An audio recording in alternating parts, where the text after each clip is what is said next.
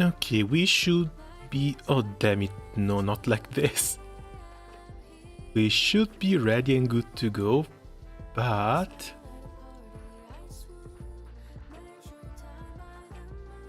Yeah, OBS doesn't really like it when you change windows like this, damn it. There we go, all nice and fixed. Who could we be if we did not start a stream in the most scuffed way possible? But speaking of scuff, the connection should be nice and fine. We're back to 4.5 kilobytes per second in upload, so... That's news. That's going to be a little bit better. Yeah, sadly I still have to use my phone because the router was installed like 25 meters away from me. And I'm waiting for the proper cable. Once that cable gets here, I'm going to become unstoppable.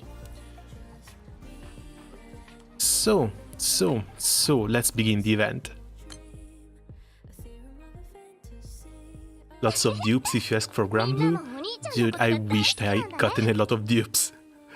Sadly, I'm still a little bit away from the Zero Ticks here, which means likely no Yatima for this Unite and Fight. And that kind of sucks. Petra FLB might be possible. Honestly, I would love to see it. But the FLB for April is going to be Lucio, right in time for the Unite and Fight. Okay, a young boy crawls out from the ravaged building, fighting the suffocating smoke, and looks back at the destruction.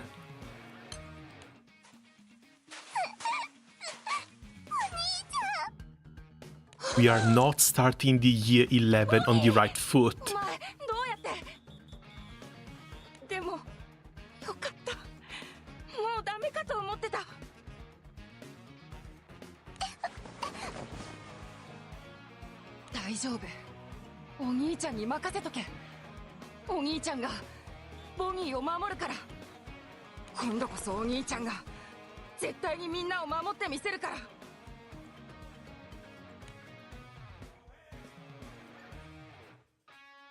Heart full of steely determination, the young boy name is Gallivan. Gallivan pulls Bunny into his arms, holding her as she gives a small nod while tears stream down her face.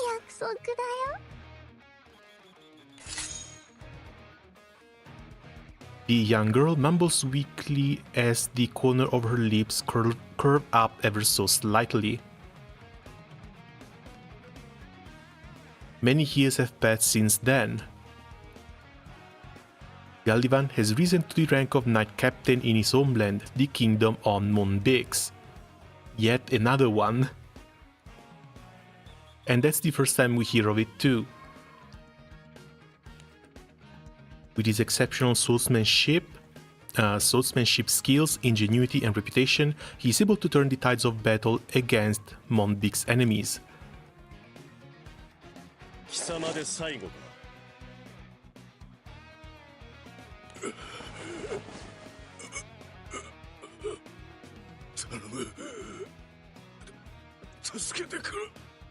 They're not going to try and link this to the other three kingdoms now, are they?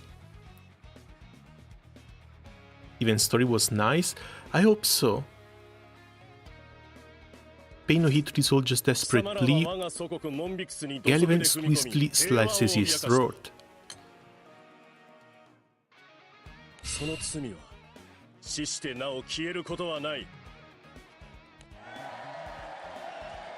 A moment of silence falls upon the battlefield as the soldier takes his last breath. Then, all at once, the Knights of Monbix shout in victory.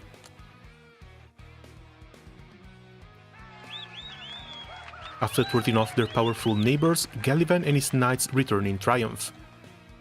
Gallivan is showered in praise and bards weave songs and tales to laud his heroics. Born from the flames, the hero rises. With spirits in tow, he slays his foes. Remember his name, for he is Gallivan the hero.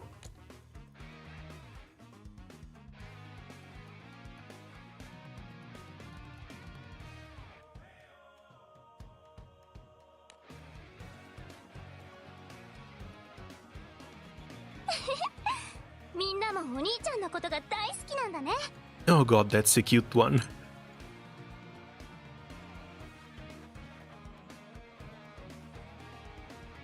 So outside of Petra, who was basically just teased, I think it was Petra and Elmot, looks like it's all new characters too. 地図によるとやっぱりさっきの変な岩山が Should I bar the second Miha weapon or the first Zeta weapon? Second Miha weapon can be used in Fire Magna, the first Zeta weapon not so much.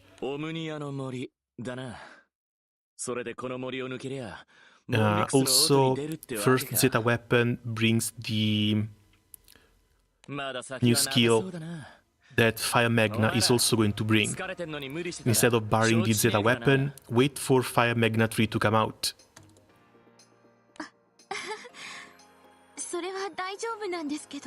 Now that's a glow up.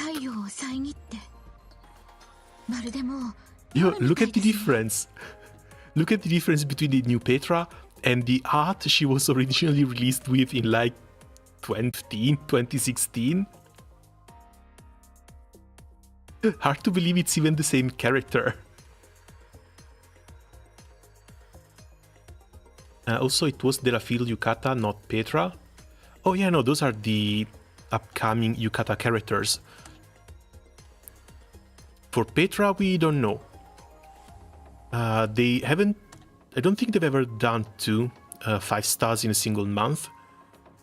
And it's kind of weird that the only character with a different style so far has been Ingui. New art for Petra might just be that. New art for Petra. Maybe she's going to get a playable version in the Flash Fest, but I wouldn't really count on it. That's a little bit far from the event.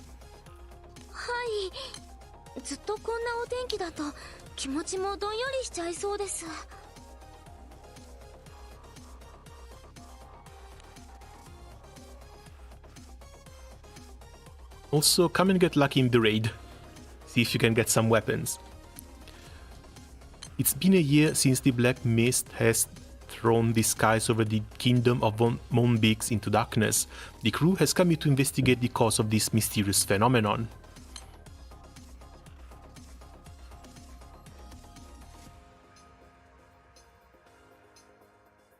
They post rare life from you. They should not be that rare.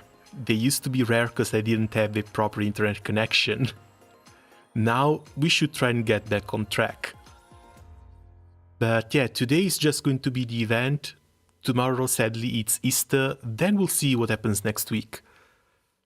Because again, I have a few games I still have to catch up a lot on. Not to mention Relink. Now that I can actually download it without it costing me another $20 extra. Yeah, I'm basically just waiting on Google to pay to buy Relink. 10 years ago, the Black Mist attacked village where wind shamans and their spirits live together in harmony. This must be Petra's home. It robbed the village's guardian, the celestial wind spirit, and people of their rationality, plunging everyone into madness.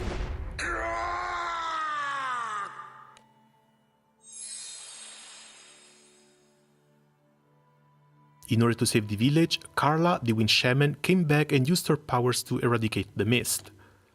Afterwards, she embarked on a solo mission to investigate the Black Mist, leaving behind her baby, Petra.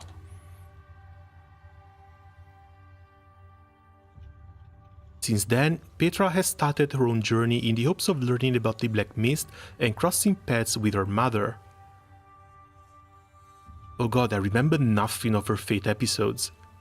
It's been that long. Kind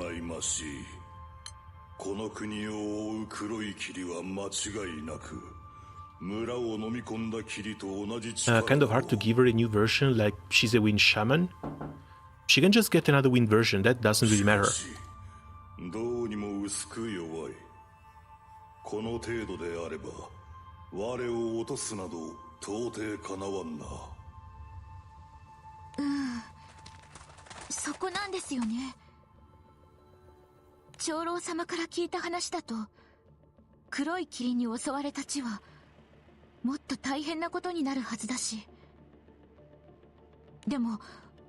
この地が黒い霧に覆われているのも確かなわけで、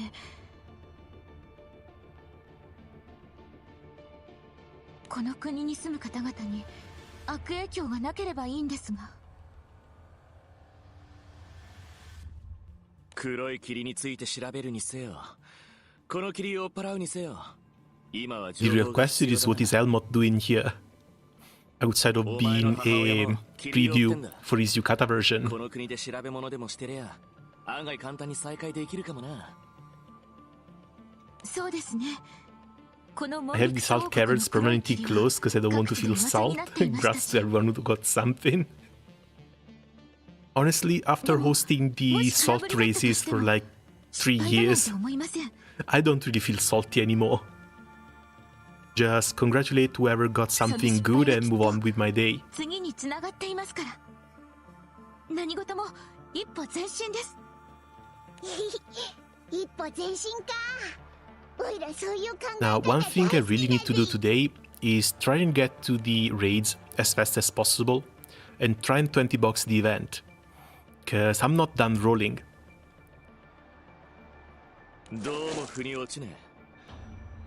Sadly, Muku kind of screwed me over, so I'm at 255 out of 300, and I'm not burning $100 on this. 私たちの村と同じくですね。天正の風霊と並ぶ強力な精霊、天正の奴隷の加護をこの森は受けているはずです。天正の奴隷はオムニアの森だけじゃなく、森を有するモンビクス王国にまで五穀豊穣をもたらしているそうですよ。そんな大層なもんがいるにしちゃ、随分と森が小さくねえか。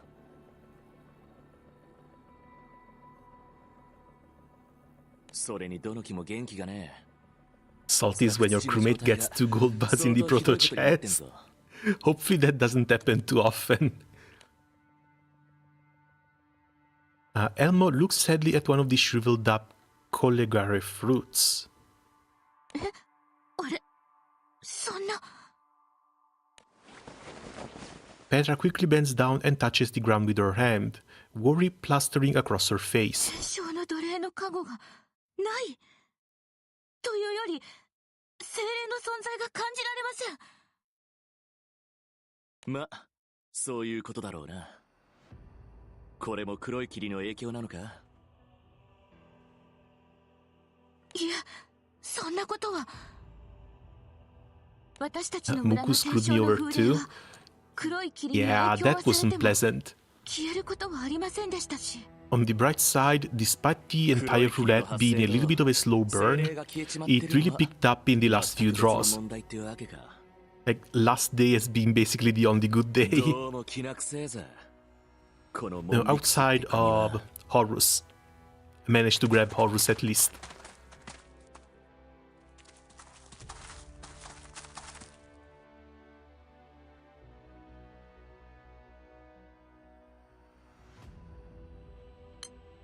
As the crew approaches the capital, the scenery begins to take on life, and an impressive orchard of mulberry trees stand before them. 立派なもんだな。木に栄養が行き渡ってるだけじゃねえ。雑草の処理やら枝の剪定やらかなり丁寧に世話をされてんな。他と同様、天正の奴隷の加護は感じられませんし、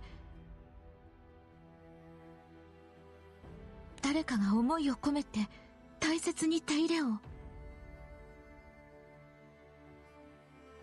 So they don't have primal beasts on this island, they just have elemental spirits. And I guess we already found our comic relief for the event. なんだてめえ。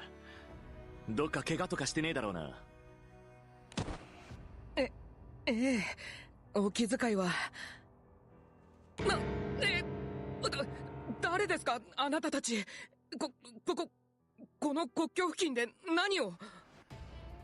もしや隣国のスパイですか。As the man jumps up and timidly assumes defensive position, Petra puts up both of her hands. いえ、私たち別に怪しいものでは。Which is exactly what a spy would say. でも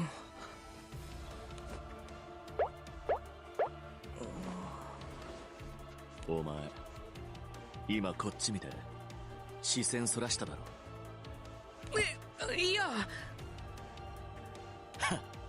まあいい。悪人面っつう自覚はあるしな。だが俺たちは旅の貴空士だ。多少柄が悪くてもスパイなんつう怪しいもんじゃねえ。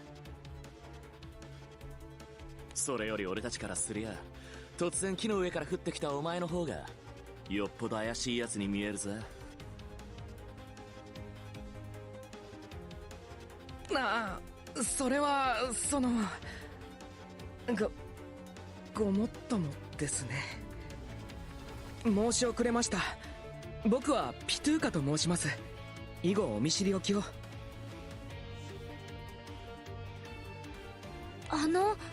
ピトゥーカさんは木の上で何をしてたんですか？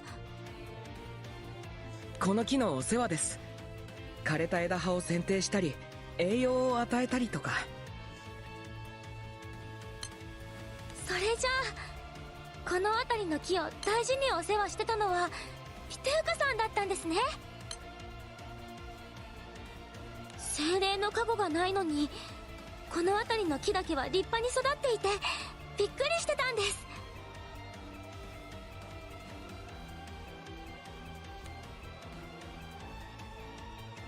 Pituka shuffles bashfully at Livra's compliment for a moment before quickly looking up in shock. 精霊の加護がない？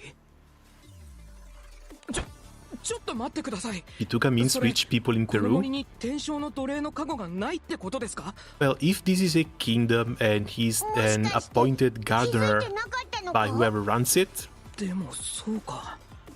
だから maybe こんなに checks も out. 土地が痩せ細っていたのか。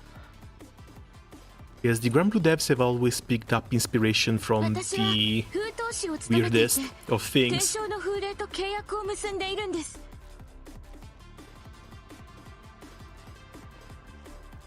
だから精霊についてなら他の人よりも分かることが多いんですけど。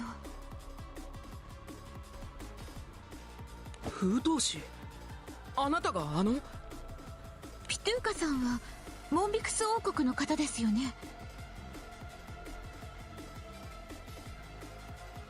天正の奴隷の不在について何か知っていることはありませんか？はい。天正の奴隷に愛想を尽かされた理由には心当たりがあります。愛想を尽かされた？天正の奴隷との関係に何か問題が？ In response to Petra's question, Pituka becomes visibly uncomfortable and looks away. 実はこの国、モンビクス王国は。貴様ら、そこで何をしている？ああ、今度は何だってんだ。 All of a sudden, two knights cautiously step towards Dancho and the crew, eyeing them. 我々はモンビクス王国の国境警備隊だ。口の利き方には気をつけることだな。改めて聞くが、ここで何をしている？不審な集団だが、まさか敵国から送られたスパイか？ Could be random travelers. Also, basically Skyfarers. Have they never really seen Skyfarers or mercenaries? Oh, first gun. Nice. だってのスパイ扱いすんじゃね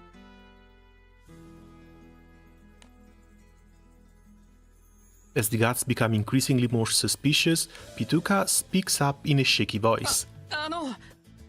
少しいいですか？これはピトゥーカ王子までここで何を？ピトゥーカ。 Oh, Oh, Jesus. Yeah, being a prince makes a lot more 職務に sense. 忠実であることは理解しています。Question, I got Billiard, Beelzebub and Bahamut in the roulette. Is it worthwhile to use Sunlight Stones on any of them, or is it better to save for the evokers? That depends on a lot of factors. What rank are you, and how hard you're planning to go for the Uranus fight.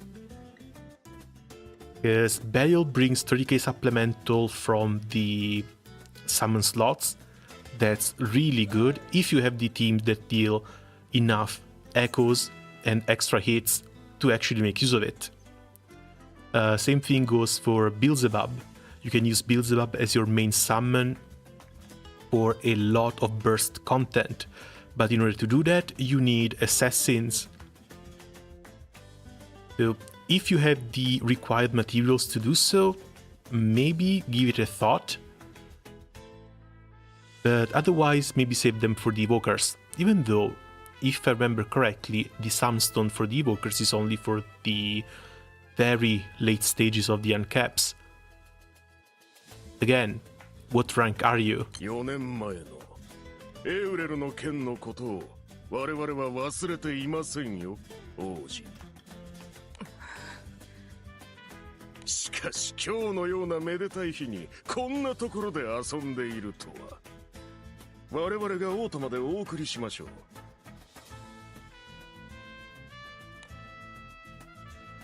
Pituca quickly resigns and allows himself to be sadly taken away. Seeing Pituca's dejected expression, once the god snorts with disapproval before turning to Dancho and the crew. おい、貴様らも一緒にオートまで来てもらうぞ。面倒なことになったが、ひとまず目的地は変わらねえか。誤解を解くのはオートについてからになりそうですね。That depends on the type of people that you find there. With that being said, the group make their way to the capital of the kingdom of Montbix to clear their names.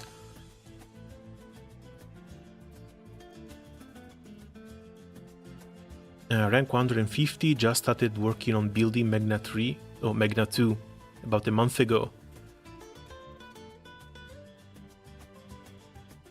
That's a bit difficult then, because yeah, the summons are good, but I don't know if you have enough Sunstones to be safe for them. At rank 150, if you're just farming Magna 2, Magna 3, maybe keep waiting for a little bit longer.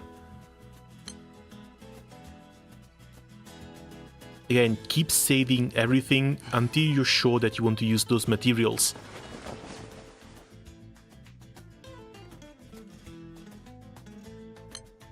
In an austere temple that reeks of damp earth, a young man is packing his bags with explosives. He slings the quiver and bow adorned with amber crystals onto his shoulder before heading outside. The crew has entered the capital of the kingdom of Montbix with the escorts of the guards. 随分通りに人が多いな。今日はモンビクス騎士団団長ギャリ Thanks for the バンの advice. 爵位授与式。そのパレード I が would just 行われ want て to いる make の you だ。 avoid wasting stuff.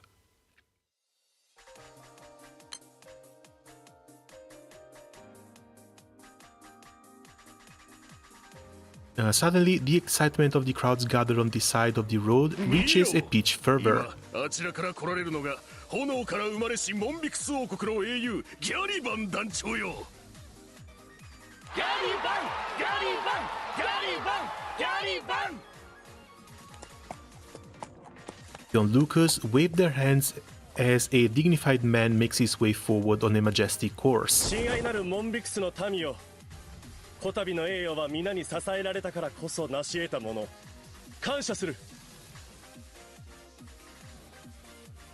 かつて我がモンビクス王国は養蚕に頼った Hello, I'm John now. 小国に過ぎ Hello, なかった Kirstall, が welcome. What do you mean you're John now? 彗星のごとく現れた英雄ギャリバンによってモンビクス王国は生まれ変わった。類まれなる権威だけでなく内政にまで才を発揮し Oh, the in-game name.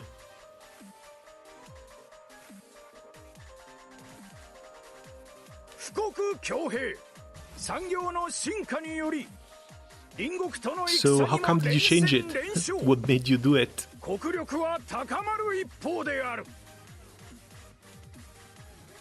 それもこれも英雄ギャリバンの武勇と知恵、王国への献身あればこそ、その功績をたたえ、世はギャリバンに公爵の称号を与えようぞ。ギャリバンギャリバンギャリバンギャリバン。 As the crowd cheers in honor of Galivan, Princess Leia gives a broad smile. 民衆の心を掴んで離さない。ギャリバンはまさしく英雄ですね、お父様。そうじゃな、ライラ。 While the celebrations continue, Galivan spots the border guards waving through the crowd. ギャリバンよ、どうかしたのか。陛下、少々失礼いたします。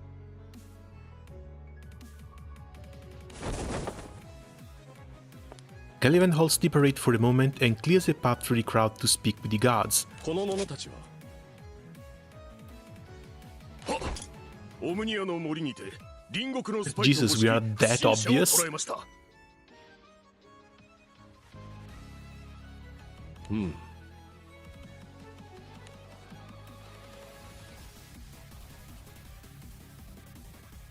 They don't really look like この者た spies, ちはス come パイではな on. い。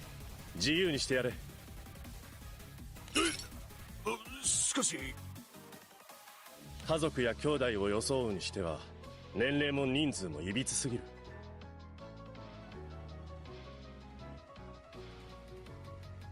それに子供やドラゴンも連れていては悪目立ちし、スパイ活動には適さないだろう。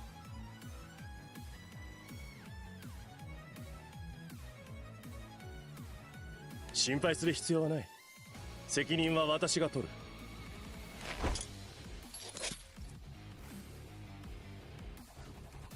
Heeding Galivan's order, the border guards immediately release the crew. 君たち窮屈な思いをさせてすまなかった。いえ、全然です。ありがとな。話が通じるやつに会えてよかったぜ。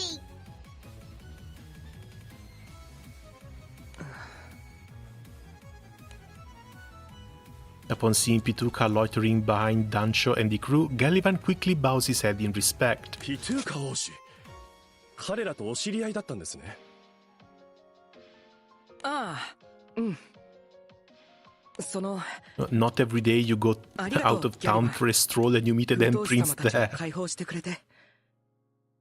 それよりも体調を崩しているとお聞きしましたが、ご回復なされたのですか？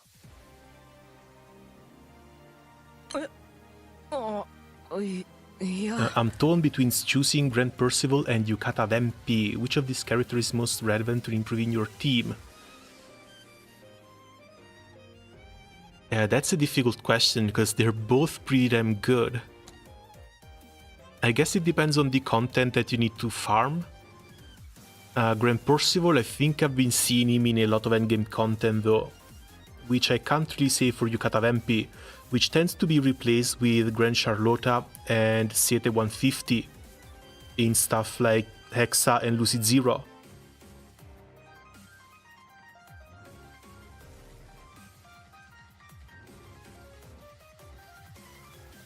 So maybe Grand Percival, even though Grand Percival is always sparkable, Yukata Vempi, either you get her now or you're going to have to wait for the summer free draws. Or try and do a summer spark, but there's no guarantee that she's going to be on right up there.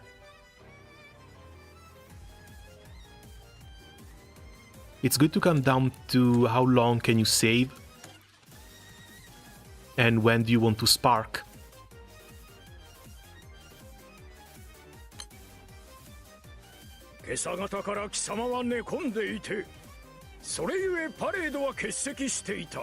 I am new here. Hello Genti, welcome. How are things going?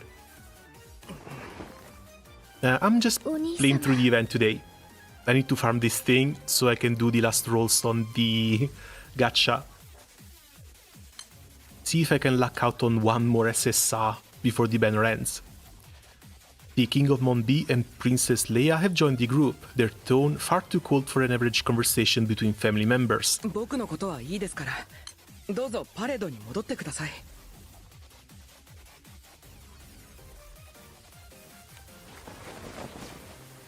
Apathetic to the conversation, Bonnie impatiently tugs on Gallivan's sleeve. 王子様がいいって言ってるんだからさ。ほら、戻ろう。ああ、それじゃあ。ピトゥーカ王子、失礼いたします。我が息子ながら相変わらず情けない。 And we could have guessed as 引き much. 続き職務に戻ってくれ。はっ、お前たちもう紛らわしい真似はするなよ。 Pituka glares at the guards who proceed to leave without so much as an apology. Then he turns to face the crew, this time without the same nervousness as earlier. いやー皆さんが無事に解放されて本当に良かっただけど恥ずかしいところを見られちゃいましたね僕なんかじゃ何の役にも立たなくて I mean, he looks like a very soft prince in a kingdom that values strength and heroics, so kind of normal to see that no one likes him. I heard that if you don't have Percival, then you don't have human rights in Fire. Honestly, true. I did use my anniversary ticket on Percival, but that's because the other choices I had something else I could use instead of them. My choices were between Percival, oh god, what's her name? Christmas Illnot, or like Christmas Mahira for the next United fight. And since I didn't get the Grand Send-off, I guess the next United fight is going to be a little bit more scuffed than usual. But I did get Percival at least, so I can finally play that element again. それは構わねえがどうも妙な国だなお前を王子としてまともに扱ってたのはギャリバンとかいうやつくらいだったろ少し信じがたい光景でしたね。モンビクス王は実のお父様なんですよね。That's not necessarily true, but he has a huge baseline for a lot of damage. I've been trying to do without. I've done the last Guild War without Percival, and I've been farming Siete without Percival. You don't want to see the team I've been using. It's way too cope. Used my Spark to get Fediel, probably should have gone for it Zodiac, but Fediel couldn't be helped. Dragon Zodiac goes away at the end of the year. If you want Paila, make sure that you save up a Spark, because from here until summer it should still be possible. Try and get Paila, because if you don't this year, she will not be in the gacha for the entirety of 2025. And you might regret that. ええ、まあですが僕は陛下にとって何の価値もない人間ですから武勇もなく知恵もない Still, Fediel, really great pick. 今のモンビクスには必要ないんです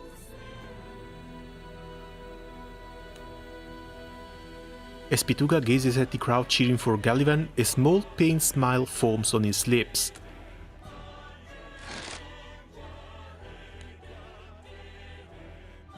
And who's that? A young man stands on top of a bell tower, knocking an arrow onto his bow and looking down at the crowds with pity. 目覚ませよバカ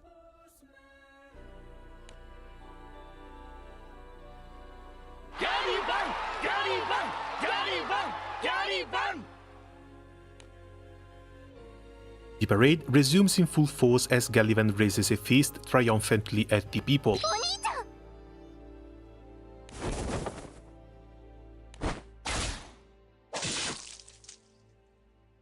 Hearing Bonnie's tense voice, Gallivan reflexively shields the king with his own body. But how did he know where the arrow was going to come from? A mere fraction of a second later, an arrow rips through the air and sinks itself deeply into Gallivan's left arm. ギャリバン陛下、ライラ姫、すぐに建物の中へ。でもギャリバン、あなた違う。この程度お気になさらず、どうということはありません。You convinced me I'm going to take Percival. Hold on. Because again, if you can save up a spark, then you can spark Percival whenever. 私は賊を捕らえる。 Yukata Vampi is a little bit more rare to get. But you need to be fine with the fact that you're going to be leaving without Percival. It depends on how invested you are in fire, it depends on how much you need to farm Siete.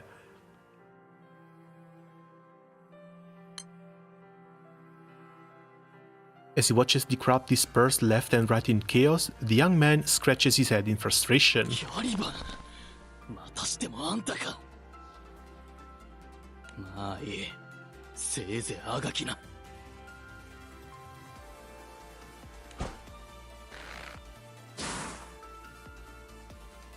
He throws a small explosive device up into the air above, before shooting it with an arrow.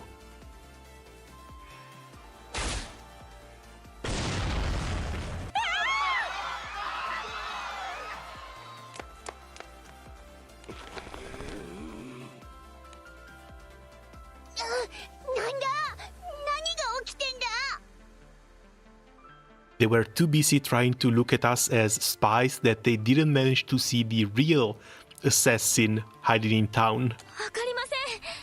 でもこれで終わりとは。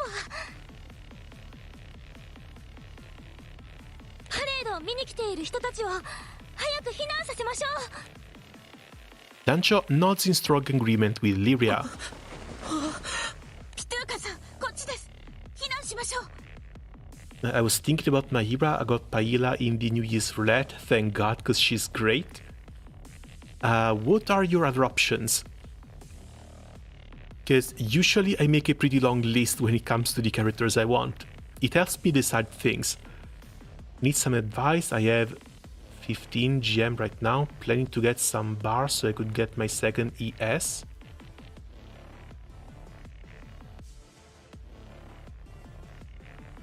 Is there a 0 missing there? Yeah, there might be a 0 missing there. I'm not planning to get an illustrious weapon. Should I 0 ticks or just go for bar? I don't know, that's a sparkable weapon. I would honestly just keep waiting and spark.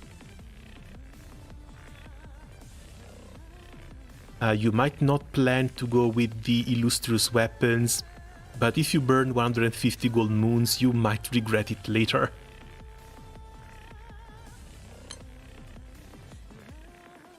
Still, upgrading Dark is not something that really needs to be done right now. It can wait until after the Light Unit fight, since the next one is likely going to be it.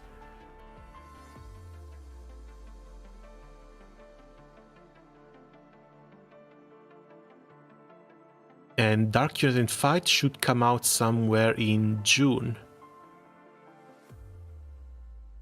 We might even have enough time to save up for another spark, if you want that second Eternal Signature.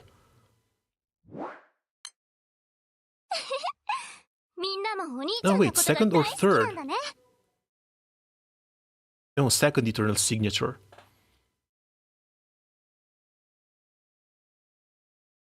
Yeah, I don't think the suggestion changes. Keep saving. Keep saving and try to spark it. Yes, once you have the second Eternal Signature, then you will likely want an Eresh as well. And at that point, you've just burned bars. You're going to have to need to wait around a year to get 150 gold moons back. 2社目の軌道を考えると後者、パレード全体を俯瞰できる場所は。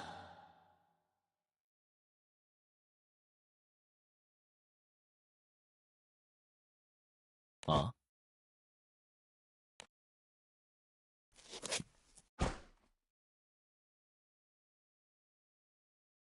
Okay, we're back.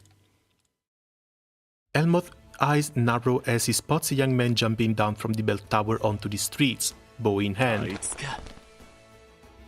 団長さんよ、ちょいと自由時間をいただくぜ。As soon as Pituca registers the young man that Helmut is chasing, his breath catches in his throat. Are we going to finally see his face? そんなはずは。だってエウレルは。待ってください、エルモートさん。彼はエウレルはもう。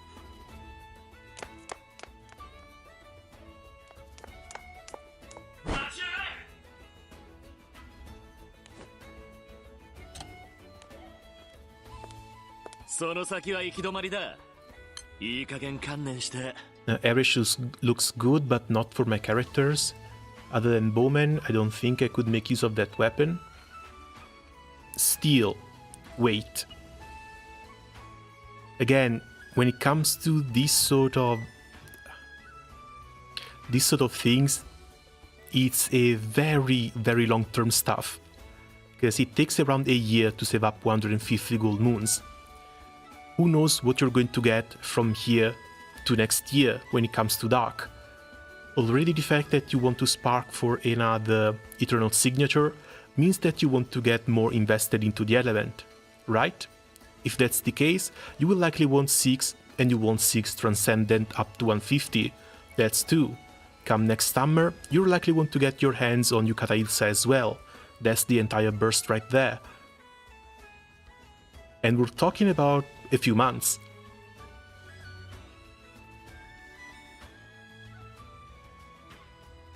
And still, I would rather suggest that you save up your rolls and spark for a second Eternal Signature instead of burning 150 gold moons on it.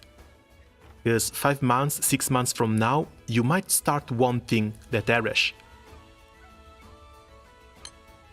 はあ、いきなり声かけてきて観念しろとか何なの？ Oh, that's a cute one. あ？お前。弓も持ってねえし、さっきのガキじゃねえ。どこで見失った？ Yeah, that's also a completely different frame. 悪いな。Literally, the rune is like half the size of that man. それならいいけど。 Hello, first time here. Do you have any advice on who to zero ticks? Hey, welcome. Zero ticks, no one. Again, 150 gold moons are really, really important, and it takes a very long time to save them up. There's the 150 gold moon weapons that are really damn good, but you're going to need to do some research to see if, when, which weapon you might want. So for now, keep it. Unless you have an absolute need for a character or a summon. For example, if the roulette is already over and you didn't get Beelzebub, you didn't get Yatima, you didn't get Belial, one of those summons is a way better candidate for that zero ticks compared to most of the characters you can get. Because these summons, you can't even spark for them. 4年前に死んだはずの。あ？やだな、ピトゥーカさん。死んだんじゃないでしょ。殺されたんだよ、私。フラン、なんで君は。またね。おい、待て、話を。Oh, fantastic. Starting work on the 4th gun.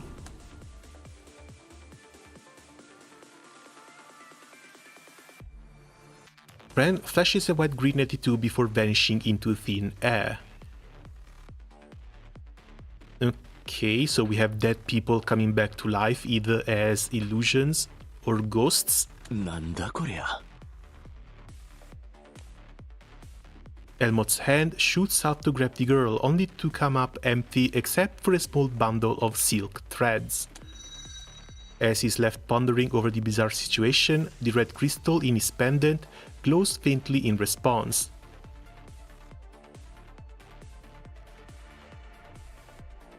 Later, after the parade comes to an abrupt end, Gallivan is in his room examining his wounds. Bonnie watches with worry as he rotates his arm around it in large circles. この体を張ることで I only have 2 pain and suffering with 0 eternal signatures. Should I wait to get an Eresh? Honestly, yeah. まあそれはそうだけど The eternal signatures only really bring that extra special cap up. And we might get the Magna Tree before the United fight.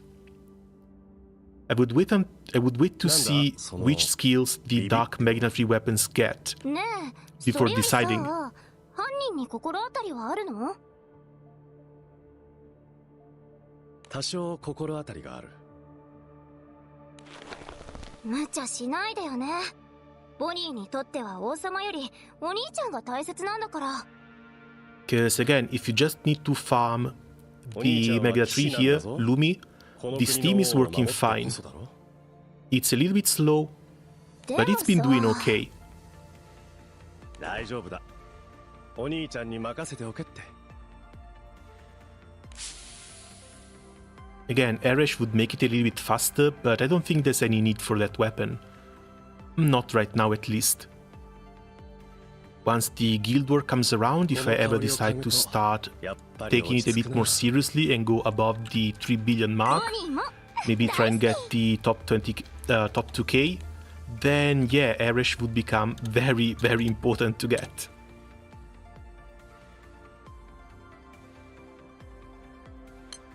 After taking a few more deep breaths, Gullivan makes his way to Dancho and the crew to discuss the situation. At least someone can recognize a few warriors when he sees them.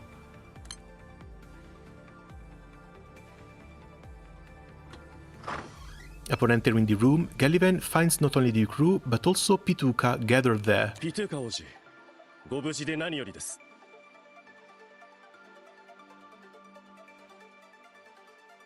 あ、うん。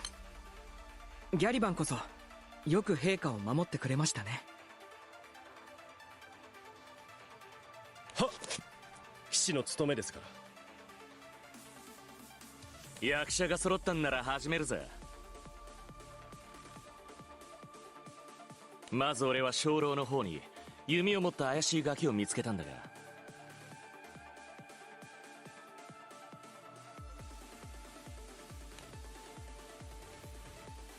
Elmot explains how he cornered the attacker only to find a young girl instead.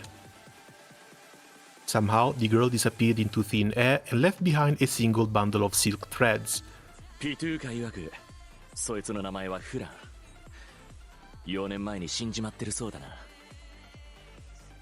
はい。あれは間違いなくフランでした。でも、どうして？ フラン、あの少女か。 Elmot's ears perk up at Gullivan's words. 4年前。そういやこれも4年前か。国境警備隊のやつが言ってたな。4年前のエウレルの件でピトゥーカを信用できねえってな。そうですね。 教えてもらおうじゃねえか。4年前この国で一体何があったのか。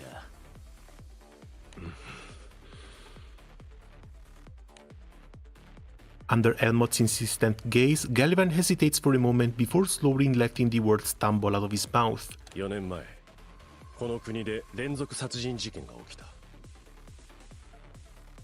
その犯人の名はエウレル。モンビクス騎士団の新米騎士だった少年だ。エウレルは騎士団の仲間や商人をはじめ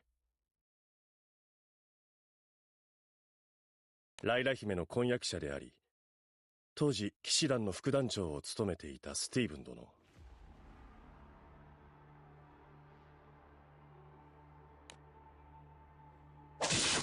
そして自らの幼なじみであるフランを殺害し、遺体をオムニアの森に埋めた。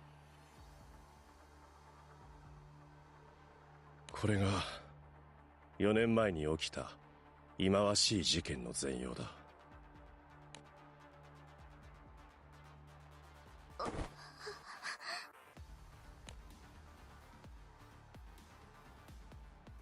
For a while, the room is heavy with silence as the ghastly details rob everyone's ability to speak.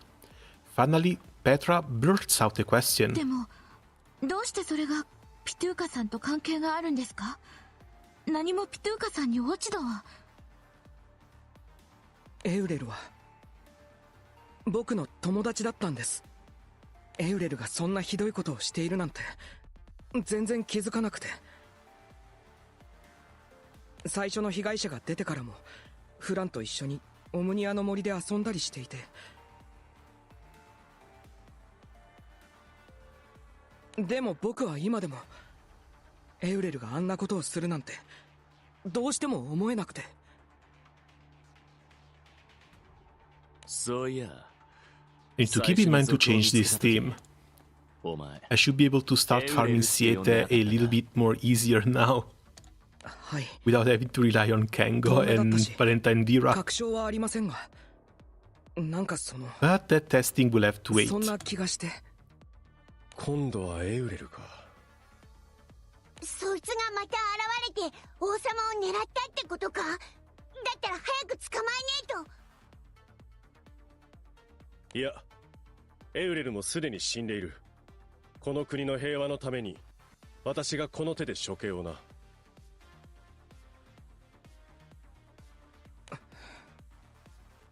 死んじまった奴は蘇らねえ。事実、フランは俺の目の前でほどけるように消えやがった。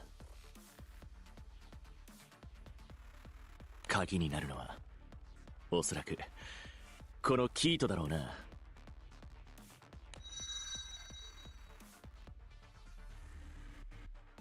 As in response to the threats, the green crystal embedded in Petra's staff lights up. これは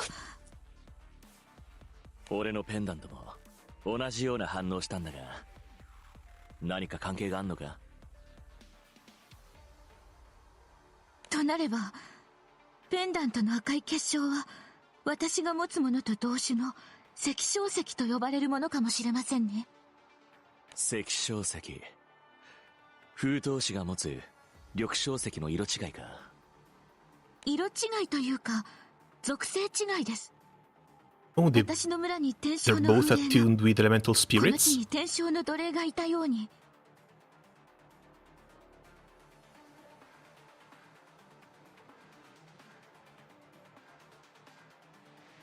天正の華麗の加護を受ける地と下等市も存在するそうです。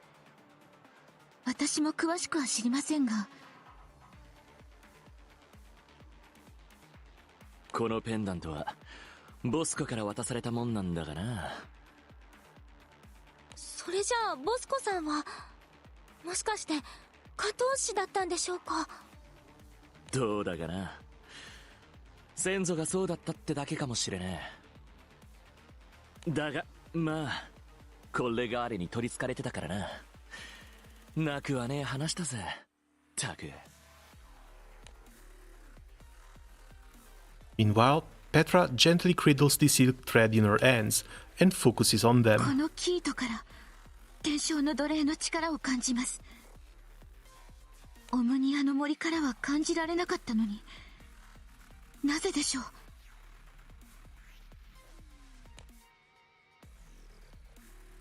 As the wind shaman caresses the thread with her fingertips, an idea suddenly pops into her mind.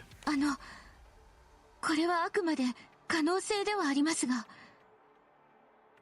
フラン Yeah, さ it んと looks エ like ウレ the イさん earth の偽 spirit 物は controlling this land, or that was supposed to bless this land, is not a big fan of the king and actually wants him dead. そのキートで、それじゃあ陛下を狙って二人の偽物を作ったのは。怒涛士、少なくとも天正の奴隷の力を使えるやつってことだな。4年前の事件、怒涛士、天正の奴隷か。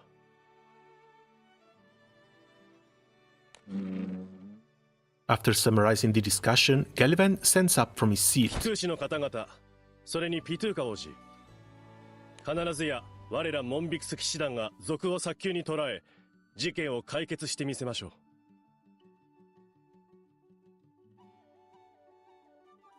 ギャリバン様、ピトゥカ王子、国王陛下がお呼びです。分かった。今向かう。それでは私はこれで失礼する。ピトゥーカ王子、行きましょう。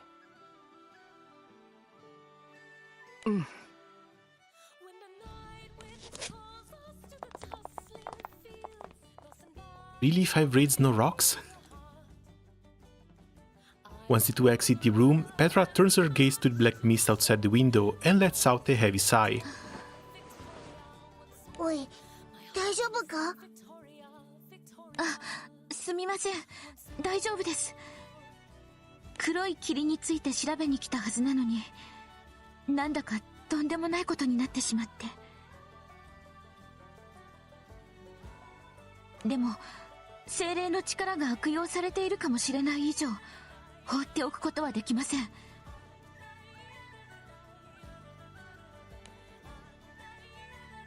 Despite her bold words, the worry on Petra's face betrays her. 私、信じていたいんです。精霊の加護が悪い人に与えられることはないって。天正の奴隷の力を使う土闘士もきっと悪い人じゃないって。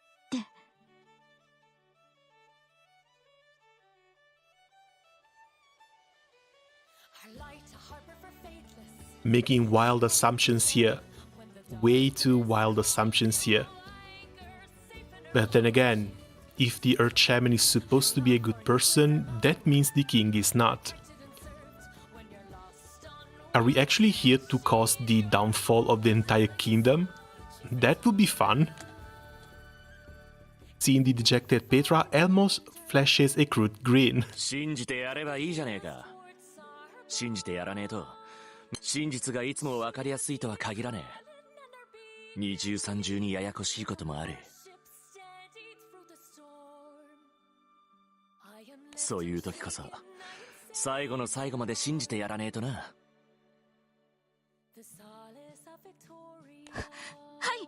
エルモート先生。誰が先生だ。こんなもんただのザレ言だとでも思っとけ。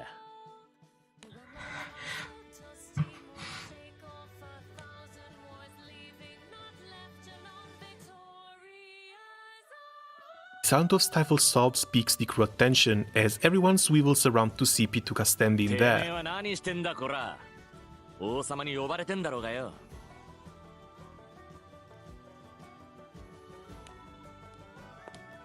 And why is he just standing there crying? さっきの言葉、とっても。っていうか、何しに戻ってきたんだ？ Hey yo, I have 2 Uriel weapon and 2 Galleon weapon. Which ones should I bar first? Are you planning to go for full Titan? Because the switch, I'm afraid, is kind of all-encompassing. Like, you need 2... No, you need 3 steps.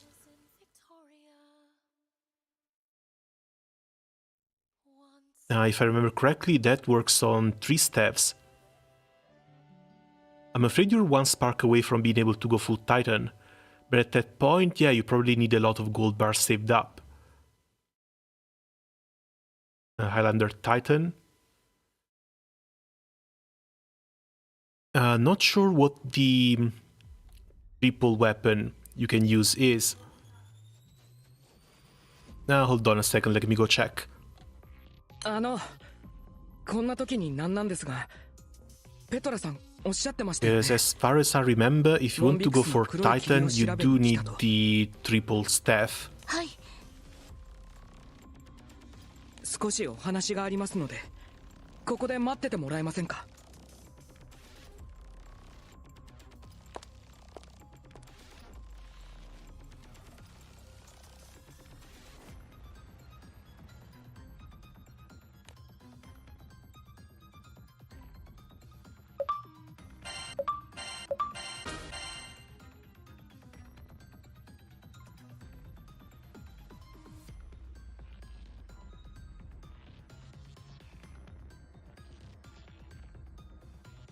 Yeah, I'm not sure if you can make do with like 2 Ichigo Hitofuri, at least they bring attack and stamina.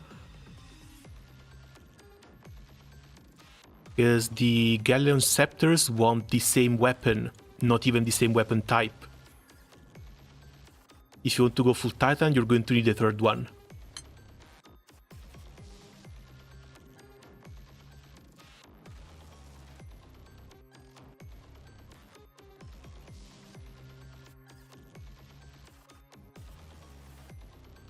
Garibanよ、身を挺して世の命を守ってくれたこと、深く感謝するぞ。私からも礼を言います。ありがとう、ギャリバン。You swore Dender Ichigo, Yahata, Yugen Gun, Veteran Cap Uriel first. For now it looks like it. At least until you can get your third landslide. かすり傷にもなりません。お気になさらぬよ。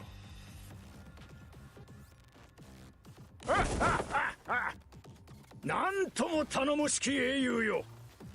こたびの一件、早急なる解決に尽力いたしますゆえ、お心安らかにお待ちくださ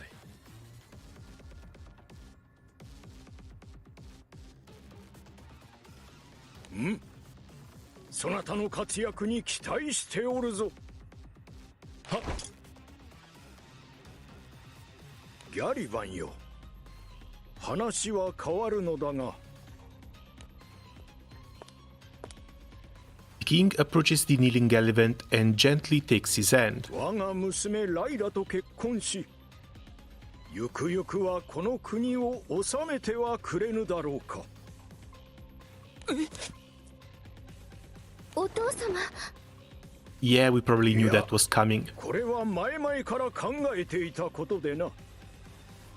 こたびは幸い命があったが、これから先何があるかわからんであろう。国の未来、心残りがあっては死んでも死にきれんではないか。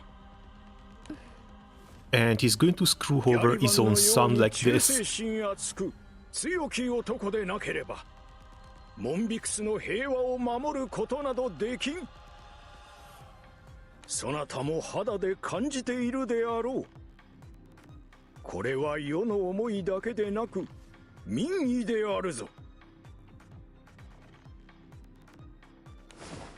陛下、私には過分なお話でありますが、どうかご容赦願いたい。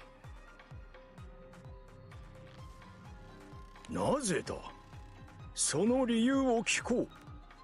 孤児であった私を引き立て、騎士団の団長にまで育てていただいたご恩は片時も忘れたことはありません。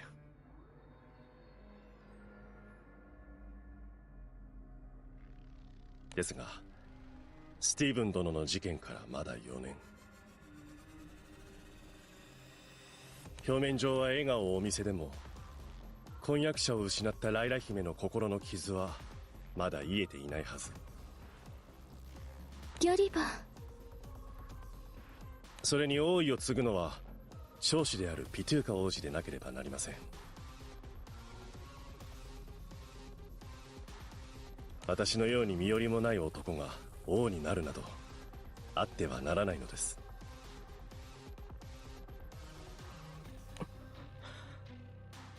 自らのことよりもこの国を憂うその人間性、それこそが今必要なのだ。今すぐに結婚しろとは言わん。だが婚約は進めさせてもらうぞ。しかし。ああ、ダメだダメだ。世はもうそなたの話は聞こえん。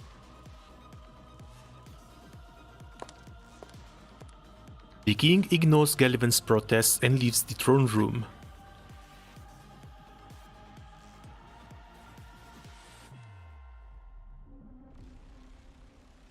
Now, Pituca looks way too spineless to do anything. ご安心を、ピトゥーカ王子。王命であろうとも先の件、私は不承知でありますから。Unless he's just lying through his teeth. But I don't know if I would buy that. Because he basically already has all the power and fame he would want from the entire country.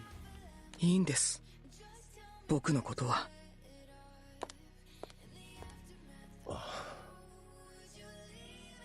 ギャリバン、あなたは間違ってる。Body Star Premium set A and got my first Luo. I'm using 2 Uni Hubs, 2 Nehan Hubs, 1 Eden, 1 Grand Noah. I need Luo and weapon to bar it. Which series was the Luo weapon from?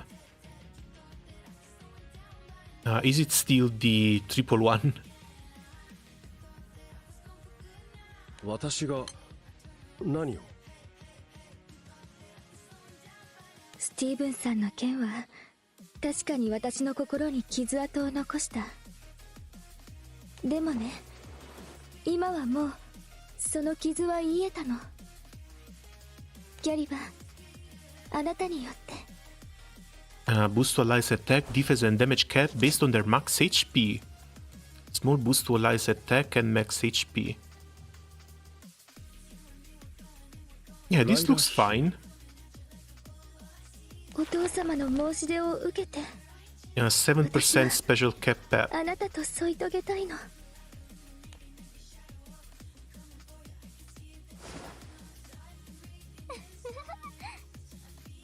Yeah, Wiki suggests 2 copies, but if you just get one, I think it's going to be fine to just run it as is. 7% special cap up is nothing to scoff at. Still, keep your eyes out for a second one. It might come out eventually.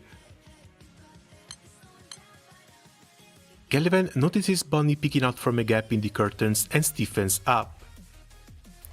Meanwhile, Pituka wanders around the castle grounds aimlessly, his gait unsteady under the weight of his emotions. どうしてこうなんだ。 Oh wait, it's just Bonnie, isn't it?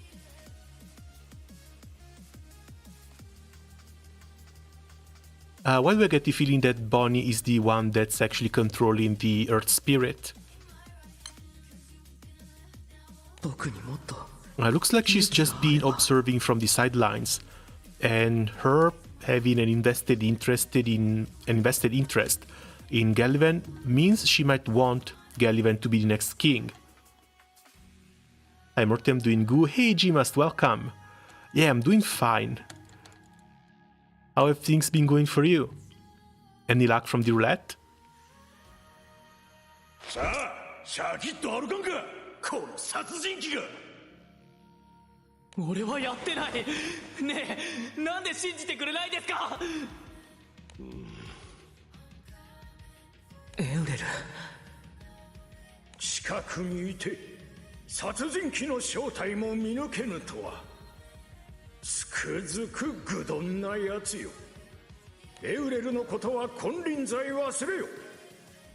奴をかばおうなどしてみろ。この城から叩き出すからな。あの時も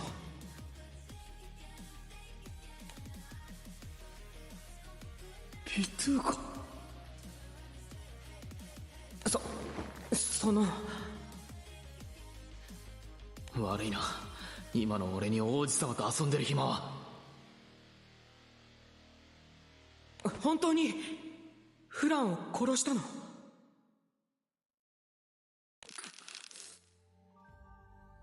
聞いたよ、罪を認めたって。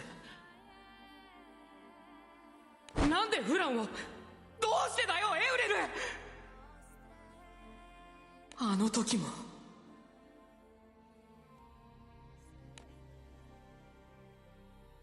僕はずっと育児なしだ。Alone, Pituka falls down to his knees as waves of regret and sadness over him's own cowardice pummel him. I was looking for a verb before, a verb that wasn't there.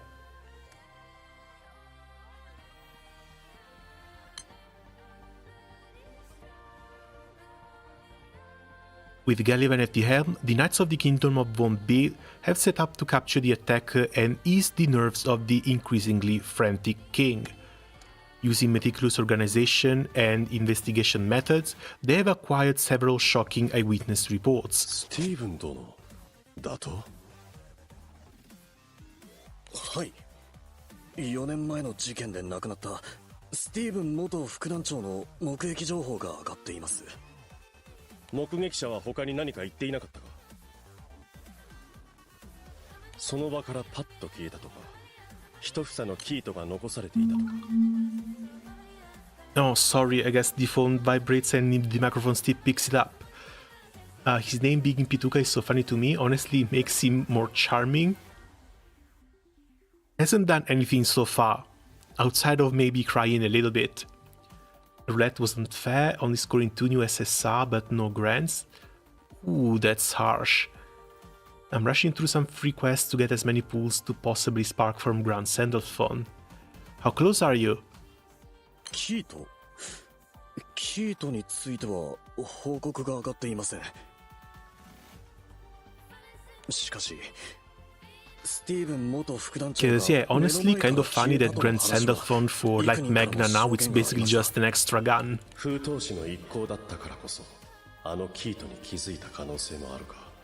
An extra gun, but that should still stack with them. それを踏まえれば、スティーブン殿の So you have 100% boost from 5 guns, plus 20% from Sandalphon backline.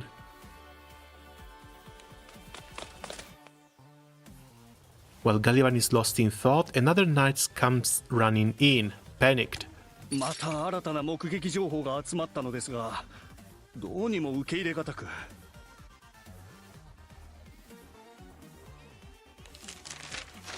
The knight hands over a report with the names of those cited at the parade, but every single person on the list is deceased. これほどまでたやすく目撃情報が集まるのも不可解だ。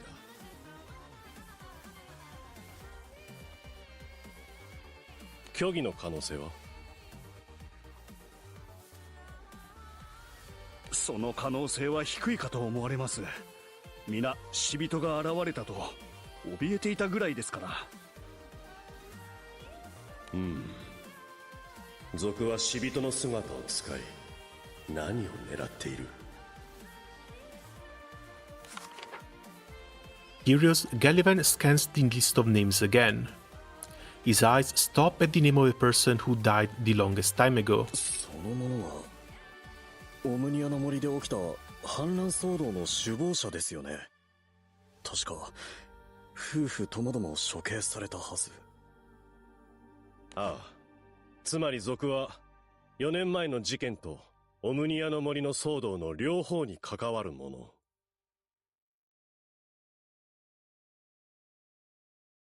だが、なぜこうも我らに情報を与える？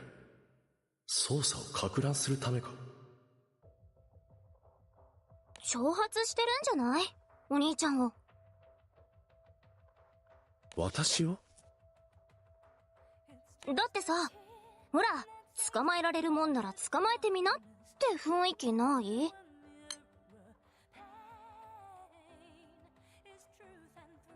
Is it actually Bonnie?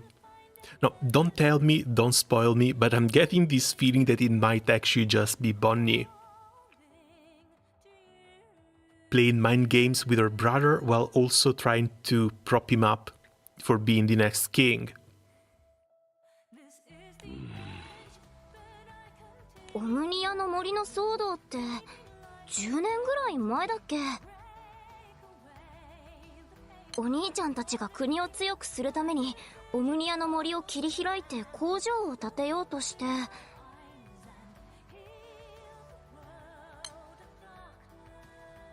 Yeah, oh, trust me, if you figure it out beforehand, you'll be surprised. It can't be the prince. The prince is way too spineless to do anything.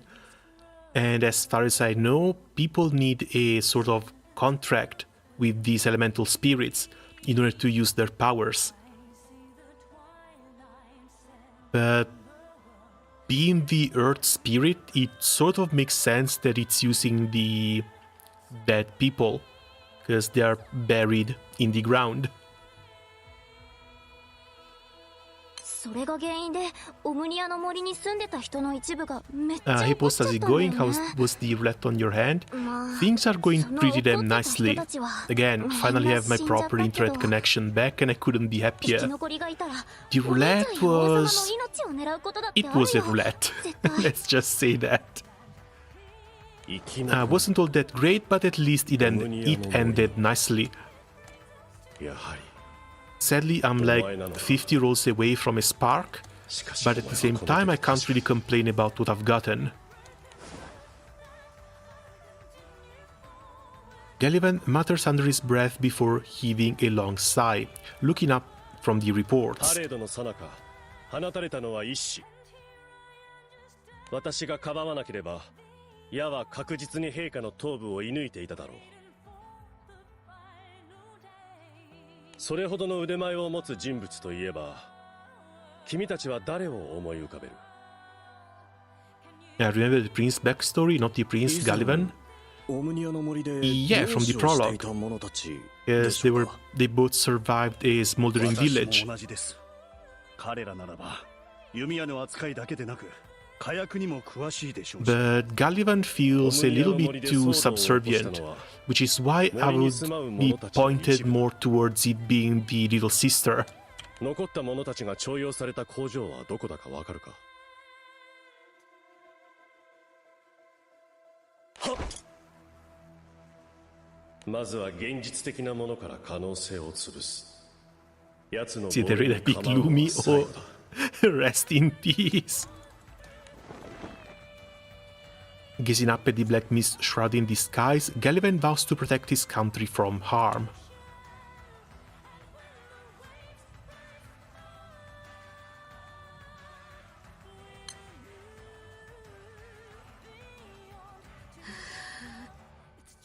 大いなる風をまといし天正の風鈴よ」。理解に苦しむな。分かっています。それでも一度だけ。酔狂な娘よ。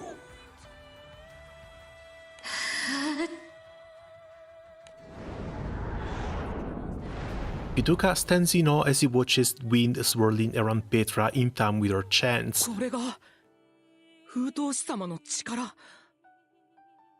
願わくは我に力を与えたまえ。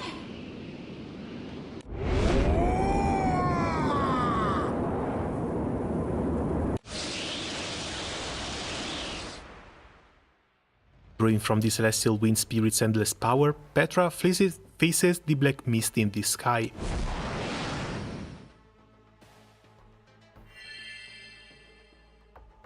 The next moment, a powerful blast of wind rips through the atmosphere, piercing a hole in the mist to reveal the blue sky.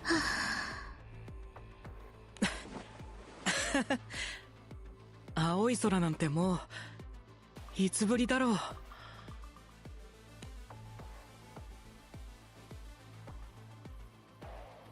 Dancho and the crew smile at Pituca as he takes in deep breaths, allowing the sun to warm his skin.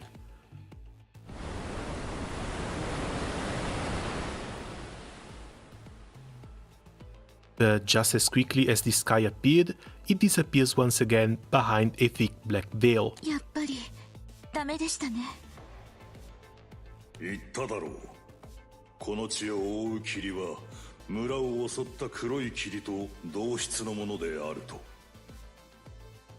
ただの気象とはわけが違う。突き止めねば何も変わらん。はい。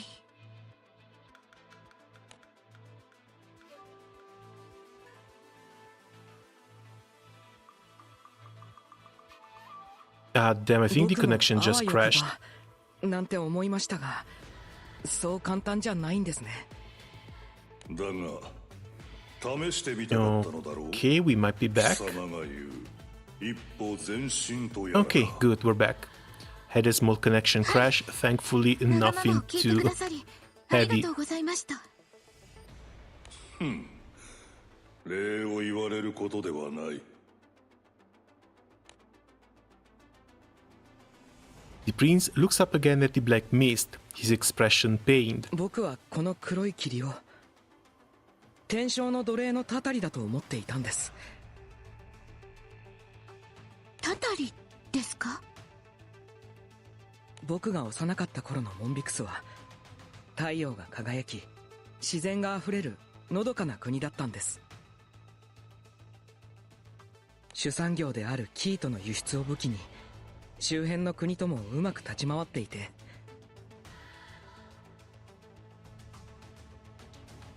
だけどある時隣国との小競り合いでギャリバンが劇的な勝利を収めたんです。なるほど。だからギャリバンさんはあんなに支持を受けていたんですね。ですがその勝利は陛下を、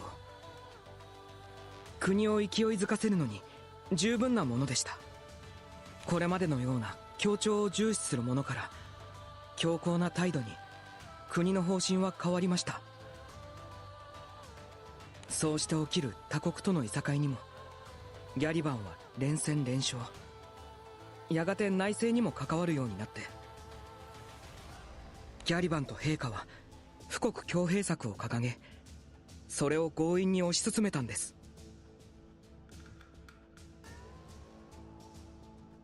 富国強兵？国をより豊かにより強くすることです。それだけだと聞こえはいいですが、実際は王国を歴史ごと漂白して塗り替えるようなめちゃくちゃなものがほとんどでした。Sounding defeated, Pituca continues to recount the events that have transpired. 新たな産業を取り入れるためとモンビクス王国伝統の養蚕を全面的に取りやめ、精霊の伝説が残るオムニアの森もどんどん切り開かれて、薪にされたり工場を建てられたり、オムニアの森と共存していた者たちは祖先からの土地、仕事を捨てるよう命じられました。And that's where they lost the grace そのこと of で the Earth Spirit. 10年ほど前には反乱も起きたりして、モンビクス王国にはもうかつての面影はありません。精霊に愛された国はもう、そして僕は変わっていく王国を見ながら何もできなかった。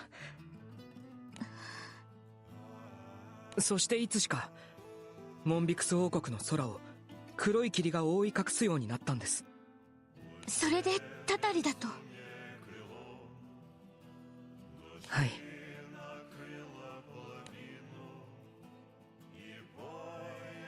Pituca gazes at the ever-shrinking Omnia Forest, laughing pitifully at himself. たたるどころか天正の奴隷はとっくにこの地から姿を消していたんですね。そうですね。このオムニアの森に精霊の加護は感じられません。それとも今起きていることこそたたりなのかな。フランにエウレル、この地を愛した者たちの姿を借りて天正の奴隷が僕たちにたたりを。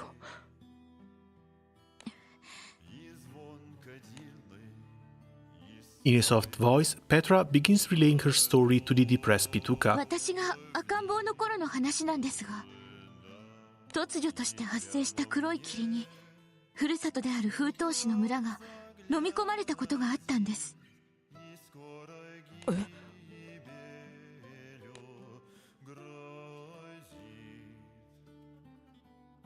A look of deep concern sets into Pituca's face as he listens to Petra relay the rest of her story. 自我を失い狂気に陥るなんて、そんな恐ろしいことが。風闘士の村を襲った黒い霧とこのモンビクスの黒い霧はどうやら同じものです。天正の風霊が言うには村を襲ったものよりも薄いらしいんですけど、でもこの地に住んでいる人たちに何も影響がないとは思えません。だからきっと今回の事件の原因はこの黒い霧にあるんじゃないかと思うんです。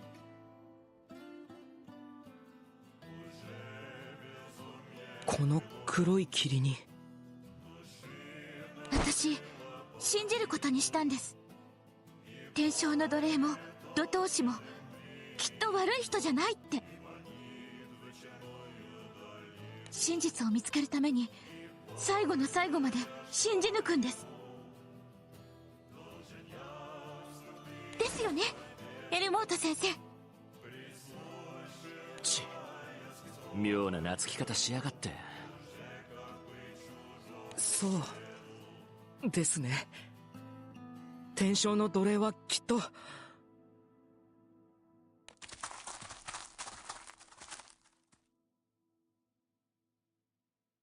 A bit of ease returns to Pituka's space as he guides the rest through the forest. かつてのモンビクス王国の面影を少しでも残すべく、誰も世話をすることができなくなった蚕をこっそり森で育ててるんです。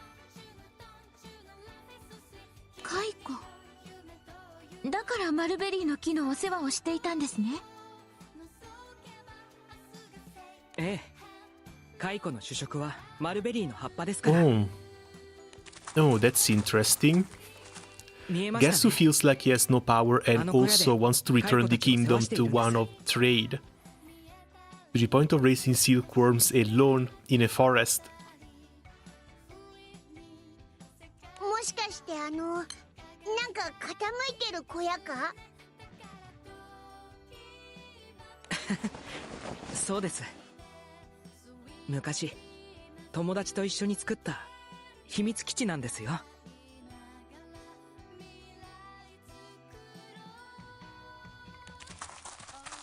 Pituka's lips curl into a bittersweet smile as he continues to lead the group towards the hideout. Moments later, he brings out a box of silkworms from the corner of the room. 今はまだ幼虫なんですけどね。ここからさなぎになって最後は蛾に成長するんですよ。どうです？ふわふわしてて可愛いでしょ？可愛いかどうかは置いといてよ。この虫が吐き出す糸が生糸になるのか？おいら初めて知ったぜ。幼虫の作った繭を大切にいただいて長く滑らかな糸にするんです。この子たちの祖先はモンビクスが養蚕で栄えていた頃の蚕で、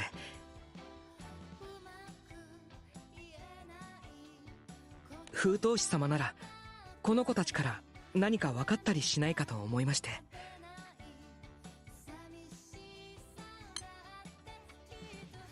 Morning, how's the grind coming along? Hey Drake, welcome. How are things going? The grind has been going fine. I think I'm almost done with Light Magna. At least I've gotten most of the weapons I wanted. Missing a couple of guns, but I don't think I want to go for the 5 times. I should be fine for the United fight, but I need to do the usual preparation for it, which is going to come either tomorrow or in a couple of days, since tomorrow is Easter and I might not be home. This one's for Mugen.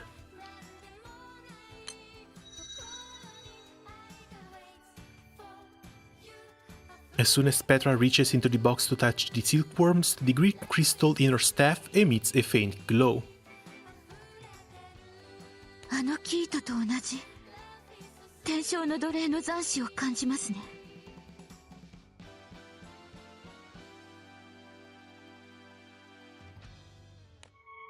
でもさっきのお話からすると天正の奴隷さんがこの森からいなくなったのはずっと前ですよね。Finish my trigger and grid. My experience with the Exo gun has shown me that I do not want to suffer the grind for 5 guns again.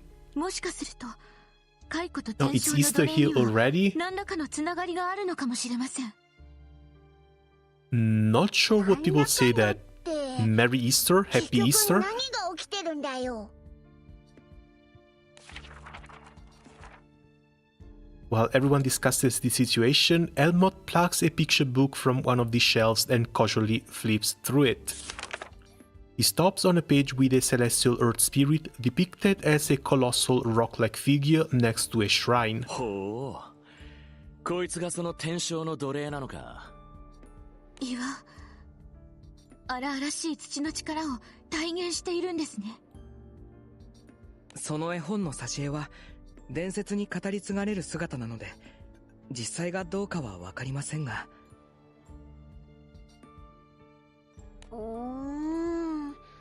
これ確か。なんだ、何か気になることでもあんのか。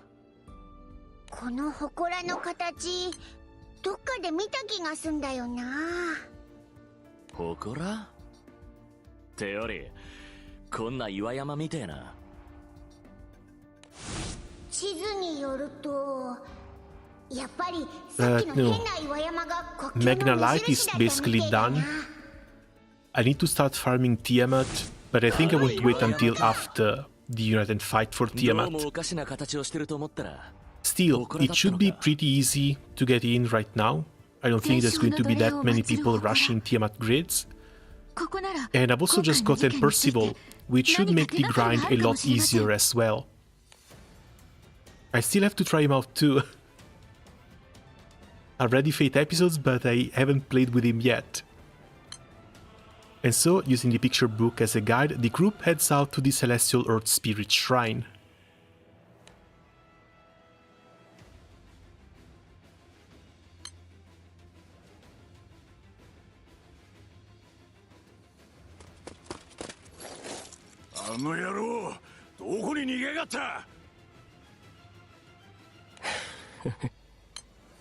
Steve 殿、こっちこっち。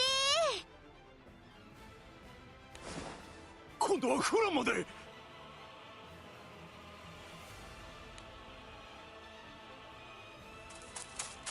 The knight goes deep into the forest as he chases after the culprits. But constant reappearance and disappearance of the dead sends shivers down his spine. どうなってやがんだこりゃ。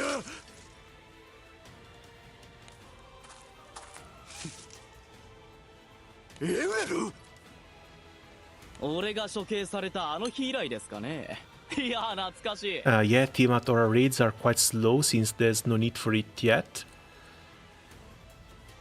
Hopefully they're going to pick things up a bit after the Red fight, because farming for the light stuff was honestly sort of easy.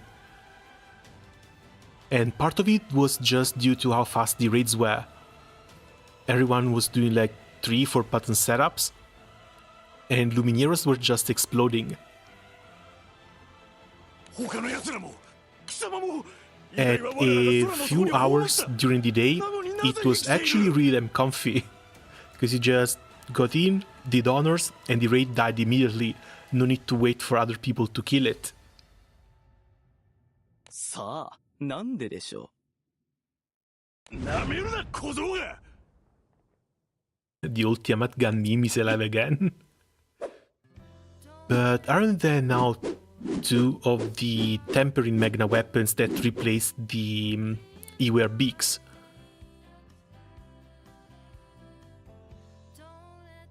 I might play Rising for a while with this at the background. Alright, how is Rising coming along? I think they should be releasing Beatrix and Vayne at any minute now.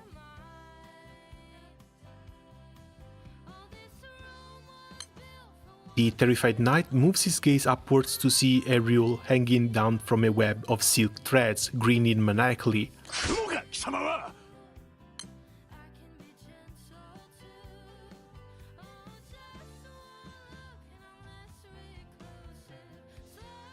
Apparently the beaks are still good since Messig, Normal, Mod and all, but boostable Tempering and Garrison is quite good for defense. Oh Oh, so they are going away at least for the harder content. They're probably staying for bursts though. あんたそれでもモンビクスの国民か？クモじゃねえ、キートだよキート。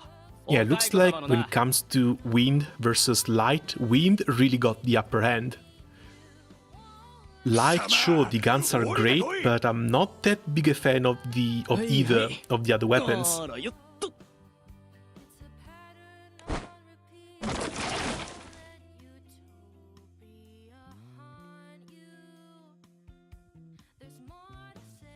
As Uriel lands on his feet, he deftly maneuvers the silk thread to wrap themselves around the knight, binding him. この卑怯者が卑怯者それ特大のブーメランじゃね？いや、ウケるわ。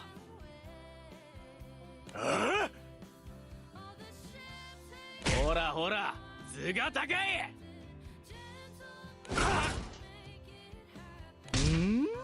ブーツが汚れてるぞ。騎士たる者、身だしなみに気をつけよ。ほら、しっかり磨かんか。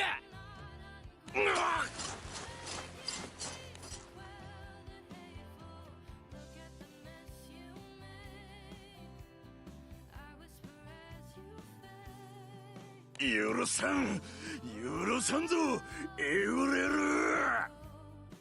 許さない。何をだ。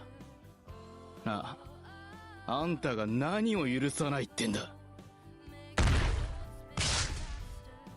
それじゃあ何かわしらが王を狙った賊だとでも？すまないが落ち着いてくれ。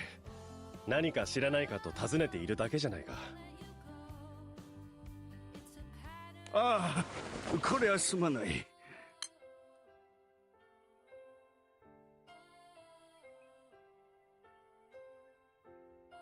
Tia got more burst enablers in Magna 3, while Light became more useful in other raids. I wish the Cradle Spear got an attack modifier though. Yeah, even a small one. Like, with the sheer amount of attack that we're getting from the guns, as well as the 20% skill amplification they bring, honestly, it's not really needed. I've tried guns plus 2 spears against Lucilius high level. I was still capping damage. I don't think that's needed, but at the same time, just healing, cap, and garrison doesn't really feel all that great. 鐘楼から陛下を射抜くほどの手だれとなれば、漁師だった君は誰を？ If those had a small attack mod, they could have just flat out replaced the Lumiera swords. 鐘楼から？そりゃ遠いな。The ATA from the new light katana is pretty useful for setups that needed, Granblue themes, and 0 button 0 chain no TKs. Oh no, those are really good. It's just that if you want to use those, then you end up missing out on a ton of HP. Something Light has always been renowned for. そうだな。私が殺した。この手で確かに。Memories of the past surface, casting a dark mood over the group.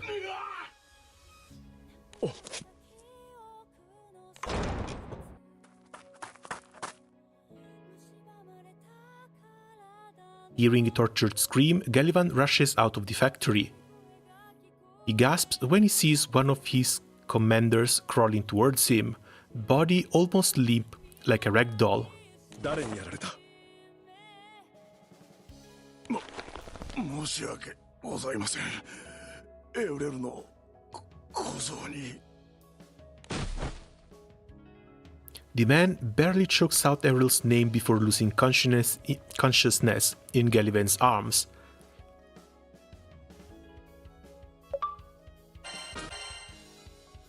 Okay, at least we got Galivan conspiring by himself.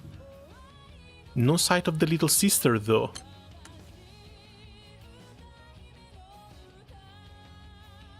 And yeah, cold-blooded killer Ariel, I guess he was just framed. And at this point it looks like he was framed by Galivan Galivan himself. Inside one of the lecture halls designed for the Knights of Monbix, Princess Leila is giving a lecture on the duties of a knight to the many young trainees gathered before her. ギャリバン団長率いるモンビクス騎士団は今や国の象徴であり誇りです。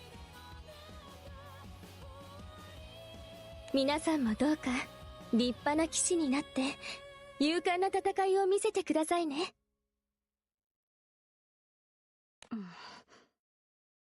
お前どうしたんだよ。ライラ様がいらっしゃってるのにそんな顔してたら失礼だぞ。でもいいのよ。何か気になることでも。俺できれば戦いたくないんです。本当は父ちゃん母ちゃんと一緒にずっと畑で芋とか作ってたいんです。でももう畑も小さくするからって予科練に入れられて。他の国との問題を戦わないで解決はできないんですか？みんなで飯を囲んで話したり。武力では何も解決しません。対話こそ人間に与えられた最善の策なのではないのでしょうか。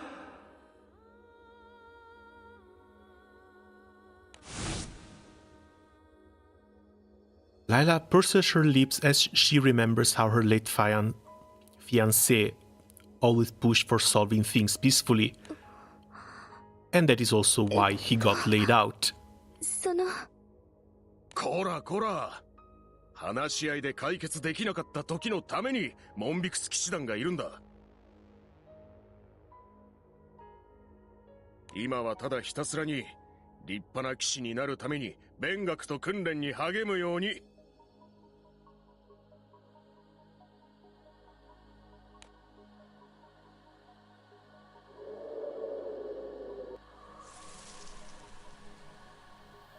Just then, a gust of wind blows the room's curtain, revealing a man standing on the corner of the room. やれやれ。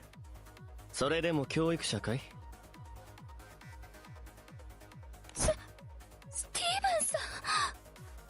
未来の騎士たちが自分の頭で考え、対話による解決を提案したんだ。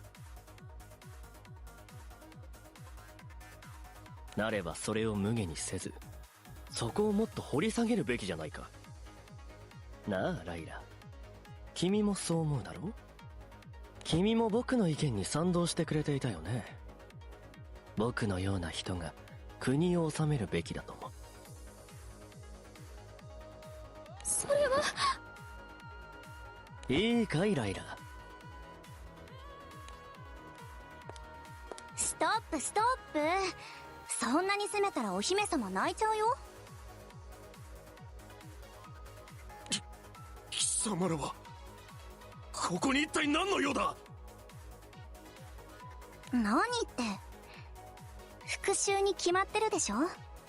復讐復讐？あなたたちを殺したエウレルはもうギャリバンが処刑したのよ。処刑ねえ。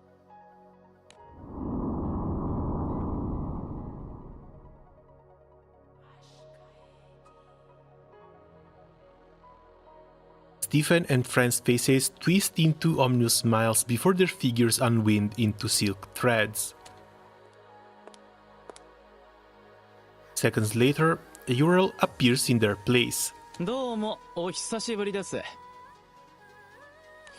ル、あなたは処刑されたはずじゃ。偉そうに講釈垂れてたけどよ、話し合いの場を持とうとしなかったのはあんたも一緒だよな。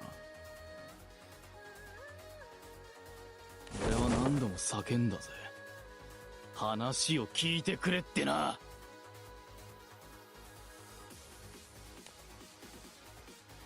That steely cold look in Ural's eyes freezes Layla and the instructor in place.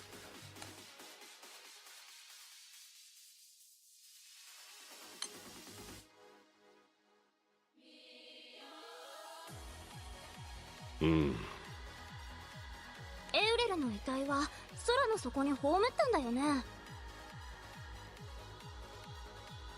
ああ、モンビクス騎士団がその全てを取り仕切ったからな。間違いない。それなのに生きて戻ったってこと？何それ、怖っ。本当にエウレルが現れたのかどうか、奴を捕まえこの目で確かめるだけだ。 Why is Bonnie so damn suspicious? What does she know?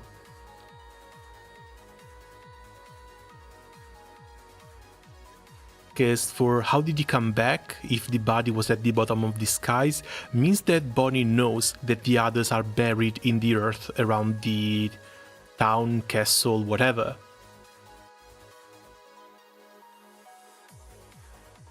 Uriel is the good guy, I'm assuming, and he was framed. Oh yeah, that's 100% what happened. What we need to figure out is who framed him. Because Gallivan is a pretty strong candidate for it, and it looks like he's been scheming by himself to try and take the kingdom for himself. But at the same time, dude, Bonnie... ギャリバン団長、ヨカレンの行動から火の手が上がっております。何？ Bonnie has been so little in this event, and yet whenever she opens her mouth there aren't that many things that make sense. It looks like she knows a bit too much.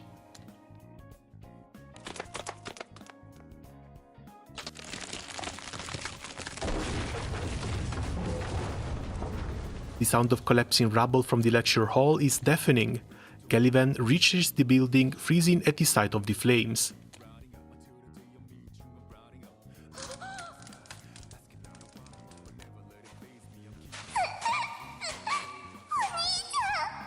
And this thing especially, because this is the second time they've shown this to us.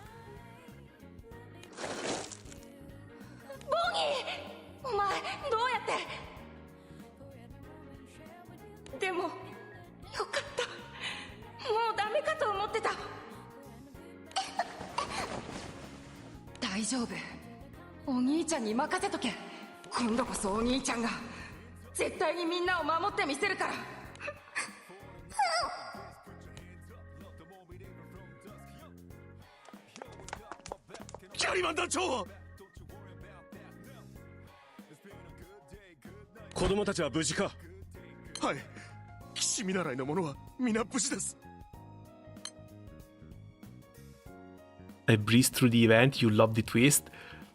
It's not the worms now, is it? It can't just be the worms.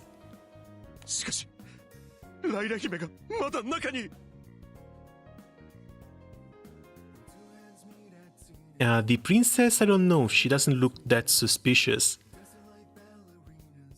She was promised to marry Steven before Steven got killed. And she hasn't really done much ever since.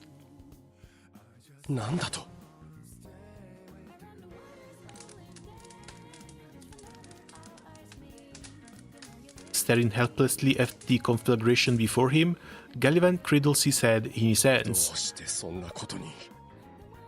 死んだはずのスティーブンやエウレルが突然現れて、その際ライラ姫は子供たちの避難を優先してそのまま火に飲まれて。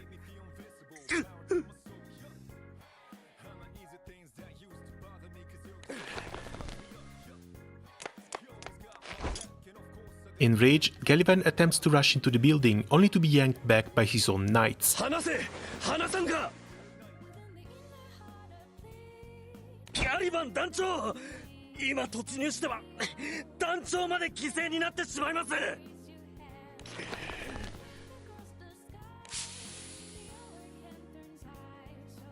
The captain reaches into his breast pocket and pulls out a small bottle of marigold perfume, spraying some into the air to clear his mind.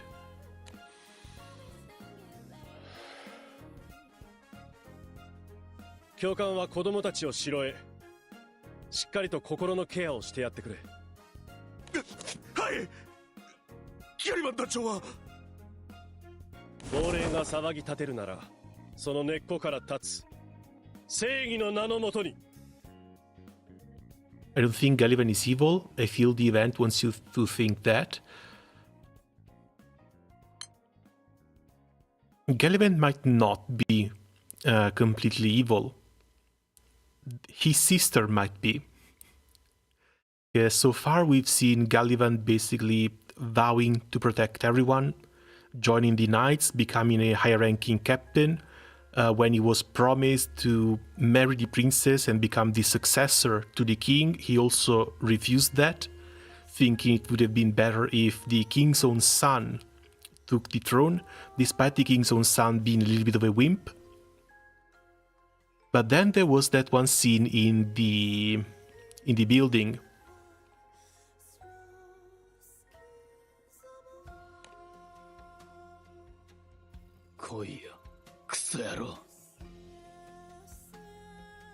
So he's not fully in the clear just yet. Does toxicosis count as poison? Sorry, got out of topic. Oh, don't worry, feel free to ask whatever question you want. Toxicosis should not count as poison, it should be its own debuff. Poison is poison.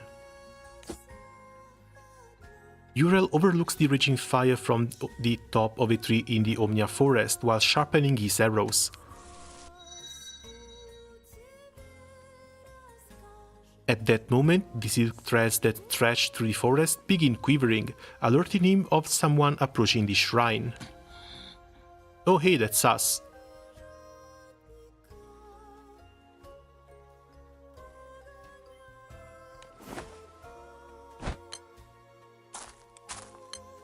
Jumping down, he makes his way towards the mountain shrine, his expression grave. Why would he need to jump down if it's basically just a ghost?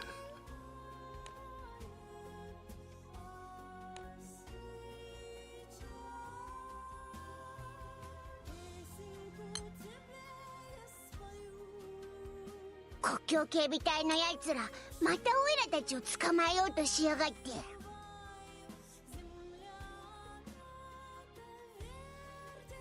すみません。それより今は祠だ。あの岩山だな。見比べてみりゃ挿絵そっくりじゃねえか。ここで天正の奴隷の手がかりを得られりゃ族の正体も見えてくるはずだ。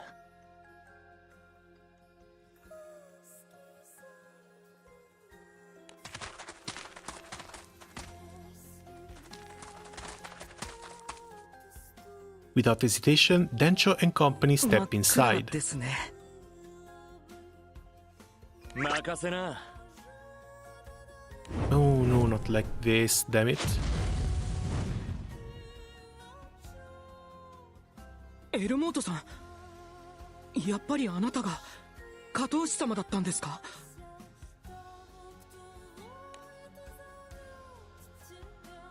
The Rune snorts with laughter while he lights up a torch nearby. いや、俺のは天然物の発火能力ってやつだ。この赤小石のペンダントも自然を愛するお人よしの形見ってだけだ。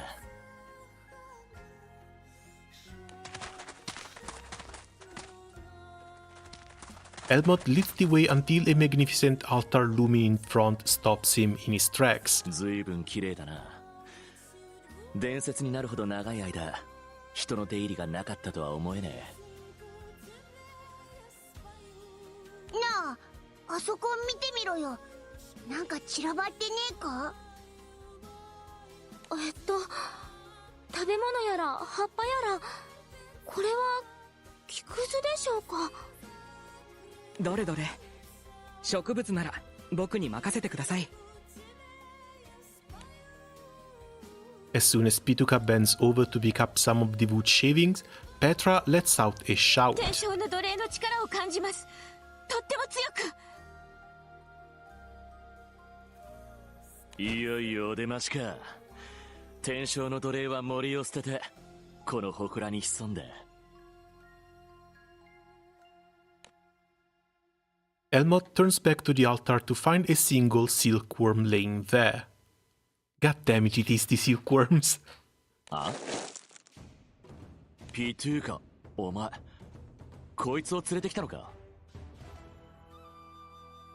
いえいえ、まさか。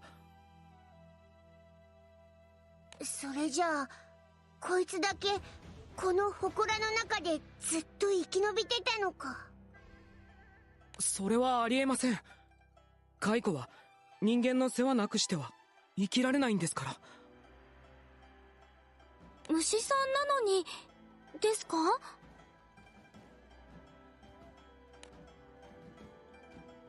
？Pituca solemnly shakes his head at Livra's confusion. 蚕というのは生糸を取るために人間が長い年月をかけて飼いならし、 Okay, also this should be the turn in which this goes up to Gamma 100.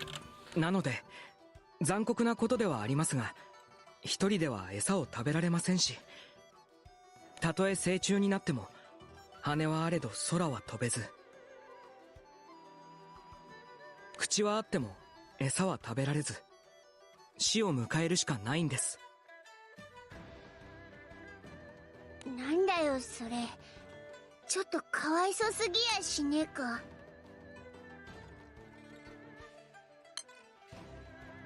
そうですね。僕も初めて教えられた時は泣いてしまった記憶があります。もしかするとモンビクスは近代化を始めるよりもずっと昔から自然をないがしろにしてきたのかも。Petra gently reaches for the small silkworm that looks out of place on the altar. どうあれ小屋に返してあげましょう。少しでも長生きできるように。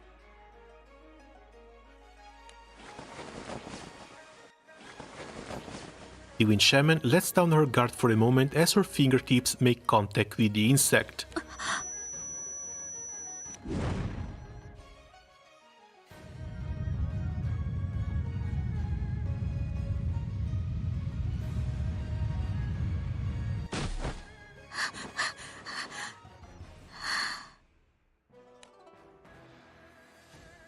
What the hell?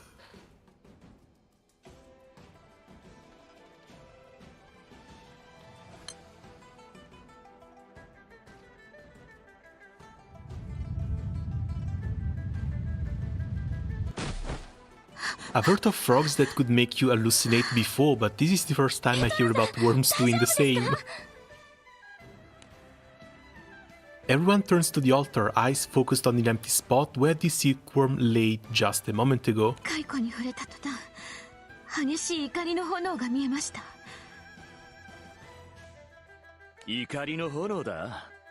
どういうことなんだそりゃよ。わかりません。私に何かを伝えようとしたんでしょうか。As Petra stares at her tingling head, she mulls over what the silkworm was trying to communicate. その激しい怒りは僕らモンビクスに向けられたものなんじゃないでしょうか。加護を与えられた豊かな森を愚かな欲のために自ら捨て去り、その挙句には森を破壊したんです。天正の奴隷が起こらないはずはありません。やっぱりタタリなんだ。天正の奴隷が死者の姿を借りて僕たちモンビクスの民に。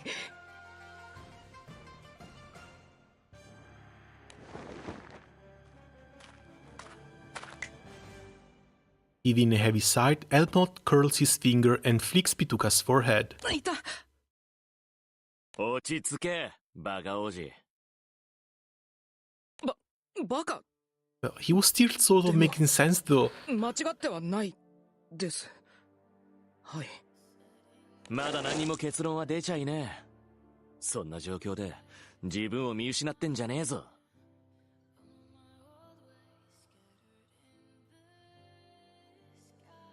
今タタリだなんて決めつけたら何が真実か見えなくなっちまうだろうが。可能性はまだ他にもある。天正の奴隷にその気はなくても怒涛師が復讐しようとしてるとかな。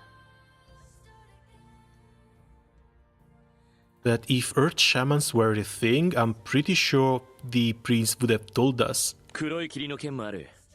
天正の風霊は黒い霧のせいで大暴れしちまったそうじゃねえか。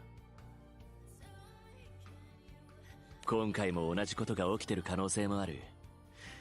とにかくまだ焦るな。決めつけんな。はい、エルモート先生。てめえは俺より年上だろうが。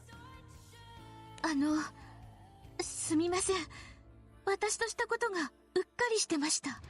あ？先ほどお話ししていた土投資についてなんですが、そもそも投資になるにはその土地との間にゆかりがあるものでなければならないんです。ですからこの国にもし土投資がいるのであれば、精霊信仰が根付いていたというこのオムニアの森に住んでいた方こそ土投資の家系だった可能性があります。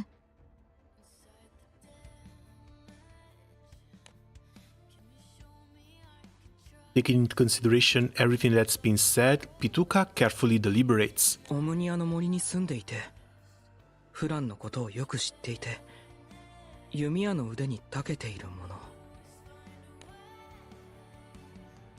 But no matter how many times Pituca goes over the details in his mind, the only name that comes up is Ural.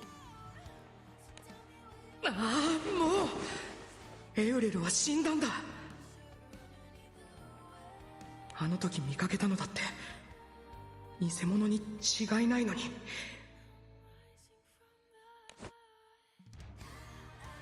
Pituca lets out a long sigh, his breath gently kicking up some of the wood shavings on the ground. He stares blankly at the shavings moving about when he realizes that they are from sharpening arrows. そんな。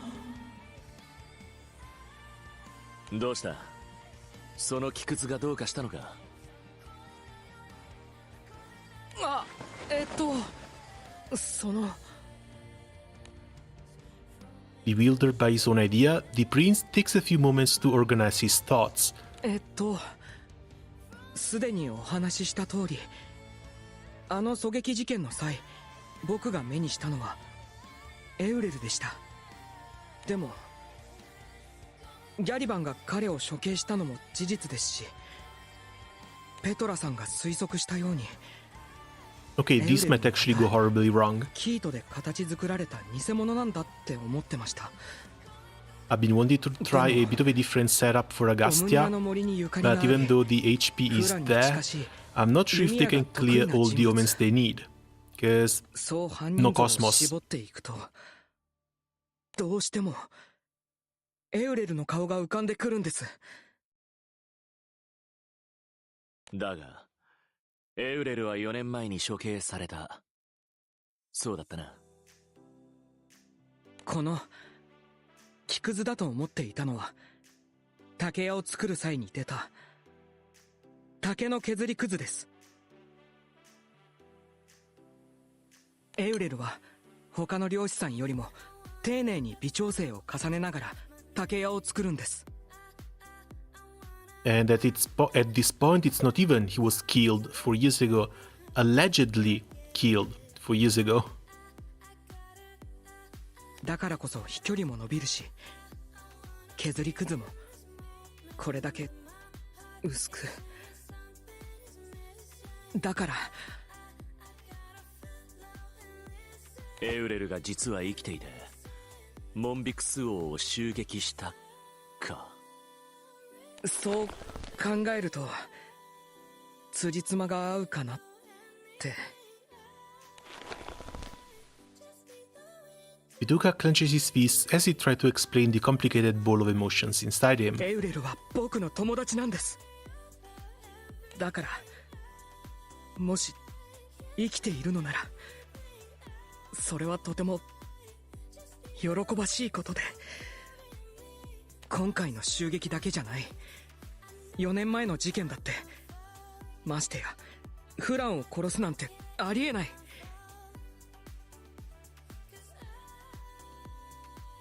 だから僕は彼の無実を信じたい。エウレルとダチだったお前は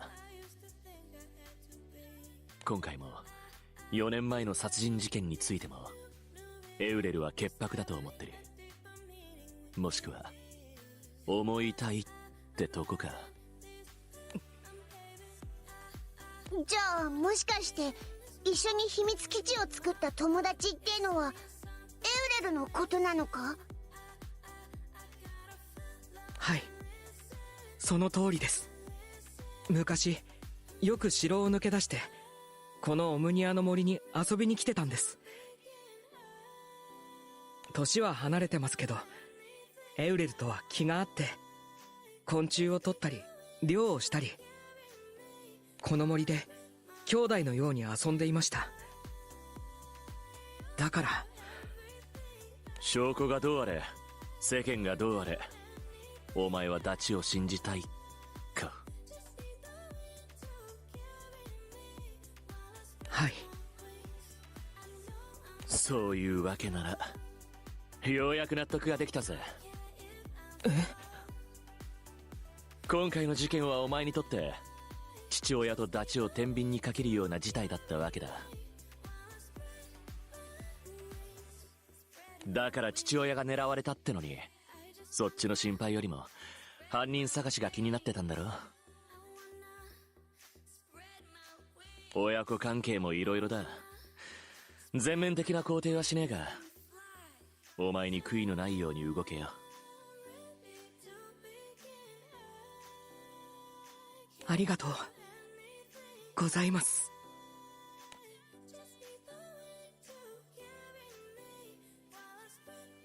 While the determination burns in Pituka's eyes, Petra begins speaking solemnly. あなたのお友達のエウレルさんがドトウシだったとして、エウレルさんがドトウシの力を悪用して今回の事件を引き起こしたのなら、私はそれを許すことはできません。でも信じましょう。 And no, as expected, this didn't really went well. 悪しき心に精霊は応えない。それを確かめるためにも真実を見つけるんです。はい。いろいろと話は進んだが、俺たちのやることはさして変わらねえか。天正の奴隷か、その力を使うドトウシを見つけて踏んじばる。そいつがエウレルか別人か、黒い霧の影響を受けてるかは捕まえてから調べりゃいい。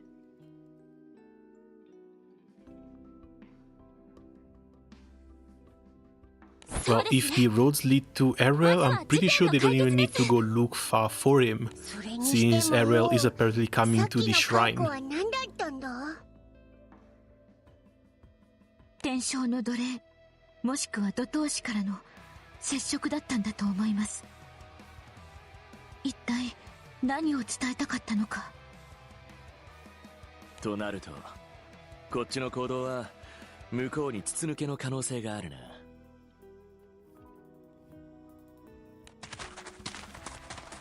On guard, Dancho and company carefully make their way to the shrine exit. With newly gleaned information in their head, the group re-enters Omnia Forest. But before they can take another step forward, a single arrow lodges itself firmly in the ground before them. この矢はエウレルの。あそこ、木の上です。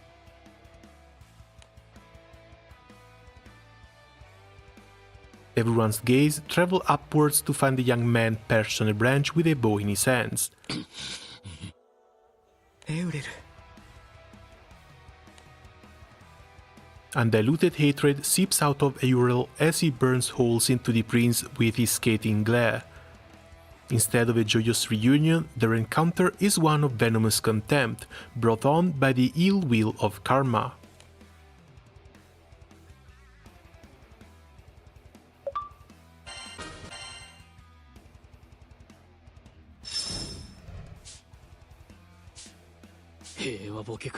And we can finally start farming the event.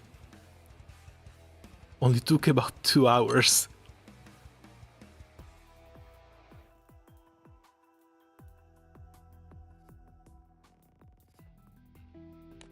The life of a silkworm. エウレル。Full of bloodlust, Aurel jumps down from the tree and glares coldly at Pituka. 何しに来やがった。生きてたんだね。本当によかった。今さら何をしに来たって聞いてんだよ、裏切り者が。俺を見捨てて見殺しにしてどの面下げてここに来た。なあ、なんとか言ってみろよ。生きててよかった。ふざけんなよ。俺は死んで蘇ったんだよ、この国とキャリバンに復讐するために。Pituka's gaze falls on the painful-looking scars on Aurel's flesh, and his eye filled with tears. メソメソしてんじゃねえぞ。こっちはな、流す涙も枯れちまったんだよ。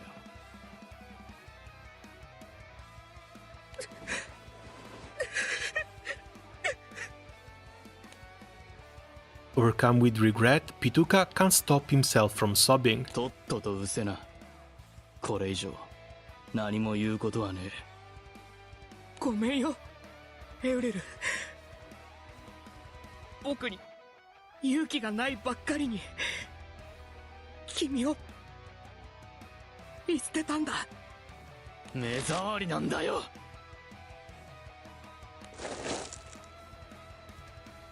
Aurel knocks an arrow and points it at Pituka, but Elmot steps in to block his line of fire. お前だよな、王様を狙った賊は。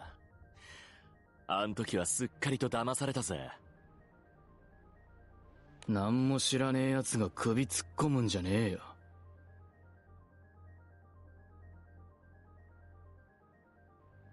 お前が天正の奴隷の力を使ってる以上、Oh そういう Jesus. わけにもいかなくてな。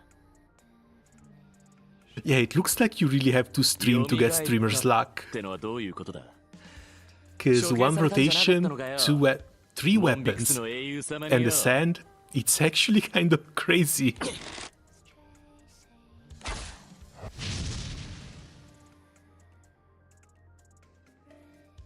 Aurel releases arrow at Elmot, only to have it burned to a crisp when it flies straight into Elmot's wall of fire. 殺す気か。まあな。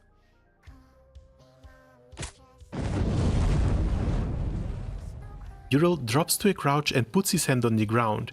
The land begins to shake violently, whipping up a large cloud of dust. エルモートさん。ああ、俺のペンダントもビンビンに反応してやがる。つまりエウレルこそが天正の奴隷と契約した同等子だったってわけだ。But I'm not sure how much sense this keeps making, because again, Aurel's supposed to be dead, and what we're seeing is just a projection created by someone with the actual Earth Shaman powers.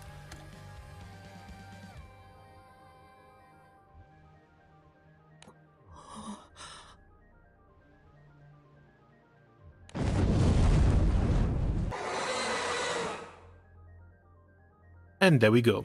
Sure enough, the dust settles to reveal the celestial earth spirit, manifesting as an enormous silk moth. 土等子か。確かにまあ、そういうことになるのかもな。天正の奴隷がなんで蚕の姿に。何を驚いてやがる。これこそがモンビクスを守る精霊の姿だろうが。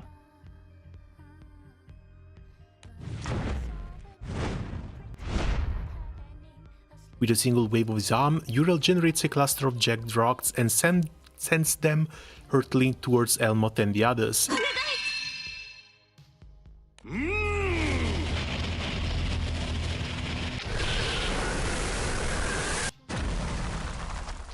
Before the rocks can reach their targets, the celestial wind spirit whips up a gale that blasts away the projectiles. 天正の風霊。つまり、あんたは風闘士か。そうです。これ以上精霊の力で人を傷つけさせはしません。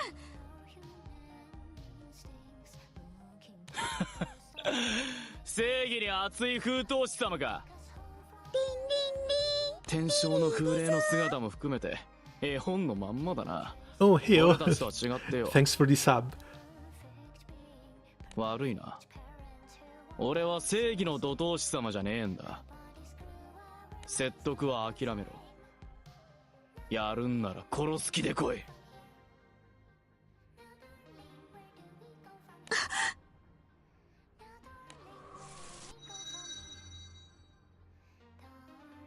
The silk thread wrapped around the entirety of Omnia Forest began to quiver once more, informing Uriel of yet another intruder.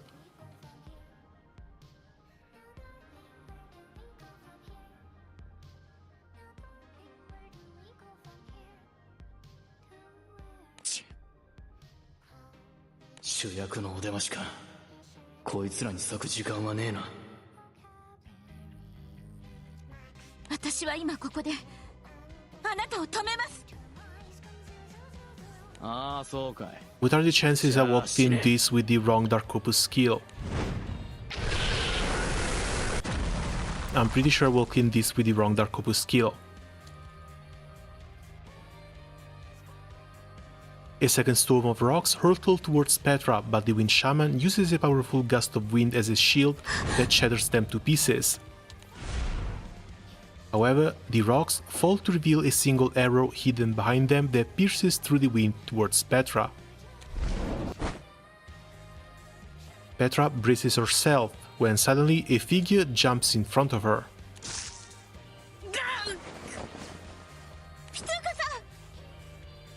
Looks like the little lion managed to find a little bit of courage at least. 嫌だよ、死ぬのは。今も Yeah, I had the wrong Dark Opus seal. Damn it! でも君を信じるって決めたんだ。あの時信じてあげられなかった君を今度こそ。だから言って、エウレル。君の思うままに。 Well, that's one host wasted, sadly. Pituka loses consciousness and collapses into the ground. ピトゥーコ、ありがとな。お蚕様の面倒を見てくれて。俺を信じてくれて。Uriel shoots out a string that latches onto a withered branch, then kicks into the trees. どうしましょう。今は怪我人が最優先だ。団長さん、手を貸してくれ。ペトラ、応急処置はできるか。はい。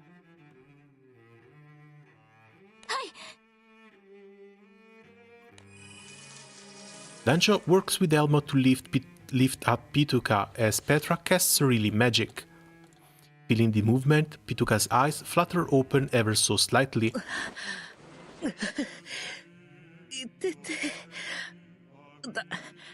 大丈夫ですよ。きっとそんなに慌てなくても。 Got to rank S with Gran. Oh, 大丈夫 congrats! じゃねえだろ。すぐに医者に診てもらおうぜ。 That's not the first one though, right? How many characters did you manage to get to high rank? Agreeing that immediate medical attention for Pituka was necessary, the crew decides to return to the castle.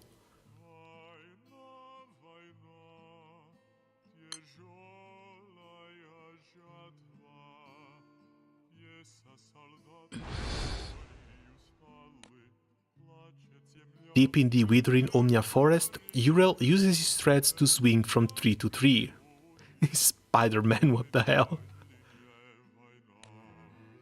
Memories resurface in his mind, triggered by his reunion with Pituka. There was a time when he was but a young boy, naive and unknowing of the future that awaited him. もう大丈夫だからな。このまま大きくなって飛んでいけよ。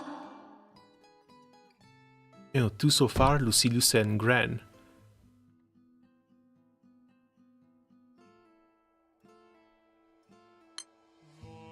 Oh, how are you feeling about Lucilius? Because I've only seen him a couple of times and he feels a little bit slow. Still, if you brought it to S rank, congrats. A young Ural crouches in the shadows of a large tree and opens the lid of a box.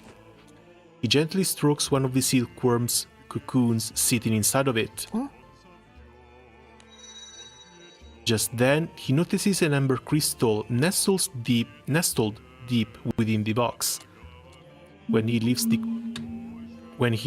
the crystal up to the sun, it sparkles with a beautiful brilliance that captivates Ural. 僕の宝物にしよっと。あ、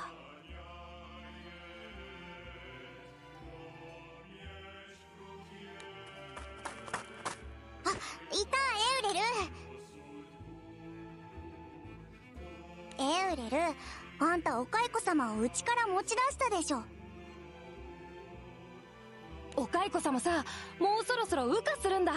だから逃がしてやるんだよ。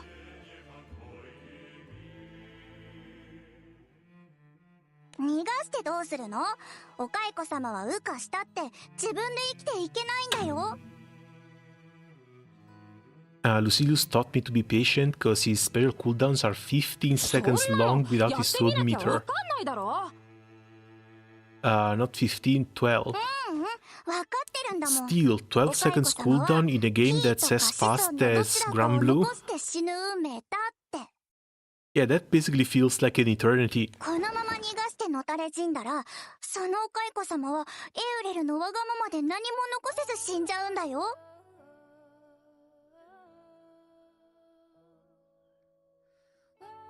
そっちの方がかわいそうじゃん。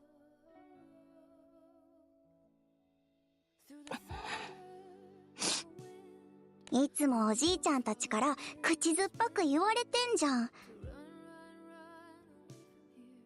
先祖代々、私たちはお蚕様の命をいただいているんだから、お蚕様を大切にしなさいって。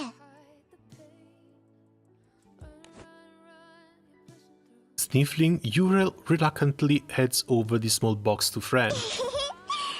エレル、えらいえらい。気安く頭を撫でんじゃねえよ、お姉さんぶりやがって。私は6歳で卒業したからね。9歳までおねしょしてたエウレルより立派なお姉さんだもん。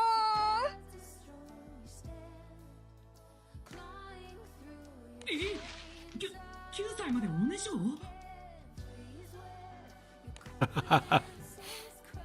When a boy crawls out from behind the tall grasses nearby, Ural and Fran scream.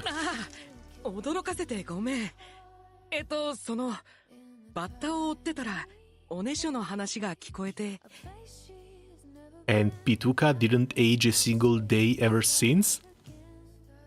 それはもういいだろ。いや、恥ずかしながら僕も9歳までおねしょをしていたから親近感が湧いてね。これが俺とピトゥーカの初めての出会い。当時はピトゥーカが王子だとは知らず、虫が好きなちょっと変わったやつだと思ってた。Without skills, you're a Syrian duck, praying to get to 50% to get out with his only reversal, blue phosphorus. If it's blocked, you're done for. 3人で過ごす毎日は楽しかった。でも、have they done any tournaments already where Lucilius was available as a character to play?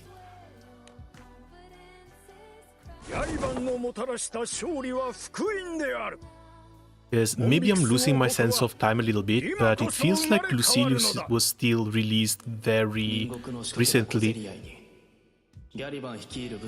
And I haven't heard of any major tournament happening in the meantime. If I remember correctly, even stuff like EVO is still happening a few months from now.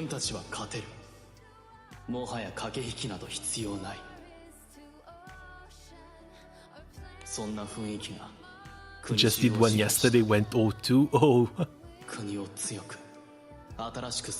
Big Fs right there. 新しき国にしがらみを残さぬよう古臭い伝統など全て不要。キートが特産ののどかな国などではない。モンビクス王国は強く新しく活気ある国となるのだ。オムニアの森に住む者たちは先祖代々続いてきた養蚕の全面的な廃業を迫られた。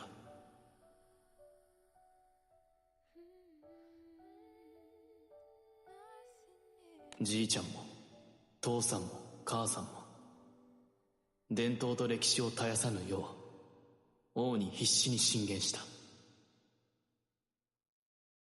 だが王命は変わらない。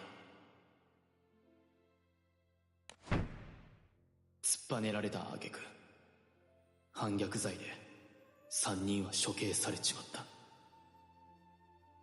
だいたい10年前のことだ。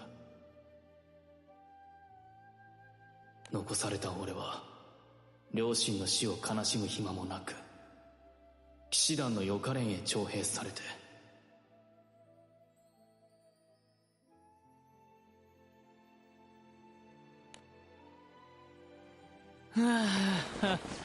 Jesus. 教官の野郎 Then yeah, Eriol has all the reasons to do what he's doing. また悪さでもしたんでしょう。怒られてもしょうがないじゃん。だったら口で言えよ。すぐに体罰とか脳筋すぎんだろ。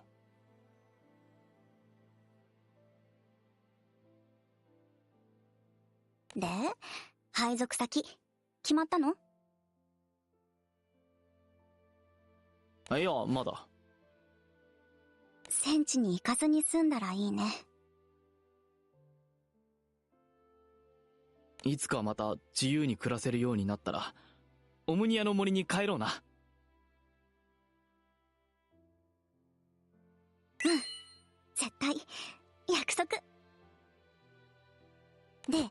話は変わるんだけど、昨日さ、すっごい懐かしい人に会ったの。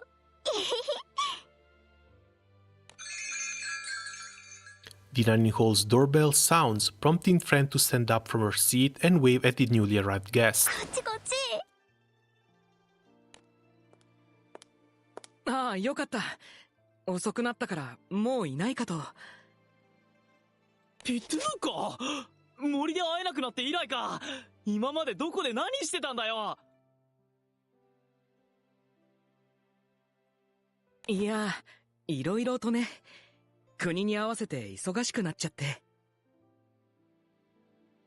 それにしても相変わらず元気そうでほっとしたよ。元気ってか、戦うために鍛えられてるだけだ。で、ピトゥーカは何やってんの？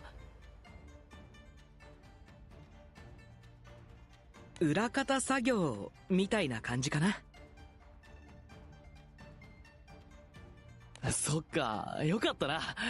騎士になれって言われ Oh, ても nothing. Pituga was doing nothing. I don't think anyone would trust him with helping with preparations. 俺が予科連を卒業したらまた3人で遊ぼうぜ。Still, if his father valued strength and honor above everything else, I think he would have probably pushed him towards training or at least becoming a guard captain, instead of just abandon him to be a little wimp like he did. 久しぶりに大笑いをした。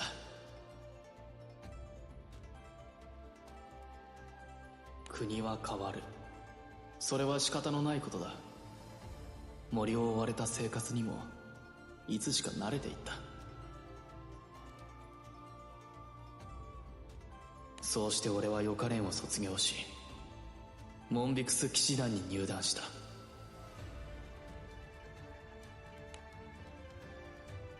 新米騎士団員になった俺に待っていたのは、訓練と称したリンチの毎日だった。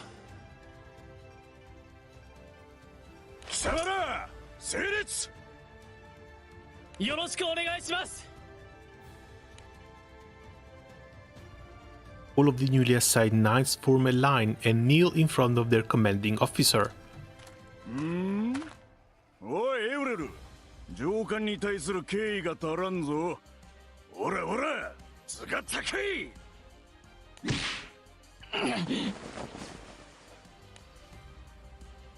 The commander beats him, but Ural keeps his kneeling stance, mastering all his strength to prevent himself from falling. ブーツが汚れてるぞ。騎士たる者、身だしなみに気をつけよ。おら、しっかり磨かんか。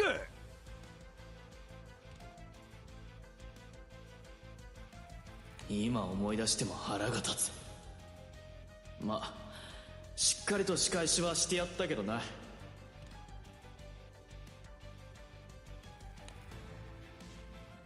今日は団内での個々の仕事を言い渡す。エウレル、貴様の仕事は団内の秩序の監視だ。命令違反、敵前逃亡、背任行為、何か見聞きしたら俺にチクれ。まあ恨みを買いやすい仕事だが、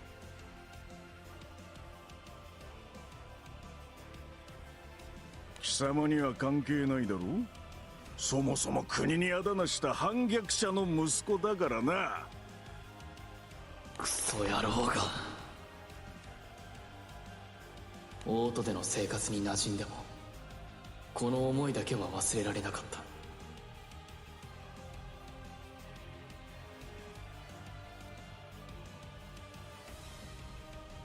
森は伝統を奪われた恨み、そして家族を殺したモンビクス王国への憎しみだけは。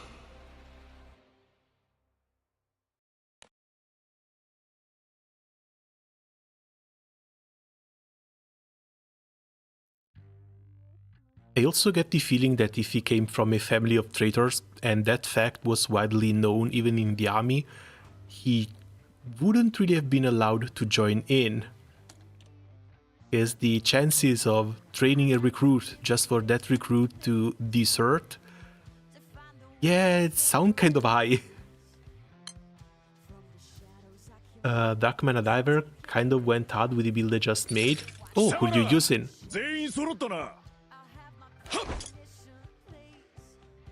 Yes, yeah, I guess with Mana Diver, especially once you get the double agonize from the anniversary ticket, that just get him to roll. Ariel continues stalling through his days as a knight, when one day the commander gathers them for a talk, his tone cautious. 実はだな、モンビクス騎士団の副団長であるスティーブン殿が失踪した。失踪？スティーブンが？口八丁で誰とでもうまくやるあのスティーブンが。Recently, the Moonbeat's knights have been on high alert due to increasing rumors of knights, merchants, and rogues abandoning their country and running away. With a promising future ahead of him, it seems unlikely that Steven would choose to become a renegade himself. As such, Steven's disappearance has been classified as a missing persons case. 我らはこれからスティーブン殿の捜索の任に当たる。ライラ姫のためにも必ずやスティーブン殿の行方を突き止めよう。Despite the commander's passionate speech, however, the knights remain unable to find any clues on Steven's location.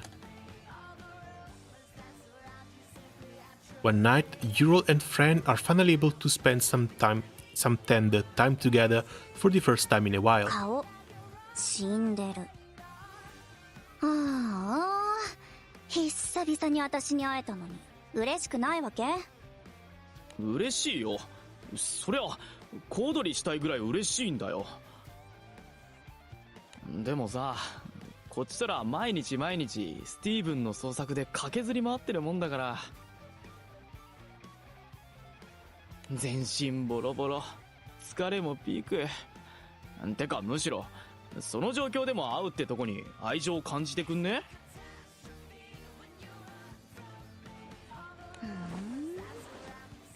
好きだから会いたかったんだよ。じゃあ許してあげる。 Ren sits down next to Ural and the two look up at the moon. こうして見上げるお月様はあの頃と変わらないのに、森は随分と痩せ細っちゃったよね。昔じいちゃんが言ってたんだ。オムニアの森には天正の奴隷様がいるって。あったね、そんな話も。私は絵本で読んだけど。今のオムニアの森には天正の奴隷様がもういないんじゃないかって思うんだ。でもそれなんでなんだろう。Don't have the astral weapon or a full uncapped Fidel weapon, but I did have an agonize, and in the astral slot I put a Xeno weapon. You know, I don't think the astral weapons are all that used anymore. They used to be, but now we have the Pain and Suffering series that give both damage cap and damage supplemented. And ever since those weapons have been released, the astrals start of kind of losing purpose.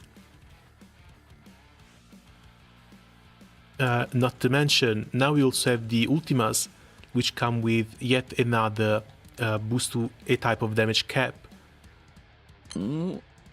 どういうことだ？だって人間が出て行ったなら自然の象徴である精霊様は逆に強くなりそうなものだけど、それとも森を切り開いたりする力に精霊様が負けちゃったのかな。そんなことあるかよ。きっとそうじゃなくて、俺たちも森の一部で精霊様に必要だったんだよ。でも森を出て行ったから。Yeah, even in Magna Grids, that's better. 人間が自然の一部ってこと？ Yeah. 今じゃ森を壊してるのに？ I think I should have a mana diver grid somewhere. そうだけど。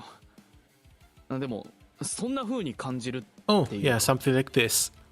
ほら、俺もこの森を離れてからなんか元気出なくなったし。The Fidel Spine being a bit of a flex slot here, depending on if your team does charge attacks or not. If they do, it's fine to keep one. If they don't, maybe change this for another X or something. But yeah, both Dark Opus and Ultima bring two different types of damage cap. And then there's the Parazonium. Now with the Agonizes bringing all the supplemental damage you need. 母ちゃんかよ。ちょっとお姉さんぶってるって言うならまだしも母ちゃんって。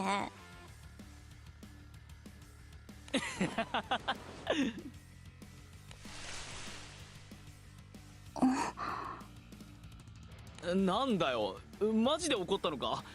悪かったよ、母ちゃんなんて言って。そんなことじゃなくって、あのさ、あそこの地面なんかおかしくない？ Oh, this might be the first signs of the withering. 花の匂いか。でもなんか嗅いだことのねえ匂いだ。Taking a closer look, Ural notices that the dirt is soft, like it had been dug up not too long ago. Ooh, it's not withering. This is where Steven was buried, isn't it? フラン、確か秘密基地にシャベルってあったよな。Yeah, I'm afraid they're in for a really nasty surprise. The two of them fetch shovels and begin digging into the ground. They scrape away a decent amount of dirt, until finally... スティーブン副団長!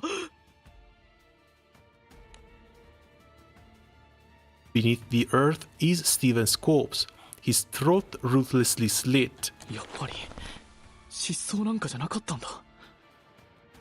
そりゃそうだ。外交を任されてて、ライラ姫との結婚も決まってた。Yeah, but that's where you bury the body right back and you disappear from the entire region. Hell, board a skyship and leave the island completely.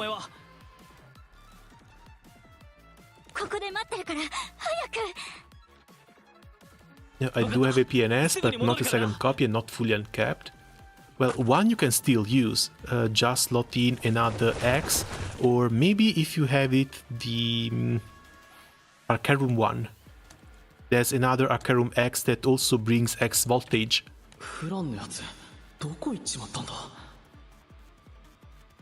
おいエウレル、貴様はなぜこの遺体に気づいた？あ、はい、フランとここで会ってて。フラン？ああ、貴様と同じ出身の娘か。後でその娘からも事情を聞く。俺のところへ連れてこい。はっ。お、これまさか。Another knight prods the ground with his foot and realizes that the dirt in another spot also appears to be loose. 貴様ら、ここいら一帯を掘り返せ。はっ。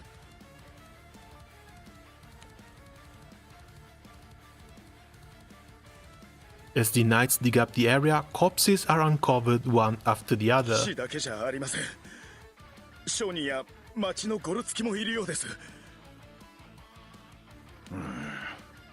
Is there which one? Hold on a second. 国から逃げたっていう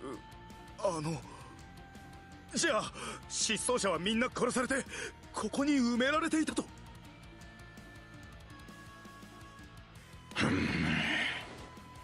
This one. Vintea Militis. キャリバン団長。 The boost to multi-attack is not really all that important, but it does still bring the X voltage too, so you can cap out on the special EX modifier.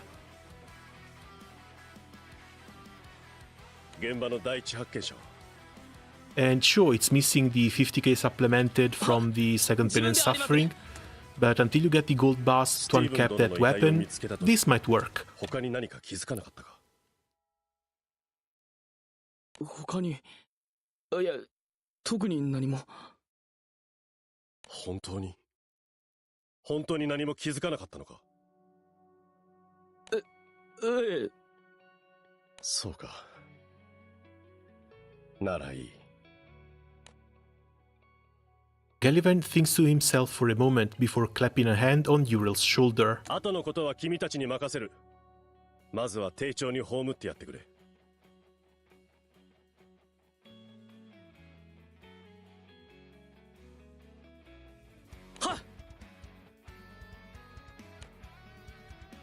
The truth about the disappearances spread, and bards begin to sing of the tragedy of Stephen and Princess Layla.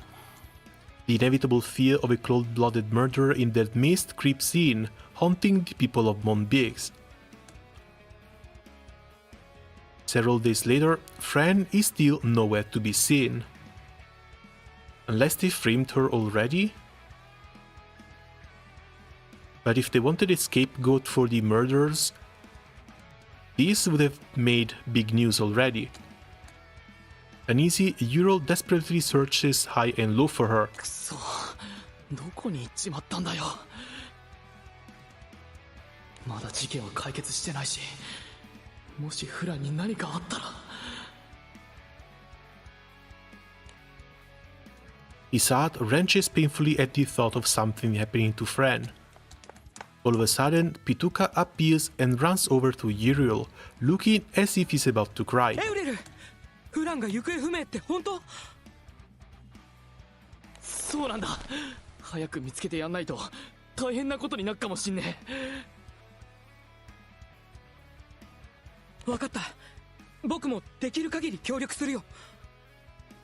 まあ、フランを絶対に探し出すぞ。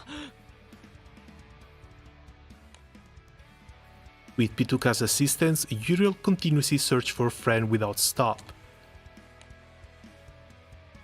However, That night, Friend is found in the Omnia forest with her throat slit.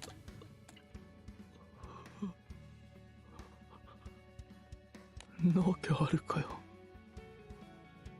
なあ、フランはあんなにも元気に笑ってたじゃねえか。そうだろ、ピトゥーカ。なのに、なんだよ。なあ、フラン。おい、返事しろよ。お前そこで何してんだよ。目覚ませよ。なあ、なんでだよ。なんでなんだよ。The two boys are in a daze until the other knights arrive on the scene upon being notified. 犠牲者が増えてしまったか。エウレル。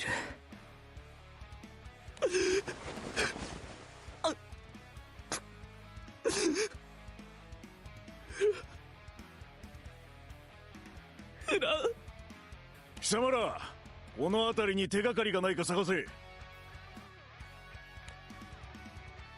The Monbit's knights pour their effort into searching for hints that could point them to the culprit. Little did they know that they would indeed find evidence in the small shed that Errol, Fran, and Pituka used to call their hideout.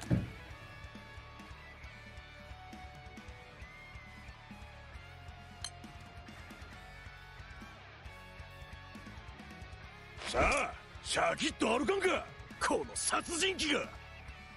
俺はやってない。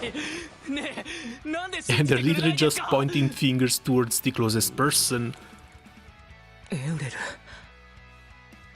近くにいて殺人鬼の正体も見抜けぬとは、つくづく愚鈍なやつよ。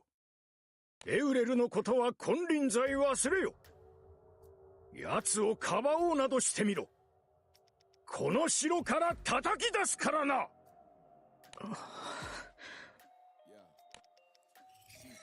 Frozen in place, Pituka stares helplessly as his friend is screaming while being dragged away. Ural looks back at him with disbelief in his eyes. ピトゥーカ。おい、どういうことだよ。お前、この国の王子だったのか。And that's where he finds out? 俺がこの国を恨んでるの知ってたよな。俺の話をお前はどんな気持ちで聞いてたんだ。バカにしてたのか、笑ってたのか。お前が俺をはめたのか。違う、それは、そんなことは。なあ、どういうことかって聞いてんだよ、ピテーカー!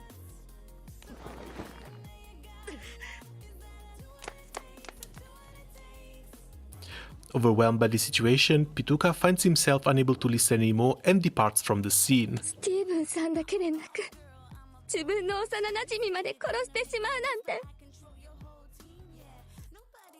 あなたは獣よ。人の心なんてないんだわ。なあ、姫様よ、俺じゃないんだよ。話を聞いてくれよ。なんでだよ。フランが殺されたんだぞ。なんで俺が殺人犯になるんだよ。エウレル、君が無実であればすぐにでも解放する。だからどうか落ち着いて話をしよう。なんでこんなことに。俺はフランを愛してたんですよ。君たちが幼馴染であり、オムニアの森から離れた後も彼女と親密だったことは聞いている。だがそれは彼女を殺していないという証明にはならない。姿勢にあふれる事件の中には地上のもつれが You 原 know, 因で it あ would る be ものも nice if they 決して told 少 us なく what sort of evidence they found in this shed.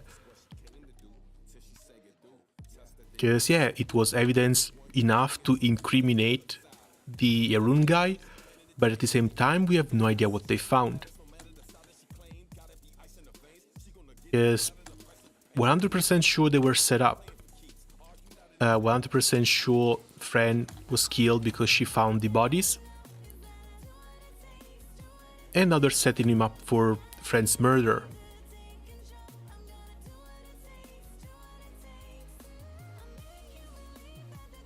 Once again, Gallivan looks like he's trying to do the right thing. So there's a few more instances of him trying to do the right thing, which kind of points toward him not really looking like the mastermind behind everything. So it has to be the king. It has to be the king, and it has to be someone close to the king.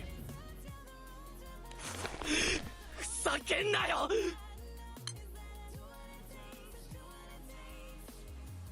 その他にモンビクス騎士団の皆からはいろいろな話を聞いている。Gallivan tells of what he heard about the bullying and prejudice Ural suffered at the academy because of his parents. 恨むに決まってるでしょ。俺の家族はこの国に殺されたんですから。俺から家族を奪って、居場所を奪って、誇りを奪って、そりゃ憎いですよ。心の底から。でもだからって、なんで俺がフランを。俺はやってない。だから俺をここから出せ。俺が本当の犯人を捕まえる。捕まえてぶっ殺してやる。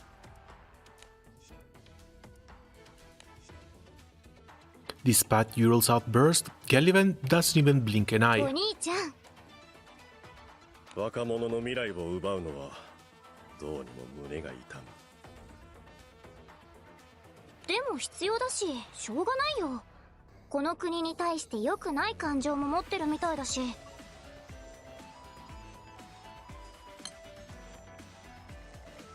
Why does he look like a demon on Gallian's shoulders?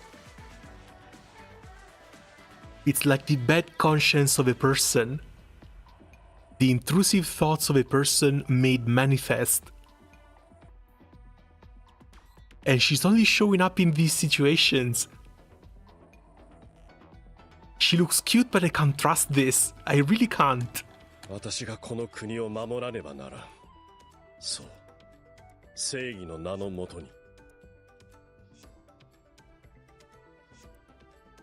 Oh, he's figuring it out. I've had my finger on her ever since the beginning. She has been looking suspicious ever since chapter 1.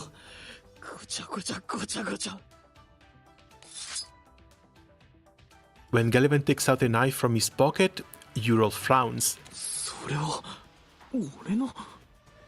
君たちの思いが詰まったあの小屋で見つかった。で、ここからが興味深いんだが、これまで見つかった多くの遺体は残念ながら腐敗が進んでおり、傷跡が半然としない。だがまだ新しい遺体、スティーブン殿とフランに残された傷跡がこのナイフによるものと断定された。嘘だ。それは猟で取った獣を裁くためのもので。オムニアの森に住んでいた者でもあの小屋の存在を知らない者も多い。それは君たちが秘密基地としてあえて見つかりにくい場所に作ったものだからだろ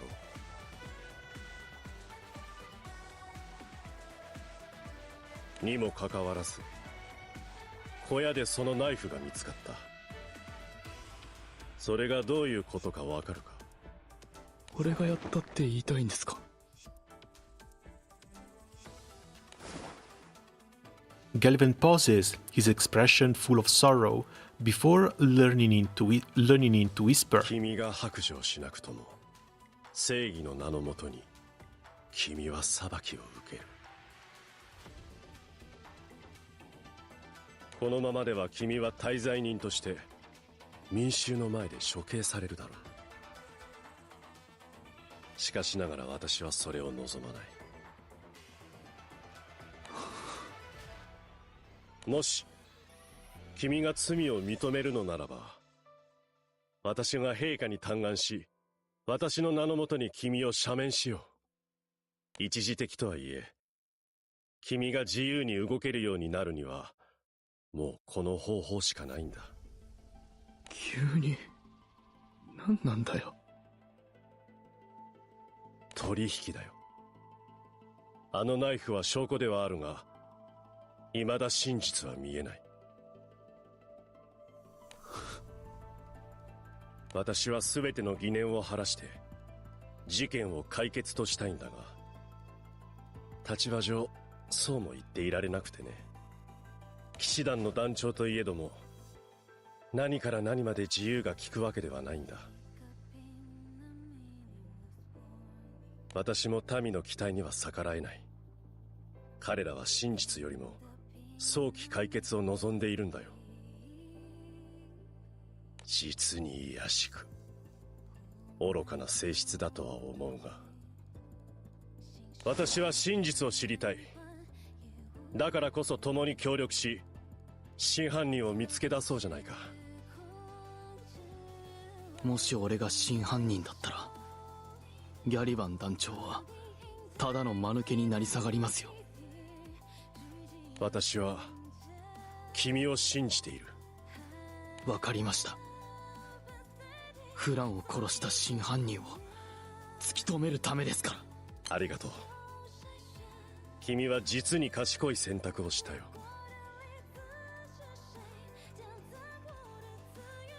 In other news, Relink 7 got a CG featuring his... That's his FLB. Oh, hold on a second.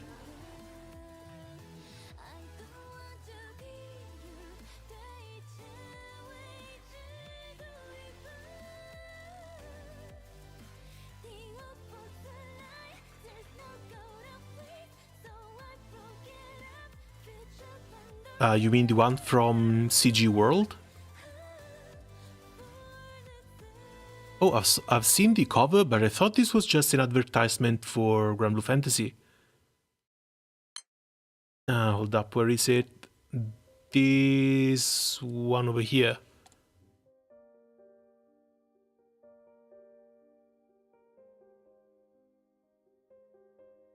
I thought this was just a standard ad for Granblue Fantasy. Didn't think this was actually for Relink.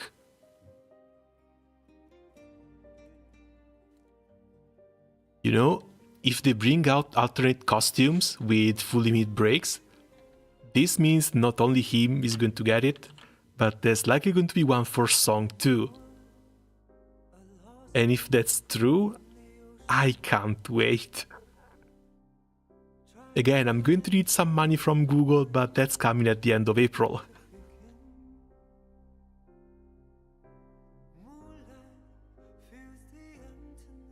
Okay, back to us.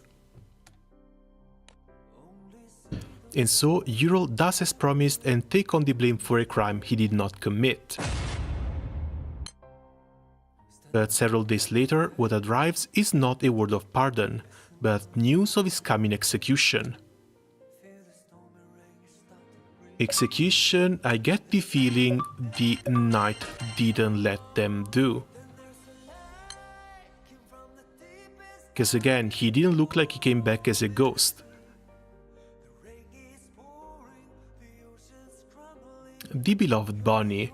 Finally, we're going to get a little bit of backstory on this one. 最後の食事は何を食べたいか考えておくといい。どういうことだよ。話が違う I want some outfits for everyone in Relink. Hey Forte, welcome. Honestly, me too. The different colors that they've been doing for stuff like Versus, it's fine. Up to a certain point though. A new skin is just a new skin. 王国に恨みを持つ維持による強行。民の望んだ通りに事件は解決した。協力に感謝する。How you doing? I've been doing fine. Just playing the event and farming a little bit. I'm almost done getting all the stuff I need for Light Magna. So maybe just a few hours of grinding before the United fight just to round things up. It should be fine.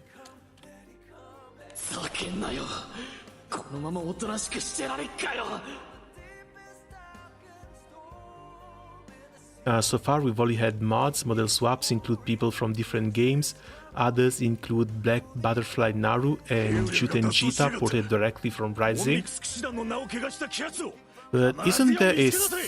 Oh yeah, there's about to be another new skin in Versus. On top of the Narmea one, there's the Catalina one coming. The Casino one. That one is bound to turn some heads. United Fight is coming.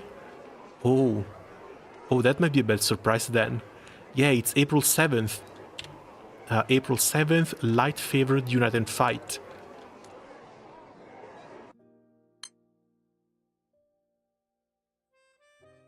Zeta and Catalina are already out. Which one was Zeta's? The dark version?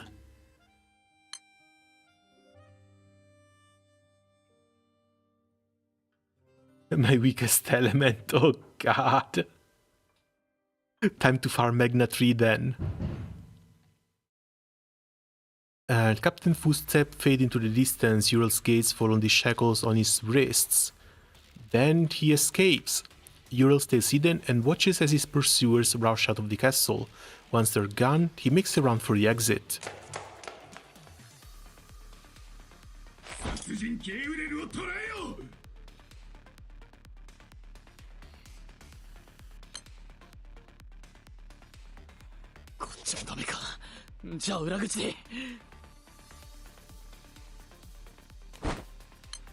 But when Urals jump out of his hiding place in the shadows, he's startled by Enibra figures, who calls out his name in equal surprise.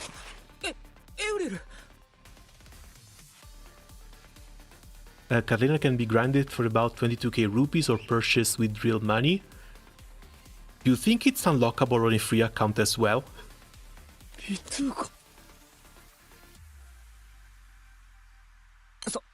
So, 悪いな。今の俺に王子様と遊んでる暇は。本当にフランを殺したの？聞いたよ。罪を認めたって。なんでフランを？どうしてだよ、エウレル！お前はそう思うのか？俺がフランを殺せるって。Yeah, asking that question by itself is already extremely insulting.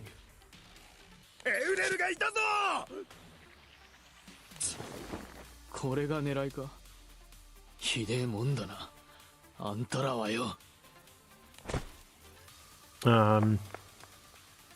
Free version shop is limited to colors, banners and weapon skins. Ah, that sucks then.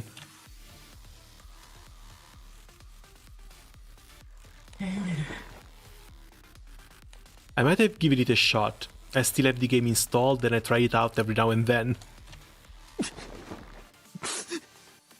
どこに行く？どこに行けばいい？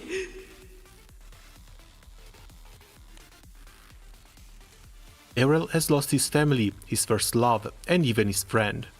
He realizes there is no longer any place for him in the entire kingdom of Monbix. それならいっそ、オムニアの森を抜けて。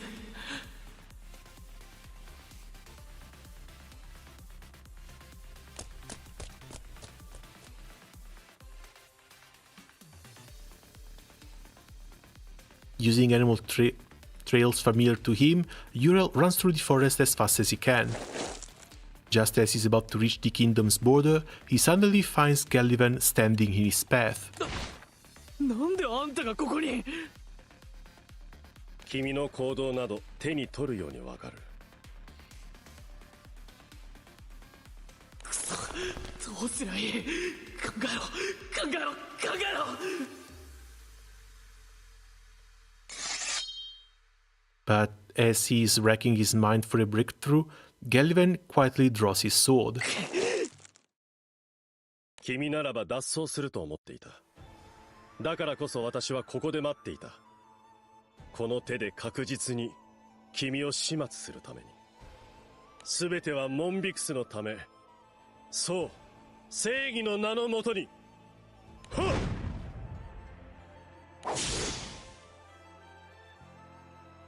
It only takes a second. In one swift motion, Gallivan plunges his blade into Ural's chest. 許せ。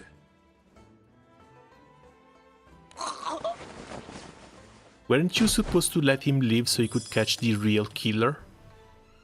Gallivan turns to leave, but not before Ural whispers hoarsely.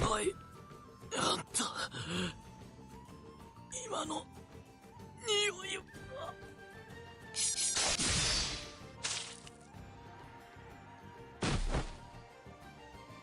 Without waiting for the boy to finish his word, Gallivan swings his sword, cutting through Ural's body. さらばだ。殺人鬼エウレルよ。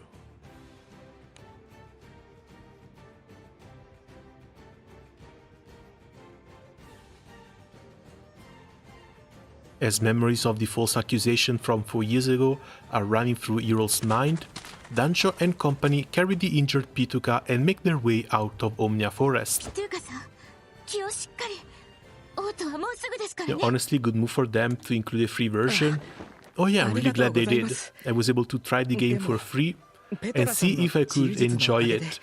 だいぶ楽になったというか、耳元であまり大声を出されるとちょっと傷に響くというか。 What's up with Cygames killing characters?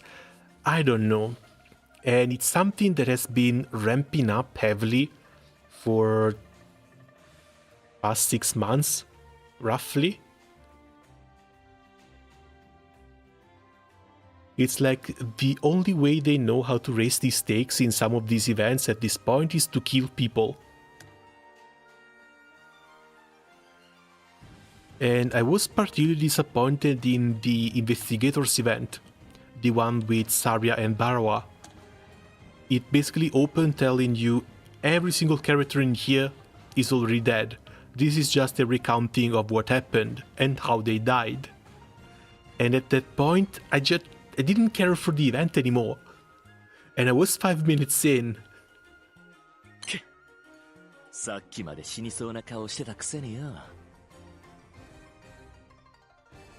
だがまだ油断はできねえ。ペトラ、意識を失わないように声をかけ続けてやんな。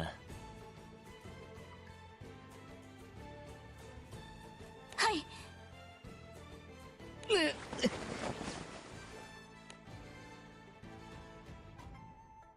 As he's being carried, Pituka murmurs. Damn it. こんなご迷惑をおかけしてしまって。 Murmurs an apology. それに何よりエウレルを捕まえられるチャンスを邪魔してしまって。それを謝るんなら俺たちじゃなくて命を狙われてるお前の親父さんにだろうが。そうですね。Not really. His father has been the one giving the orders, and at this point, 4 it 年前 might just deserve what's coming to him. エウレルのことを信じることができませんでした。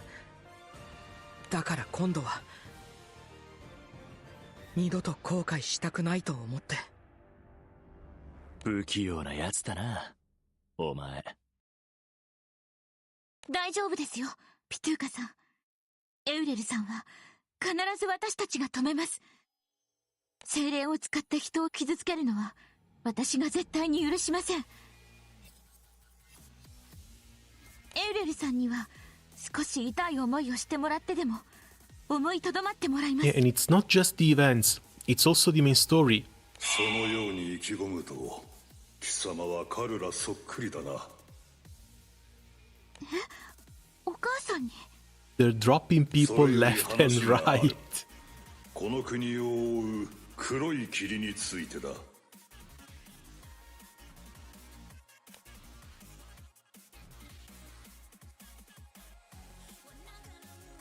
Manifesting without warning, the celestial wind spirit begins to explain its thoughts.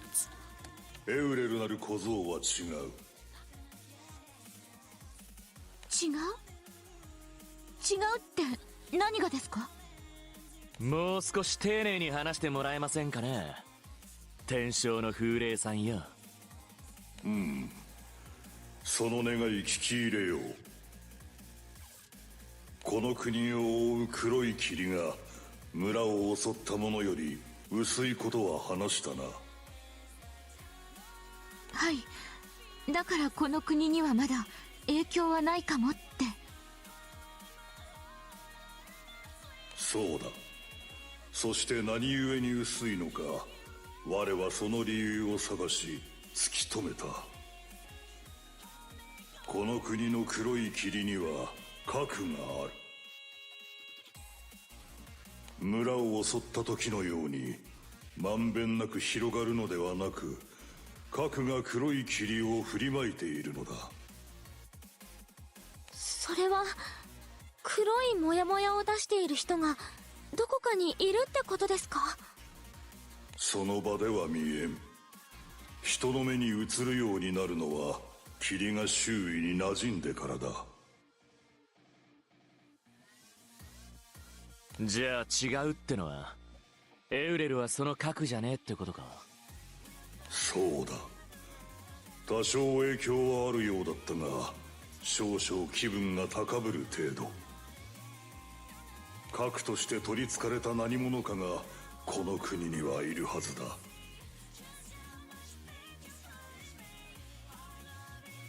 取りつかれたってそれじゃあまるで。気づいていなかったのか。黒い霧には意識に近いものがある。黒い霧に襲われたこの国に村と同じく高位の精霊がいたのも決して偶然などではない。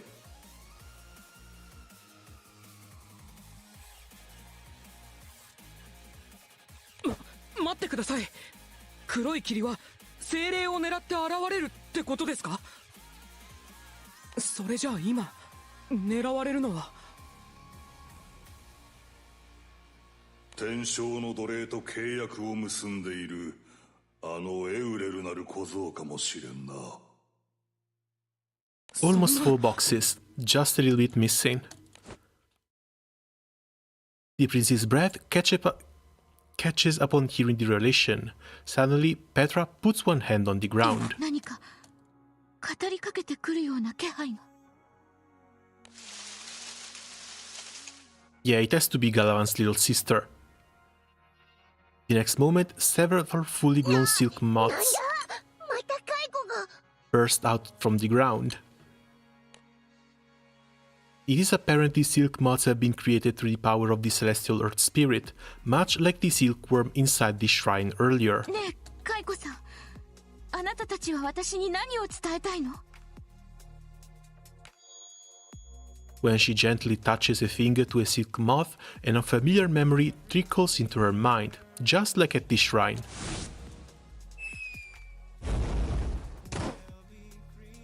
Far away, a streak of light, like that of a comet, shoots into a large mansion. Flames envelop the house at an abnormal speed, quickly becoming an unquenchable fire.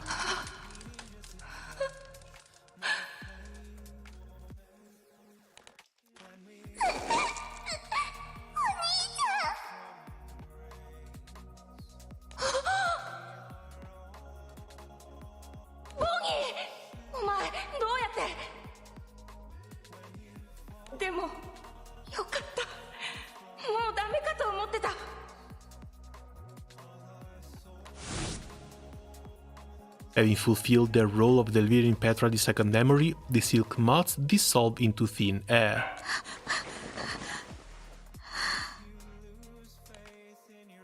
Even after Petra relays what she saw to the others, the crew is unsure of what to make of it. 何が何だか全然わかんねえな。彗星みてえな光ってのはもしかするとヒヤだったんじゃねえのか。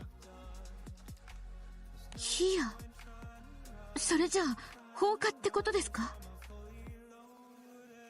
やたら火の回りが早かったってのも誰かがあらかじめ燃えやすいもんを周りに撒いてたのかもしれね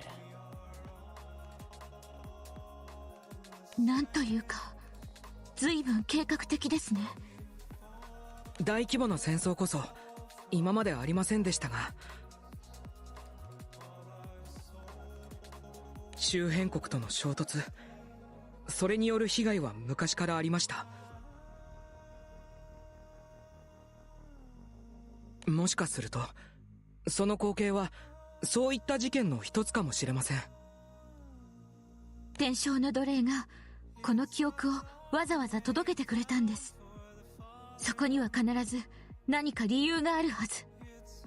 国家間の事件であるなら陛下や従者が詳しいはずです。城に着いたら話を聞いてみましょう。 Elmot 5 star when, so he truly becomes a fire shaman? Maybe before the next Fire Guild War. But we're going to have to check and see the characters who are lining up for a full limit break. Not to mention, Fire Elmot, still pretty decent. それに黒い霧がエウレルを But that doesn't really mean much nowadays, especially when a character like Athena managed to get a 5 star. ま、その前にまずはお前の治療だけどな。Finally, the crew reaches the capital and passes through the looming gates of the castle.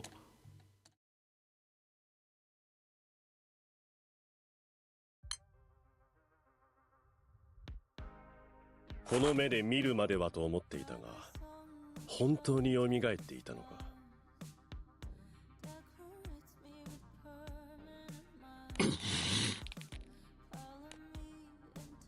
Deep in Omnia Forest, Gullivan and Ural face each other at long last. Ural strokes one of the scars he received from Gullivan, almost feeling a pang from the old wounds again. 相変わらず腹立つぜ、あんた。この刃にかけてきっちりと仕留めたはずなんだが。棺桶まで用意してもらったのに悪かったな。無駄にしちまったぜ。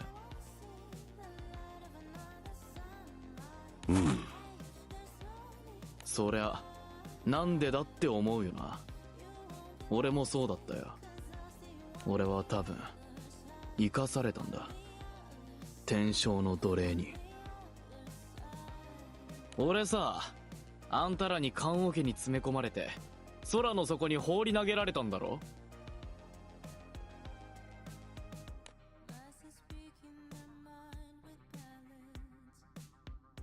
悪夢を見てるみてえな。苦しい時間が永遠のように流れてたんだ。Also, he is not an illusion, like the others. 光に包まれてよ。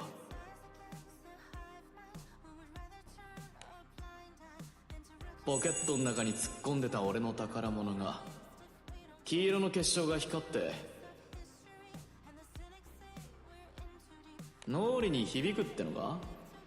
言葉が聞こえたんだよ。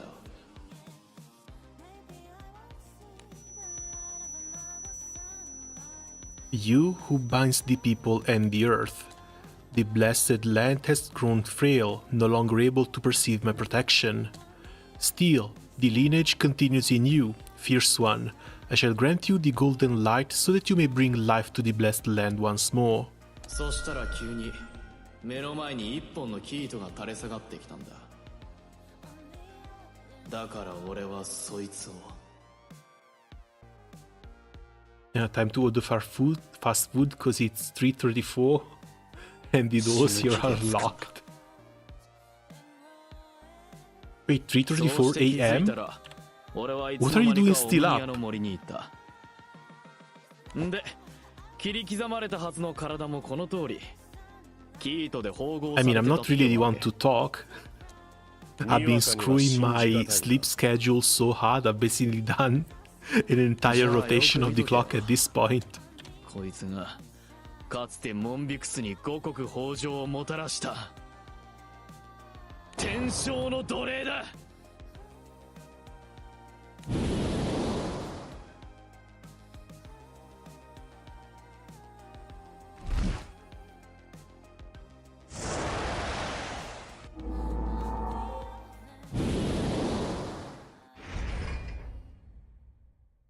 And there we go. Clouds of dust rise from the ground to reveal the celestial earth spirit, manifested into the form of a gigantic silk moth. 岩の巨人ではなく、人に飼いならされた哀れな羽虫の姿とはな。やはりモンビクスは自然すらも征服したのだ。その精霊の姿が何よりの証拠。いや違うね。これがお蚕様が俺たちと自然の付き合い方なんだ。手なずけるなんてのは傲慢だ。多少自然の形を変えられても結局それも自然の一部に過ぎねえのさ。巣を作るため枝を折る鳥は環境を壊してんのか？アリ塚だってそうだ。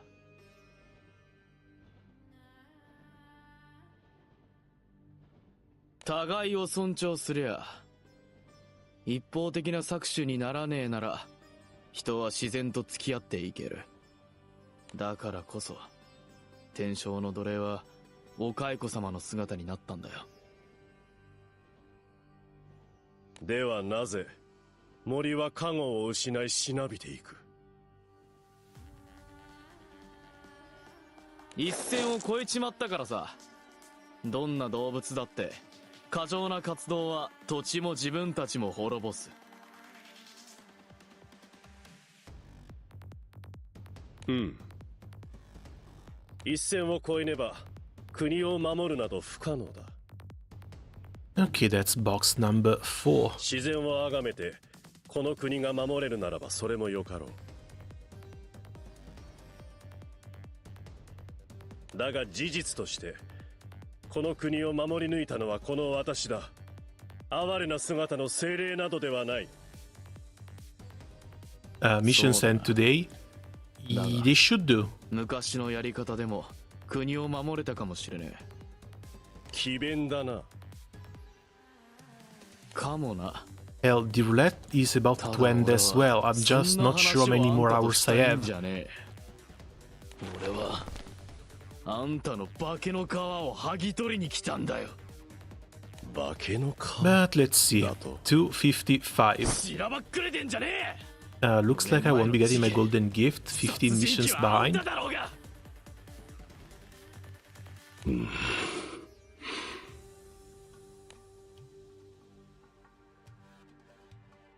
Oh, I'm at 101 out of 130.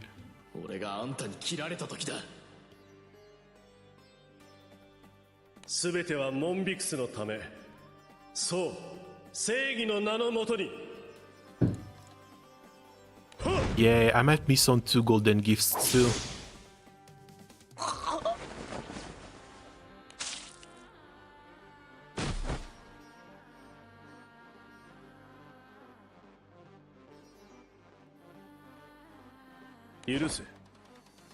Yeah, 4:59 a.m. on March 31st.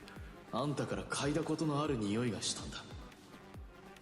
I think it's mostly just the Magna fights. 止まりそうになる I just couldn't be bothered doing them. 思い出したよ。 Okay, 4 golden gifts. Please, tickets. Tickets, crystals. そ Nothing. んなことじゃなくって。 Alright. さ、あそこの地面なんかおかしくない？なんだこれ。花の匂いか。でもなんか嗅いだことのねえ匂いだ。スティーブン副団長の遺体を見つけた時に嗅いだんだよ。 Oh, a liar? くっせえ香水の匂いをよ。 Another gold moon, that's fine.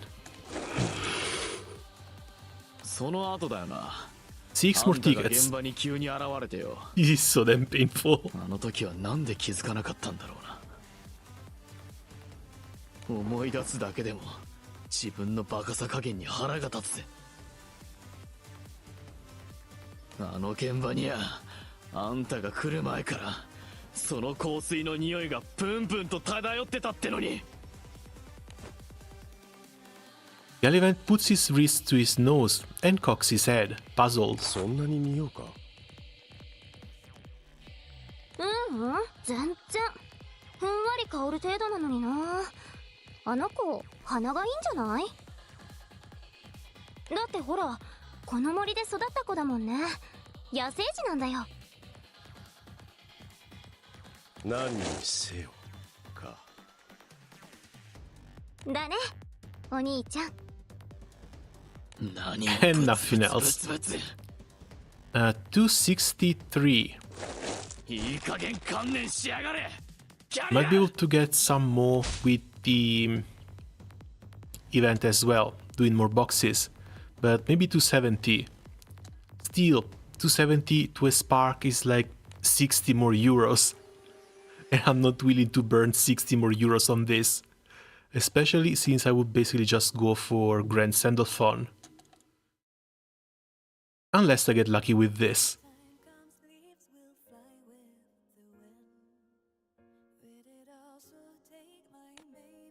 Unless I get really lucky with this.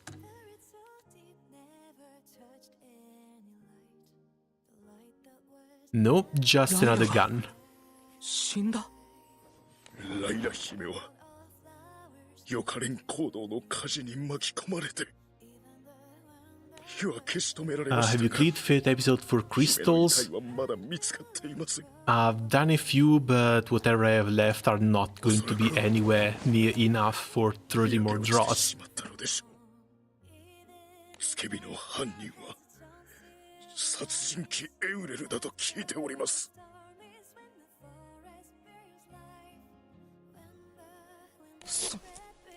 This is 50. There's 11 characters per page. And there's not even 4 full pages. キャツは死んだのだろう。なぜこのよ Pain うな and ことに suffering, なるのだ。 except it's not the weapon. 待ってください。エウレルが。 Nah, I think I got lucky enough. I don't need to finish this spark. Even though United fight without Sendophone is going to hurt a bit. あの殺人鬼を擁護するのか。殺人鬼エウレルは貴様の友だったな。もしや一連の騒動もこの玉座を狙いキャツと結託したのか。 This was the collab, バカなことを。 and this is everything I've gotten. Especially for the last 3 slots up here, I have no reason to complain. ギャリバンさえいれば、ギャリバンさえいれば、このモンビクスは安泰なのだ。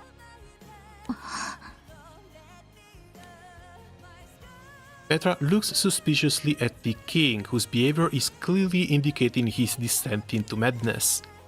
Sensing this, the celestial wind spirit manifests to observe the king as well. 黒い霧の影響が出ているな。それも先ほどの小僧などよりよほど濃いものだ。エウレルさんより人によって程度の差があるんですか？言ったであろう。核が黒い霧を振りまいていると。おそらくそこの愚かな王は小僧よりもよほど長く核と接していたのだ。王様の方が長く核に。 While Pituca is occupied with grieving his sister, Elmot takes his place and addresses the king. ちょいと聞かせてもらいたいことがあるんだがな。よいぞ、モーセ。ギャリバンのことなら何でも教えてやろう。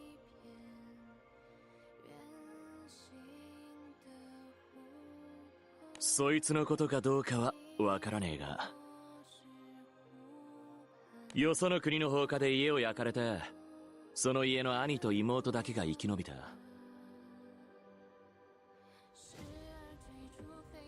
そんな事件を聞いたことねえか？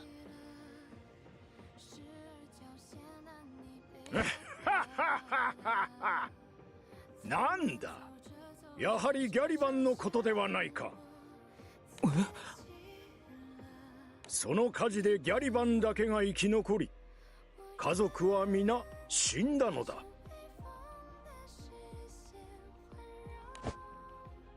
Shook by the king's words, the crew looks at one another. じゃあそのギャリバンの妹は？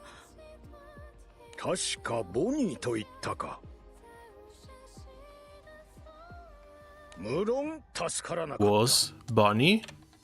屋敷には敵国の患者が大量の油をまいていてな。死んだ？じゃあ記憶の中のあの少女は一体？ Upon hearing that the boy in the fire was indeed Galvan, Pituca is suddenly reminded of something Lila once told him. Securing yet another crushing victory, the hero Galvan and his knights made a grand return to the capital. Galvan is showered in praise, and the bards weave songs and tales to laud his heroics. Born from the flames the hero rise, born with spirits in tow. He slays his foes, remember his name, for he is Galvan the hero. 炎から生まれしか。なんだか大げさだけれどかっこいいね。そう脚色されてるけど、本当は悲しいお話みたい。 I guess now we know why the sister was always there and always kept appearing at inopportune situations. Places where a civilian shouldn't really be. 頑張ったからこそギャリバンは英雄になれたなんてお父様が言ってらしたわ。ライラからも昔聞きました。ギャリバンは幼い頃火事にあったと。Petra thinks back to the memory once more, trying to see if she had missed any clues. The mansion had been enveloped in flames. Gallivan had survived, while his sister supposedly died. Furthermore,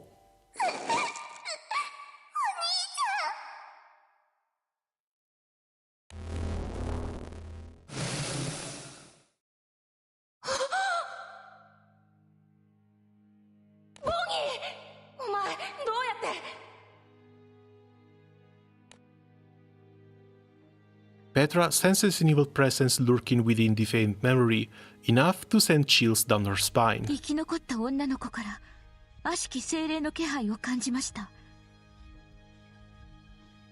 まさか黒い霧の Looks like food is arriving soon, catch you later. Hey, having us lunch. Well, dinner?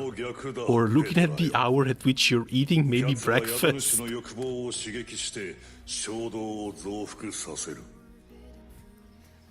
その際、キャツは宿主にとって会いたくともかなわぬ思い人。つまりは死人の姿を借り、宿主に悪事をそそのかし続ける。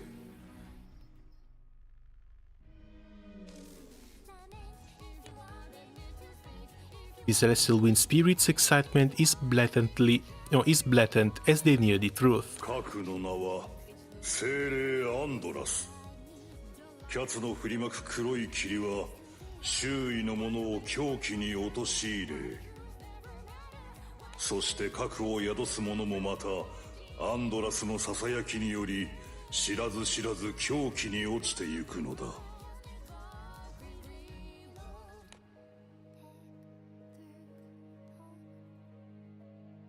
And the truth renders the crew speechless. 私、ギャリバンさんをアンドラスから助けたいです。だよな。ギャリバンを助けて悪い精霊をぶっ飛ばせば一石二鳥じゃねえか。となると問題はギャリバンの居場所だな。黒い霧。 Not to mention the fact that Gallivan at this point might actually be beyond saving. 天正の奴隷はエウレルさんと一緒のはず。この王都に姿がないのであれば残るわ。 Yes, even if they free Galivan from the evil spirit, Galivan has been murdering a ton of people, a ton of innocent people. 僕たちの大切な森に行きましょう。エウレルを止めるためにもオムニアの森へ。 Leaving the king in the attendant's care, Dancho and company set out for Omnia Forest once again.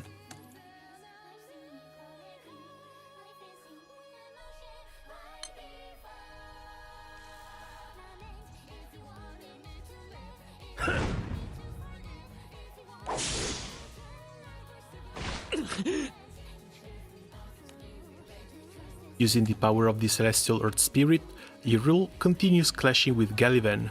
The two take turns gaining the upper hand.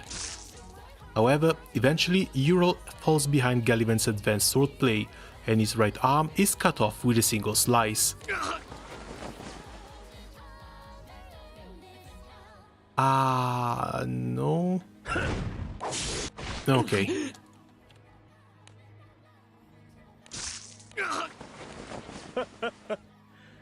絵本の中の土闘士はかなりの手だれだったと記憶していたが、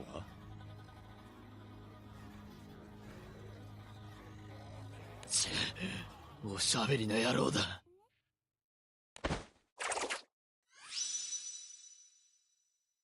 Yrul picks up his arm from the ground and uses silk threads to stitch it back onto himself. Okay, that's pretty cool. このまま終われるかよ。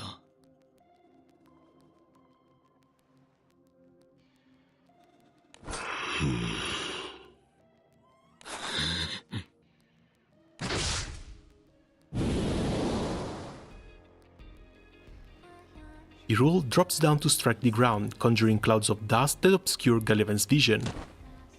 In that moment, Yrul takes the opportunity to disappear from the scene.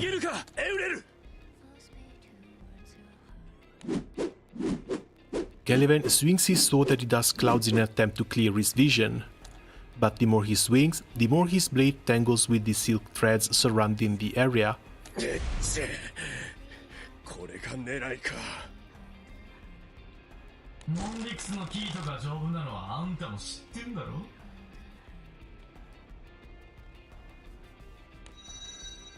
His smirk hovers on Yrul's lips as he knocks an arrow, the ember crystal glowing bright. あばよ、偽りの英雄ギャリバン。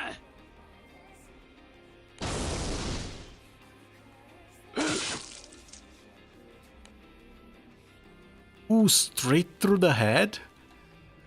The arrow shoots straight through his head. Galivan quietly crumples to the ground, motionless. Yeah, that's not going to be it though.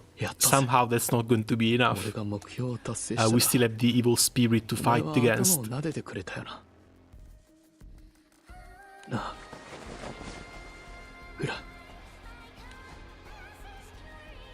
His beloved's name hang in the air as Yrul wipes away his tears.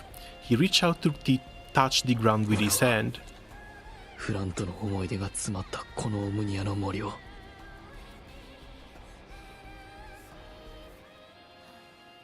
天正の奴隷と一緒に再生してみせる。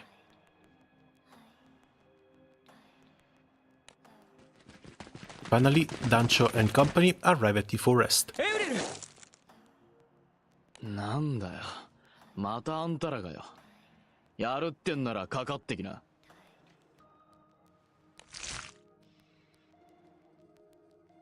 Seeing Galivan collapsed on the ground in a pool of blood, the crew cautiously keeps their distance.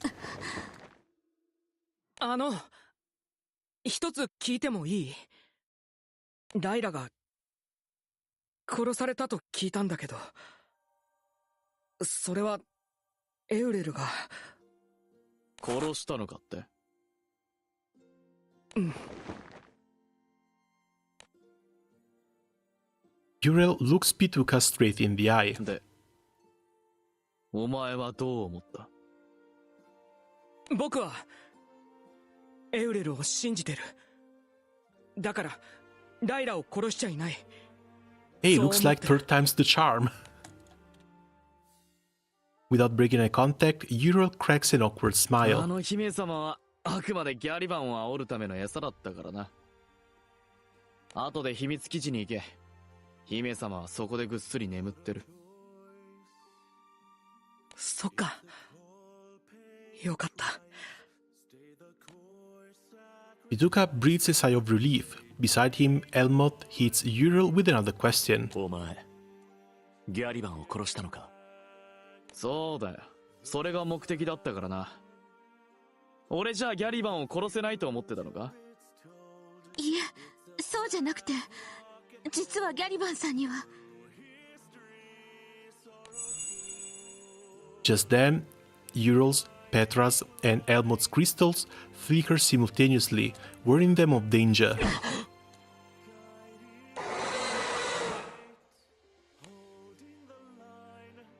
Killing him only made him stronger. A deafening howl pierces the air and a black mist begins to rise from Gallivan's dead body. こいつは。そうだ、この狂気だ。我の今日ついた悪しき精霊、アンドラス。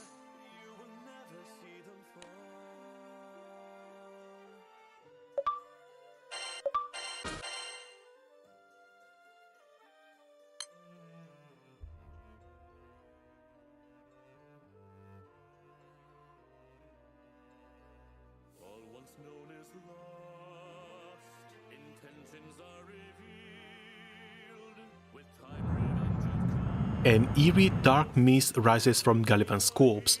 He hovers above the crew's heads before slowly spreading across Omnia Forest. 黒い霧の姿じゃ、風の力で吹き飛ばしても。奴は霧に見えても霧ではない。狙うべきはアンドラスが形を持った時のみ。 I actually like that Petra finally gets some screen time. Dude, I do too. She was one of the first SSRs I've ever gotten, like 7 years ago. But I've never seen her in an event. With the one exception for one of the collabs, in which I don't think she was seen for too long either. The fact that they gave her new art makes me a little bit hopeful that they're going to do something else with her as well. But I don't think it's going to be a full limit break. Like, maybe a new character, but maybe a standard one. Or a surprise SSR, summer SSR this summer. But we're a few months away from that. ちょっと待ってください。アンドラスが。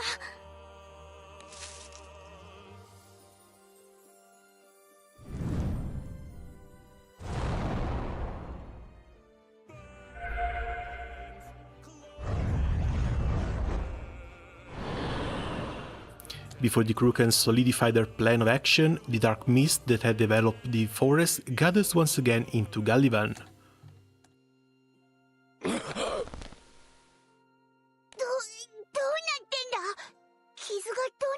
I guess the Earth Spirit is not the only one who can bring people back from the dead.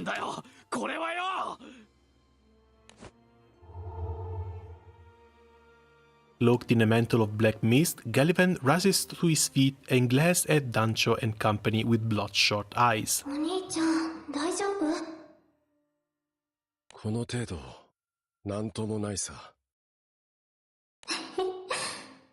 やっぱりお兄ちゃんはさ、ボニー自慢のお兄ちゃんだよ。王様はもう役立たずみたいだし、この国、お兄ちゃんがもらっちゃえば？ボニーがそうしろというのなら、それもいいかもしれんな。そのためにも、邪魔する奴は皆殺しだね。Is fire noise good? Not sure.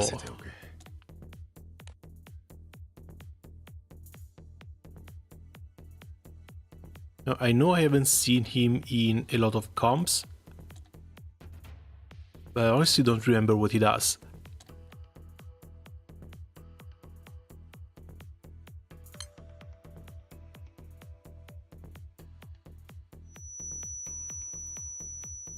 Massive fire damage, bonus fire damage based on Draconian level up to 5 hits. Elemental cut, wind cut, consumes HP. Doesn't really look all that impressive so far.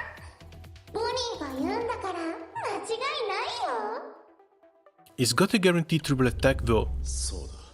Maybe for a 0 button, 0 chain comp.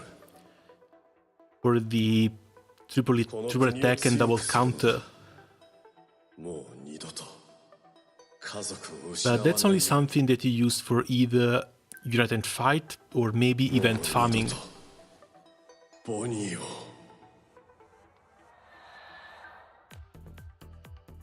兄ちゃん、約束だよ。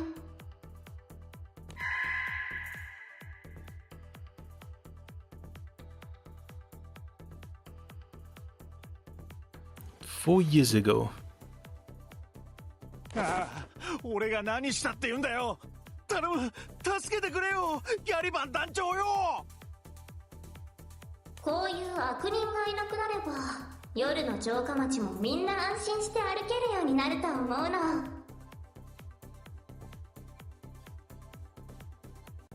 治安を守ることこそ住みよき国となろう。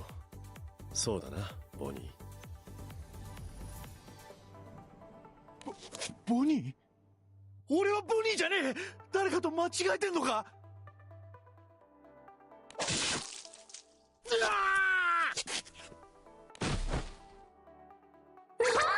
一撃ですっごい。さすがボニー自慢のお兄ちゃんだよ。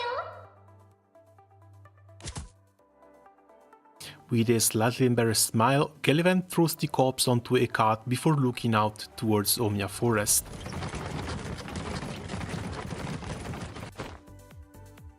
With only the moon as his light, Gallivant uses a shovel to dig into the dirt.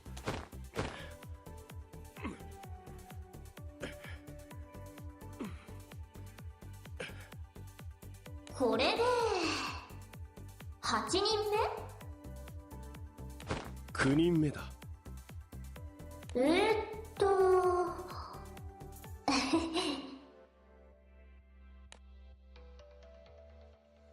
Bonnie tries to count with her fingers the number of people Gallivant has killed and buried up until now, but she gives up and laughs. 私腹を肥やした商人2人に詐欺師、隣国のスパイ、敵前逃亡やら体制批判の騎士が4人。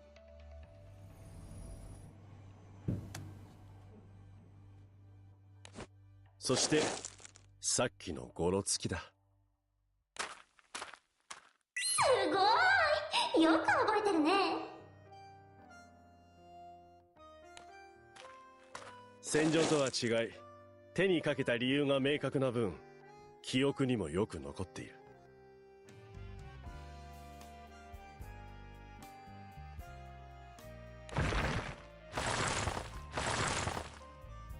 Gallivant throws the rogue's body into the hole before covering it up with dirt 記 again. 念すべき10人目はスティーブン副団長かな。やっ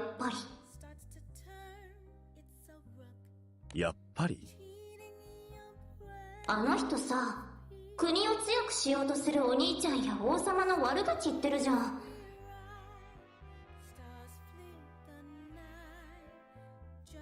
今は対話で外交する時代だとかなんとか言ってさ。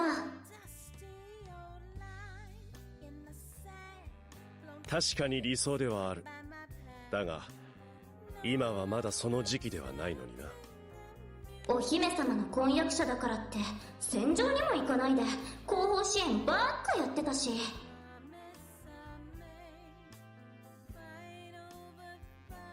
ずるいよ。Wait, the red ended? I thought ボニー there'd に be 言わせれ 200 pools ばあんな on the の last day. 口だけ達者な反逆者なんだけどな。 We already got the 100 pools guaranteed, 反逆 and 者 they followed that up with Super Muku for an additional 5 お兄ちゃん SSRs. がああいう口だけやろうから That was モン it. リクスを守らなくっちゃ。200 pools on the last day is a little bit excessive.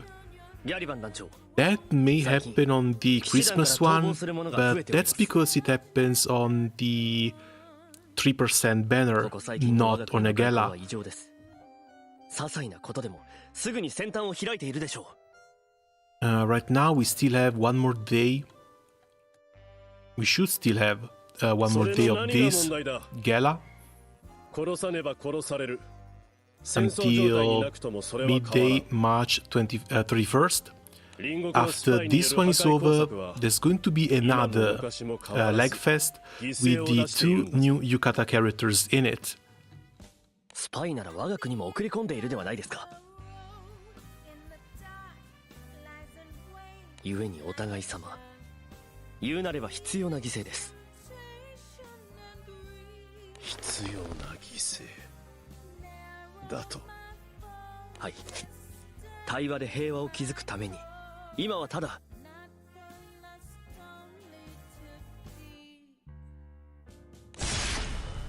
And down he goes. It happens in a flash. Gallivant draws his blade, without even a moment's hesitation, slashes Stephens' throat.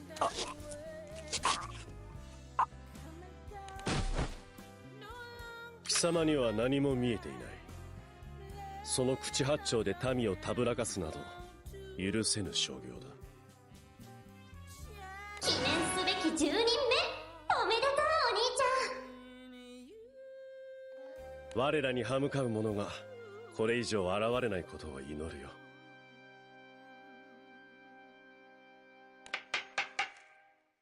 Just as Gallivant makes to move Stephen's body to the forest, he hears the king of Monbix calling for him in the castle. 王様もお兄ちゃんに甘えすぎ。ボニーみたい。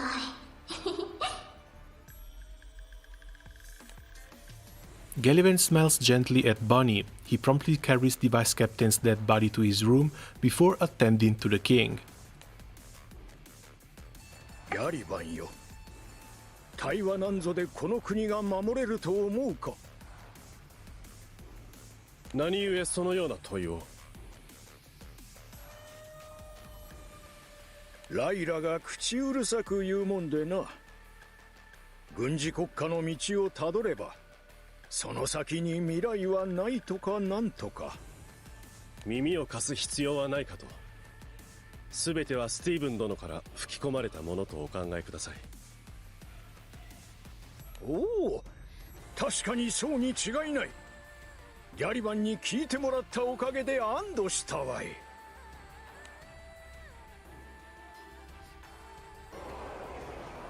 The next day, the knighthood passes with news of Stephen's disappearance.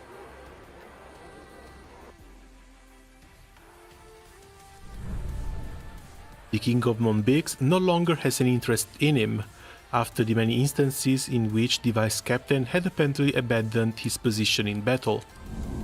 Stephen could not better less with the steadfast Gallivant at the king's side.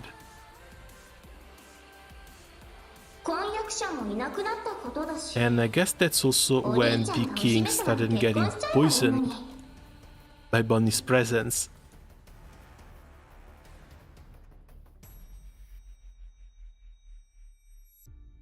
そうか。そうすればボニーもお姫様になれる。いい考えかもしれんな。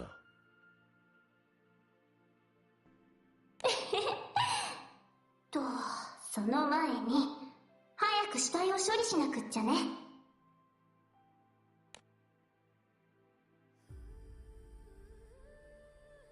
Stephen's corpse is taken to the Omnia Forest and buried.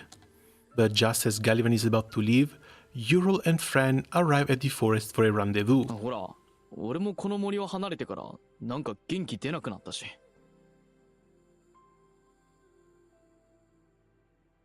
それはしょうがないよ。騎士なんて柄じゃないじゃん。嫌なことやるのは she must have seen him.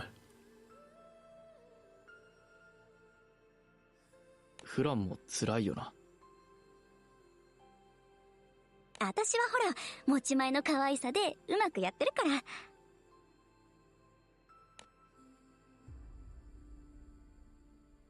Hidden in the shadows of a large tree, Gallivant begins to grow irritated from the two's conversation.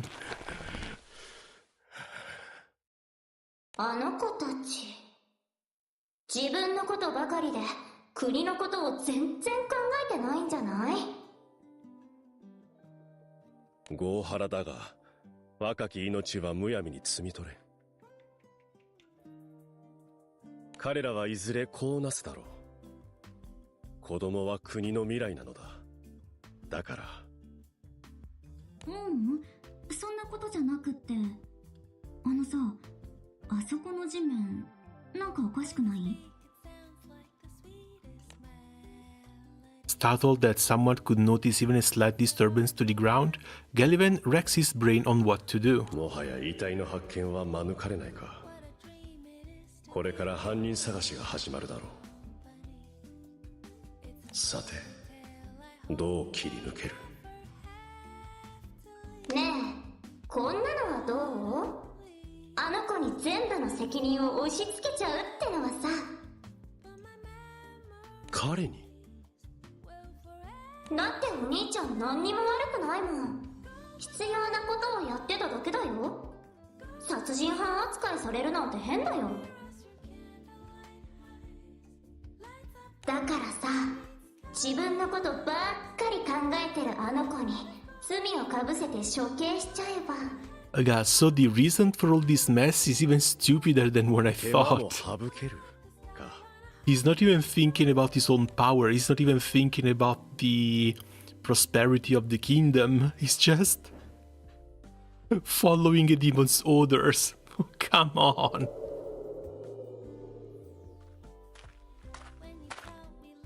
Gallivan steps out from his hiding place and shows himself to Fran.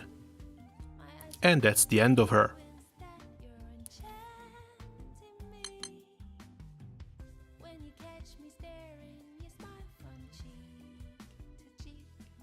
Dancho and company are aghast at the spirit Andreas resurrects Gallivan.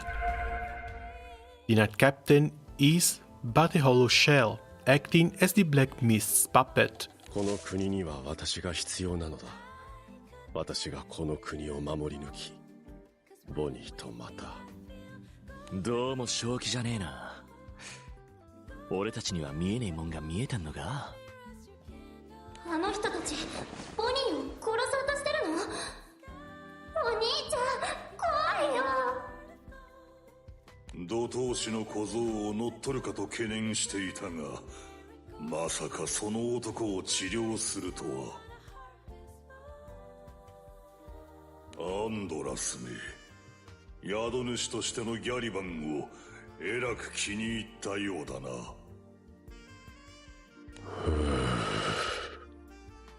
おい、誰か説明しやがれ。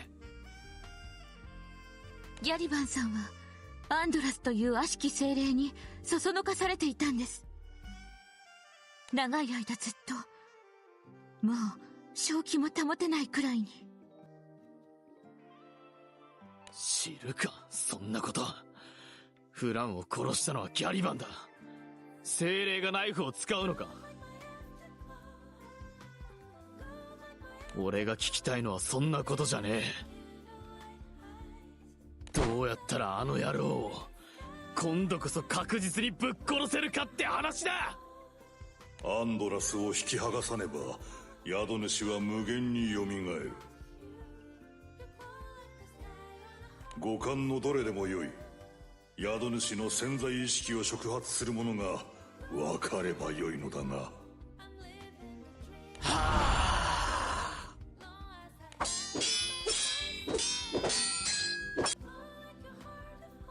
While the crew and Gallivan are facing off, Piduka stands hidden in the trees and out of their way. He ponders to himself. 炎から生まれし英雄ギャリバン。あの歌とは裏腹に幼いギャリバンを襲った炎はきっと恐怖の対象のはず。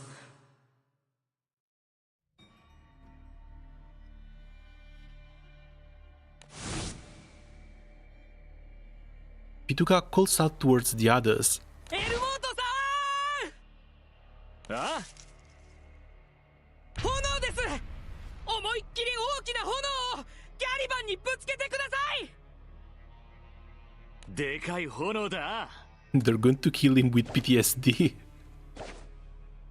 望みなら出してやるよ。森を巻き込んでも知らねえぞ。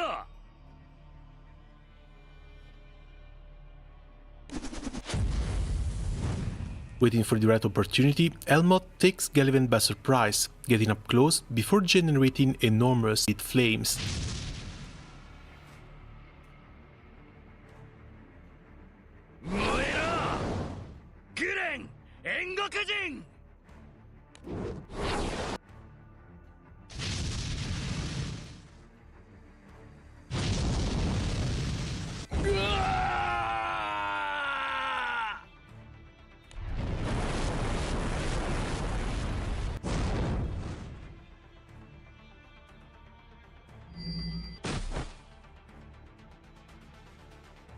The roaring flames sear a vital fear into Gallivant's mind, even more detrimental than physical damage, and cause him to faint.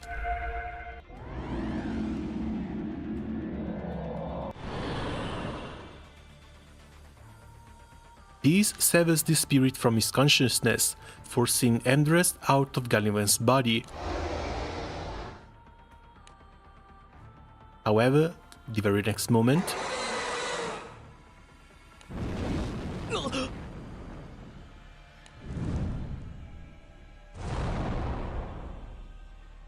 yeah, but if he's got the Earth Spirit, I'm afraid that body's already occupied.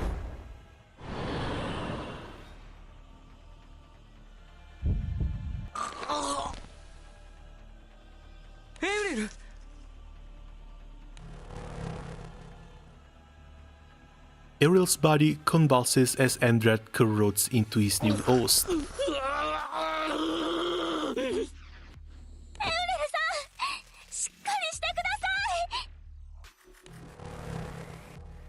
Ariel cries out, as if resisting Andrea's invasion of his body.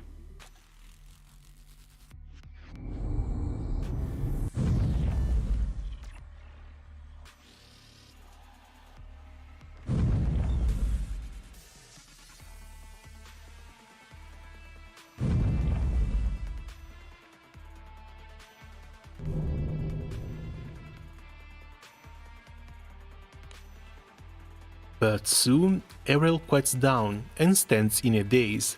His eyes are glazed over as he stares at the crew.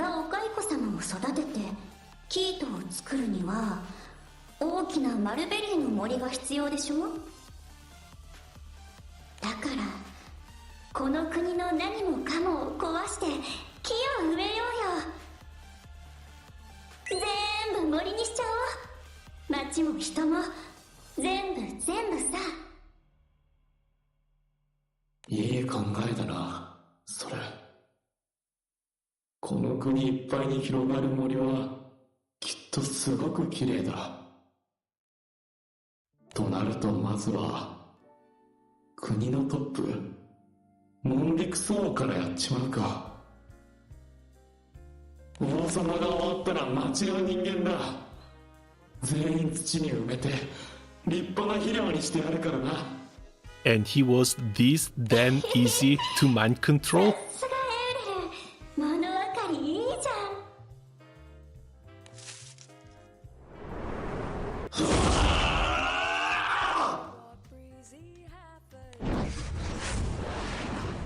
Well, looks like it's time for the second boss. Ariel whips up a cloud of dust and disappears from the crew's sight. Not yet?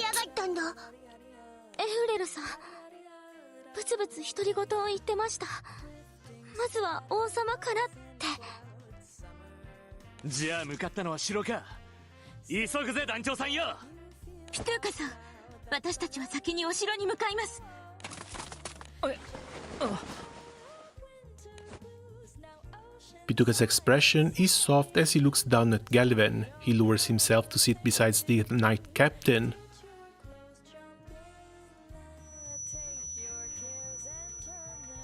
Which should still be dead, to be honest. He did took an arrow to the skull. The fact the monster was able to heal that wound? 起きた。一度死んだようなものですから、体は動かないと思いますよ。ピトゥーカ王子。あなたには長い間、人をそそのかす悪い精霊が取り付いていたそうです。その間のことは、覚えていますか？ And you've just given him a perfect opportunity to deny everything. Gallivant closes his eyes, as if to calm himself. He nods. 自分でないような、そんな不思議な感覚です。だからといって、私が行った非道の数々、それらが人事だとは思っていません。その報いは受けるつもりです。そう。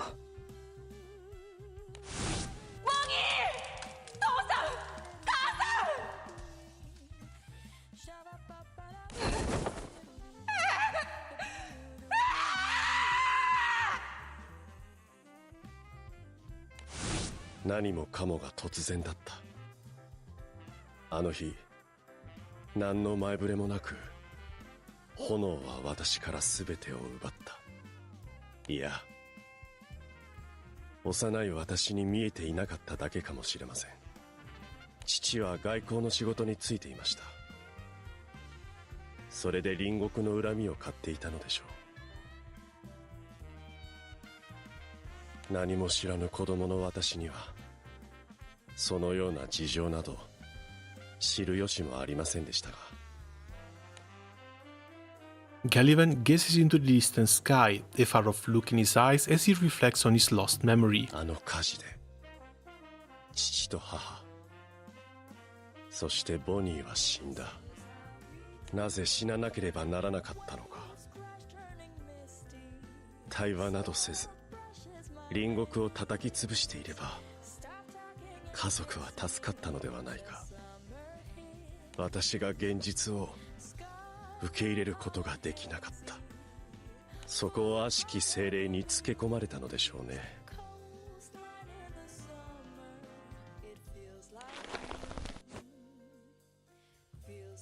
Despite the wrenching anguish in his heart, Gallivant knows deep down that he cannot allow things to end the way they are now. And during the pain, he makes to stand up. 私は奴にそそのかされながらも、どこかで自分を保っていました。国を守るために、狂気を言い訳にしていたのです。もはや償えるものではない。そんなことは承知しています。ですが、せめて後始末は自らの手で。Pituca quietly looks on as the man who had been hailed as a hero stands tall with new determination.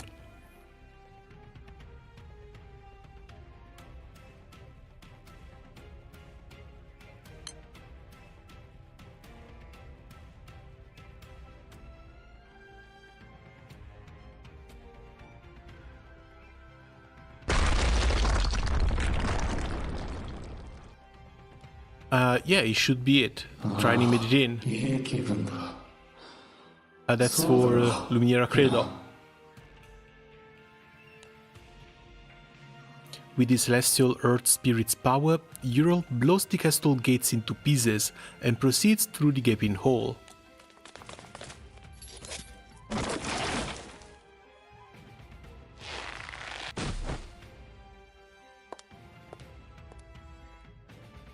When the knights obstruct his way, he promptly ties them up with silk threads before heading straight to the throne room.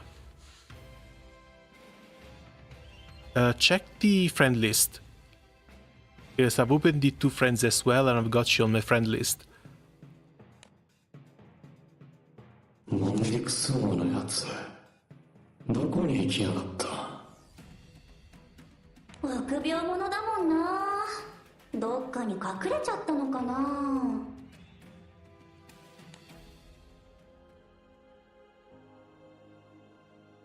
The crew rushes for the castle, concerned for the king of Montbrie. お城が敵に襲われた時、王様は側房島のお部屋に行くってピトゥーカさんが言ってました。 Send your request. Oh no, you're already in my friend list. I mean, check this window here. In recent. I've got raids that my friends have opened, so you should be able to find the Lumiere Credo here. こうなったら They have requests, recent raids. When Petra and the Celestial Wind Spirit exchange looks, Dancho realizes what they're about to do. まさか。はい、そのまさかです。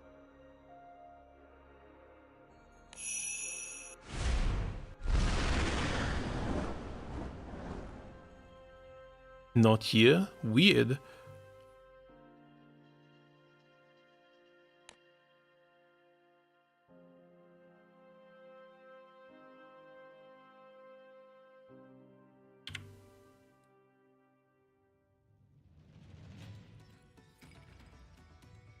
Yeah, no, the code is correct.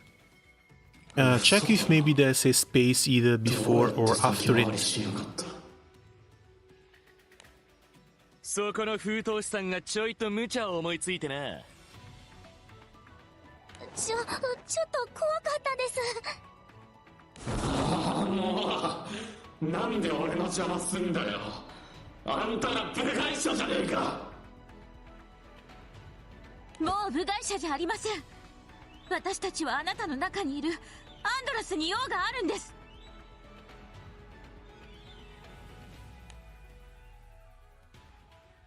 Curiosity piqued upon hearing its name, the spirit appears in front of the crew, manifesting itself as Fran. アンドラス、我を忘れたとでも言うのではないだろうな。あ、ちょっと待って。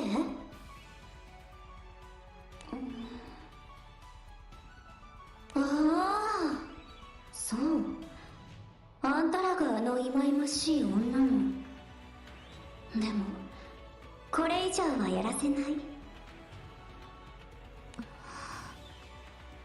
何でしょう今の。どこか人事のような。邪魔はさせないから。エーレルはこの国の全てを壊して森を作る。その後天正の奴隷は私にくれるんだよね。ああ、そうだ。待ってろよ、フラ。アンドラス、やっぱりあなたの狙いは。んじゃあ手はず通り、まずはアンドラスを引き離すとしようぜ。とは言っても、何がエウレルの潜在意識を触発するってんだ。過去の出来事や強い思い、そういったものを触発できれば。More than Fran, who is basically already there? 俺はフランと過ごすんだ。約束したあの森で。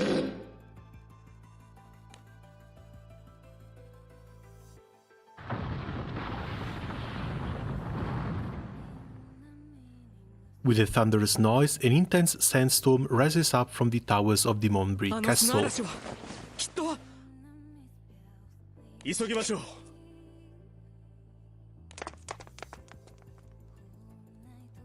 もう諦めてくれよ。もういいだろう。俺たちにかなうなよ。お前がそいつといる以上、そういうわけにもいかなくってな。でもこのままじゃ何か手を考えないと。手段ならばある。宿主ごと塵一つ残さず葬ることでもおそらくキャツを滅ぼせるだろう。それはできません。私が倒したいのはアンドラスだけです。その甘さが互い命取りなんじゃない？もう付き合ってられないよ。パッと終わらせちゃう？どうしたのエウレル。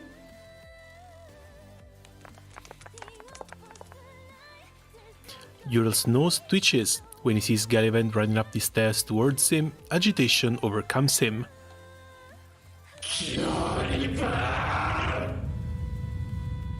王子は下がっててください。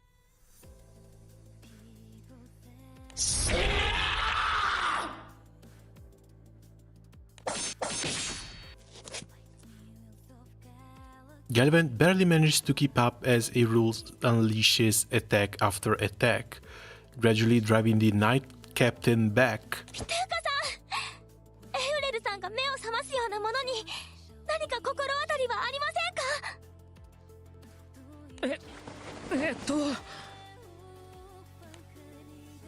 The prince thinks back to how they had spent their time together when they were younger, but struggles to put his finger on any particular memory. They're not going to bring up the bedwetting now, are they? Meanwhile, Gallivant's thoughts are also racing as he remains on the defensive. エウレルが触発されるものか。おいおい、よそ見してる場合じゃねえだろうが。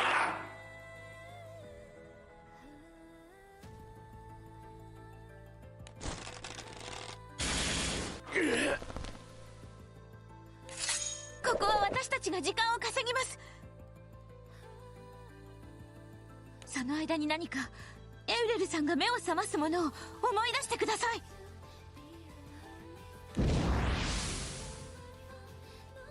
Oh, finally, we get to the second boss.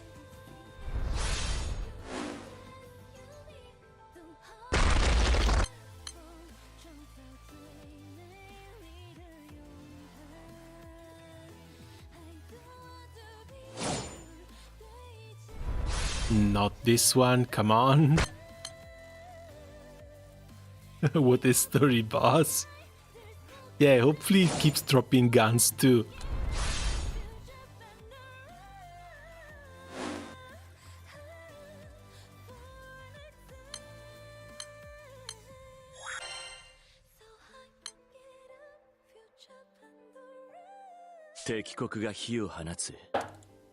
But this should also basically be the end. This is chapter 4.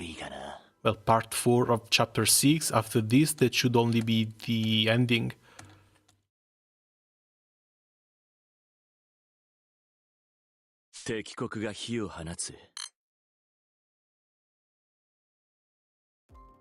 Doesn't help that the game is also refusing to load into this thing now.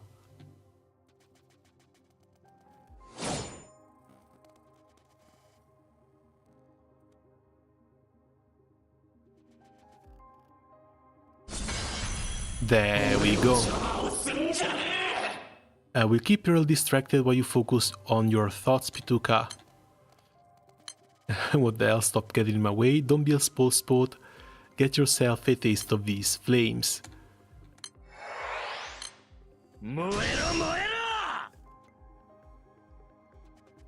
This looks like a new icon. Boost wind attack and keen. No, that's the same skill as the normal Petra. Sadly, no previews here. 私の力で戦いを終わらせます。そらよ。頼むぜ、お蚕様。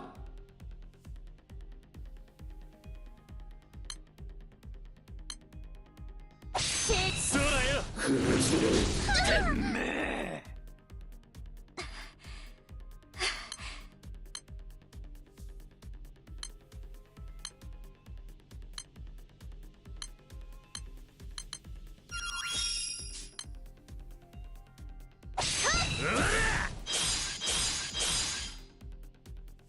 現場にゃあんたが来る前からその香水の匂いがプンプンと漂ってたってのに。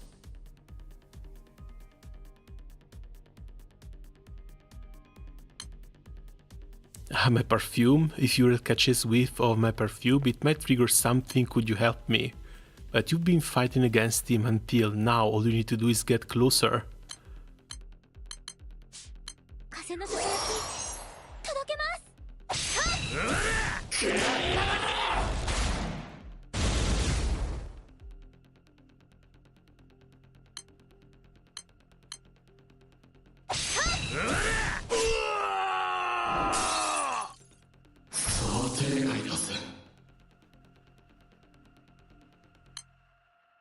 I can't believe this.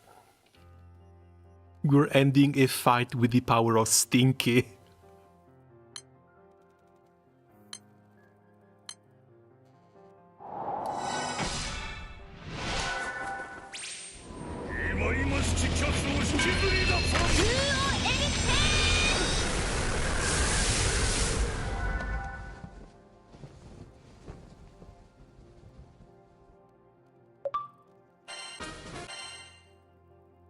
Okay, come on, we're there. Just the ending.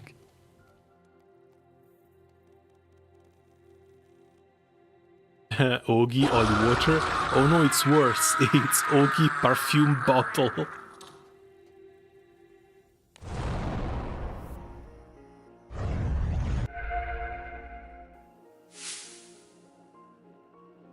Uriel lets out one last cry before collapsing to the ground, unconscious. A black mist, Andras, rushes out of his body.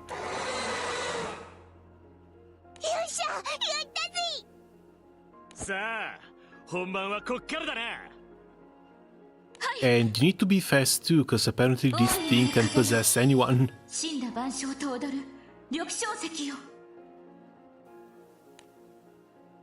The wind begins to whip into a storm at Petra's chant.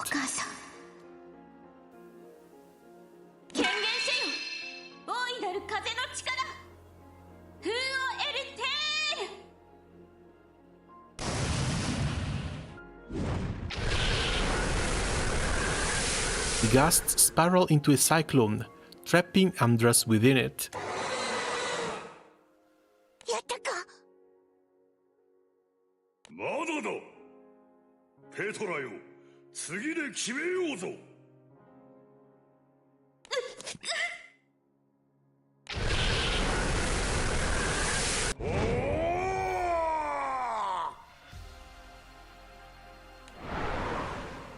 The celestial wind spirit unleashes a fierce gale that pierces the evil spirit. However, Petra might not be strong enough to hold onto it. Unable to endure the scale of the power needed for the attack, Petra collapses.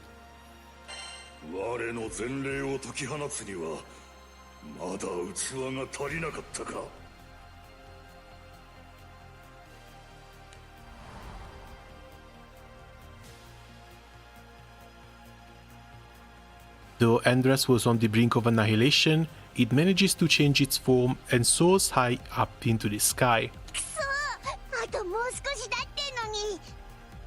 Please don't end into a cliffhanger. For the love of God, please don't end into a cliffhanger. 切り札はなくなっちまったが、奴が弱ってんのは間違いねえ。ペトラのためにもここでぶちのめさなきゃな。そうだろ、団長さんよ。The captain gives a firm nod. However, Gallivan steps in to stop them. 飛空士さんたちも分かっているはず。我々がアンドラスを倒す方法はたった一つだけ残っていると。バカ言うな。誰かを犠牲にするなんてのは却下だ。私は死体だ。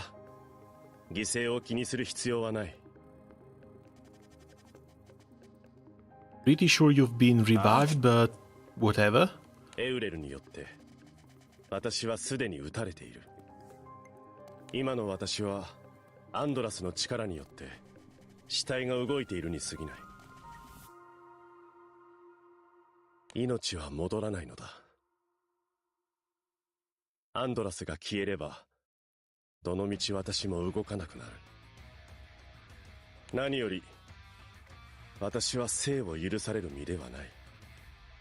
あまりに罪を重ねすぎた。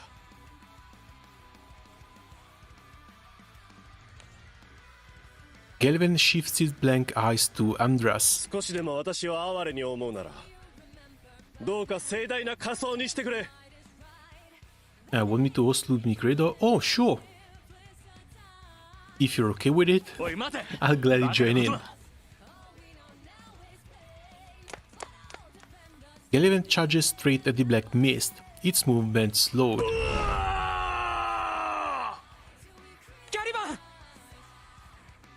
アンドラスよ、私の元へ戻ってこい。長きにわたり宿主となっていた私こそ貴様にとって良きふるさとであろう。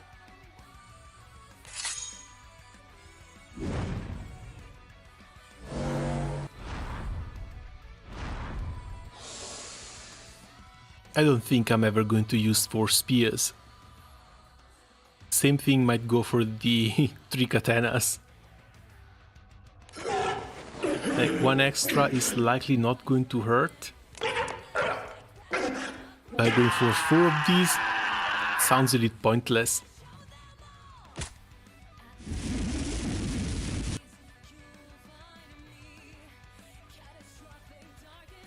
As his consciousness drifts, Gallivan uses the last of his energy to step towards the edge of the steep castle wall. Without hesitation, he flings himself off the edge. As Gallivan hurls towards the ground, Dancho and Elmot leap forward to save him.